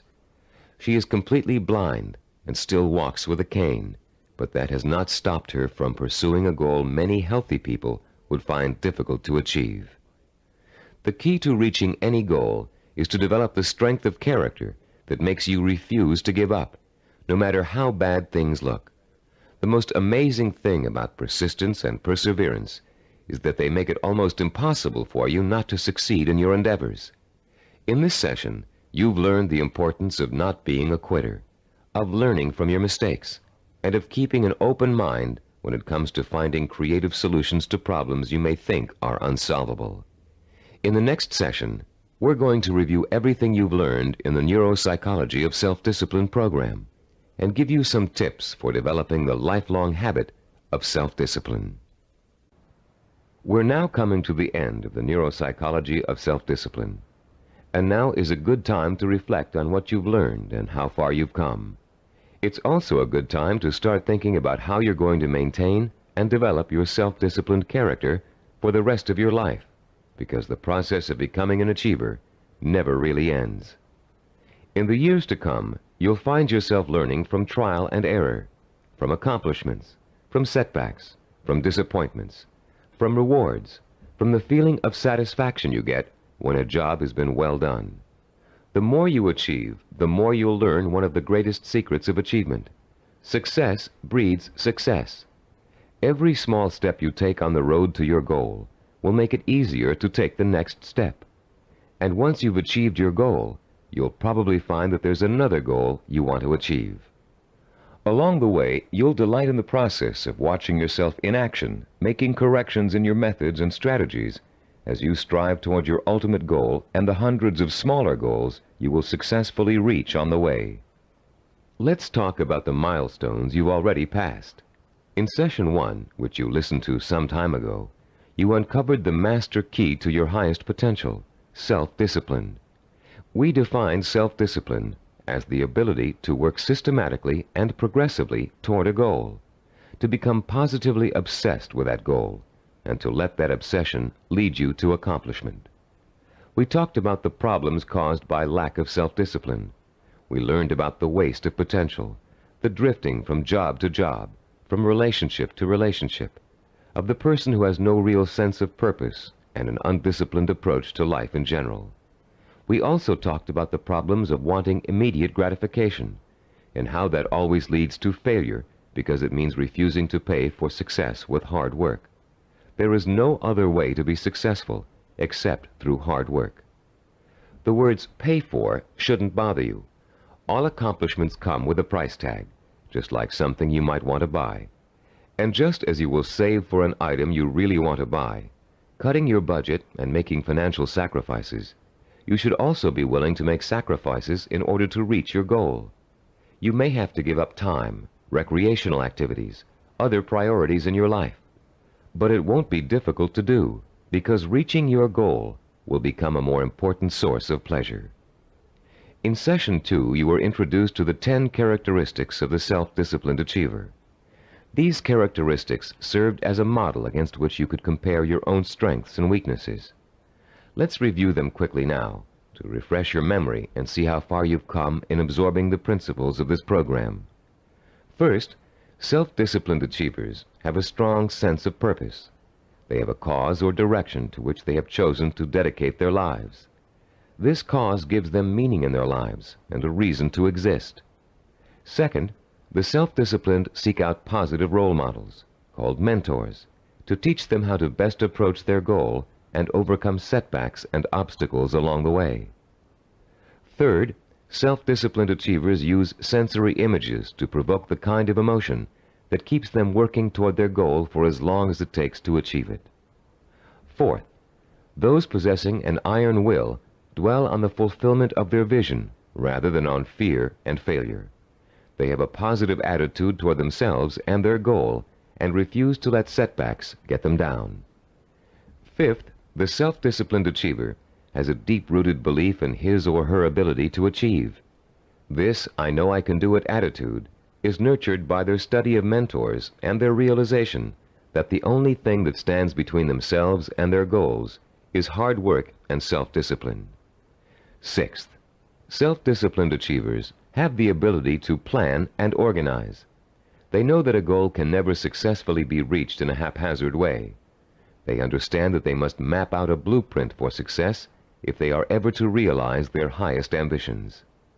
Seventh, they know how and when to acquire the essential knowledge and skills they need to achieve their goals. This comes from the planning and organization work they did earlier. Eighth, self-disciplined achievers have patience. They understand the concept of seasoning and its importance in reaching any goal. Time does not frighten them.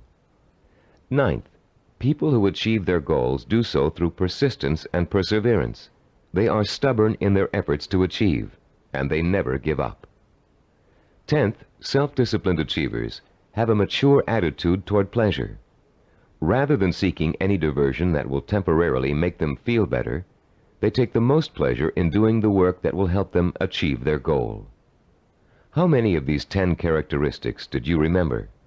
We suggest you play Session 2 over and over again until you can recall every one of them without prompting.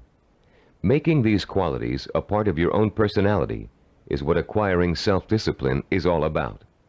And the more you listen to them, the more you think about them, the more they will become a part of your own life.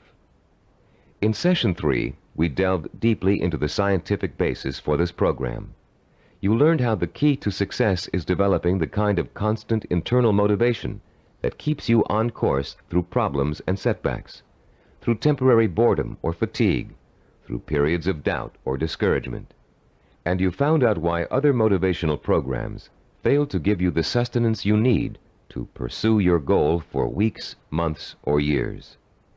You learned about Dr. Karl Pribram's research into images of achievement and the critical role they play in motivating people to be successful. Dr. Pribram's discovery of the power of sensory-rich images to provoke the drive of motivation made the creation of this unique program possible. In Session 4, we discussed the power of purpose. Here you learn to focus your energy like a laser beam on what you want to accomplish. You learned how your macro or major purpose really could be broken down into a series of micro or minor achievements. You heard examples of how well-known achievers tackled major goals by turning them into step-by-step plans for success that they could deal with one at a time. In the same session, you participated in a fascinating exercise that lets you pinpoint, perhaps for the first time, what your most important goal in life really is. You then used that goal to create a statement of purpose that would stand as a beacon in your quest for achievement. In Session 5, we talked about mentors and role models. You learned about the process of modeling, the basis for human learning. We talked about how models are both a blueprint and an inspiration for our own activity and our own growth. You learned how models help shorten the trial and error process we must all go through before chalking up an accomplishment. You also learned how to choose a role model and how to turn that model into an inspirational but not awe-inspiring figure. You learned the value of realizing that your role model has faults and weaknesses just as you do, but has succeeded in spite of them. In Session 6, you learned how to translate your purpose into sensory images that would fuel your inner fire of determination and ambition. And you learned how to daily reinforce your mental images of achievement, to make them a permanent part of your body and mind. In Session 7, you were introduced to visual network planning. This planning system applies to any endeavor from making a movie to making a run for the presidency. The system works by breaking down what you want to accomplish into logical building blocks.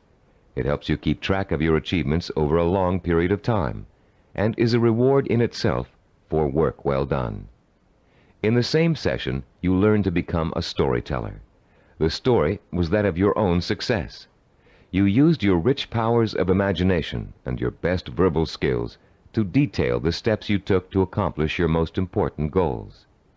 In Session 8, you learned about the self-disciplined achiever's attitude toward time. You learned how achievers value patience, how they oppose the kind of quick-fix mentality that leads to general dissatisfaction with life, and how they use single-minded hard work to experience time quickening, a sensation that time is passing much more rapidly than it really is. You also learned about the problem of procrastination, its psychological causes, and the ways in which you can overcome it. You learned why it is considered the single most important cause of failure, and why it's so important for you to develop a do-it-now attitude before you try to do anything else. In Session 9, you learned how to plan to acquire the knowledge and skills you need in order to achieve your goals. You were introduced to the concept of mega-learning, a powerful 4-step system that enables you to master any subject, no matter how difficult or complex. You also learned how knowledge is the building block of creativity. You were introduced to a 4-step process that lets you creatively channel your knowledge toward the kind of action that will help you achieve your goals. And you learned that your belief in your ability to learn is 90% of the learning process. Finally, in Session 10, you learned how to develop the powers of persistence and perseverance, the critical characteristics that will see you through to the successful completion of your vision and purpose, no matter how long it takes or how difficult it is. You heard several inspiring stories about people who persevered and achieved their goals through extreme hardship and even physical danger. And now, as we come to the conclusion of this program, I'd like to point out that acquiring self-discipline is a never-ending process. There won't come a day when you wake up in the morning and say, "Yes, I'm finally self-disciplined now. There's nothing more I need to do to develop strength of character and determination of will." Self-discipline requires a lifetime of commitment. This doesn't mean you won't develop the habits of self-discipline in a relatively short period of time. It simply means that you must always be vigilant about how you are approaching your goals and what your purpose in life really is. It's all too easy to get sidetracked in something that feels comfortable, but is not what you really set out to achieve.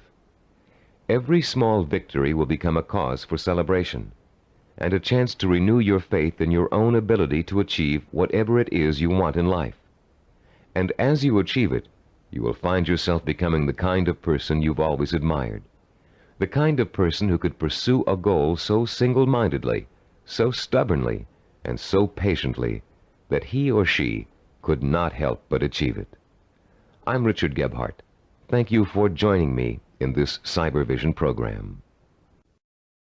This is released for the sake of education. This is a brief key insight about all the concepts of the book. We provide free audiobooks, key insights, summaries, and brief study notes on the concepts of the books. So make sure to subscribe and become a part of our family.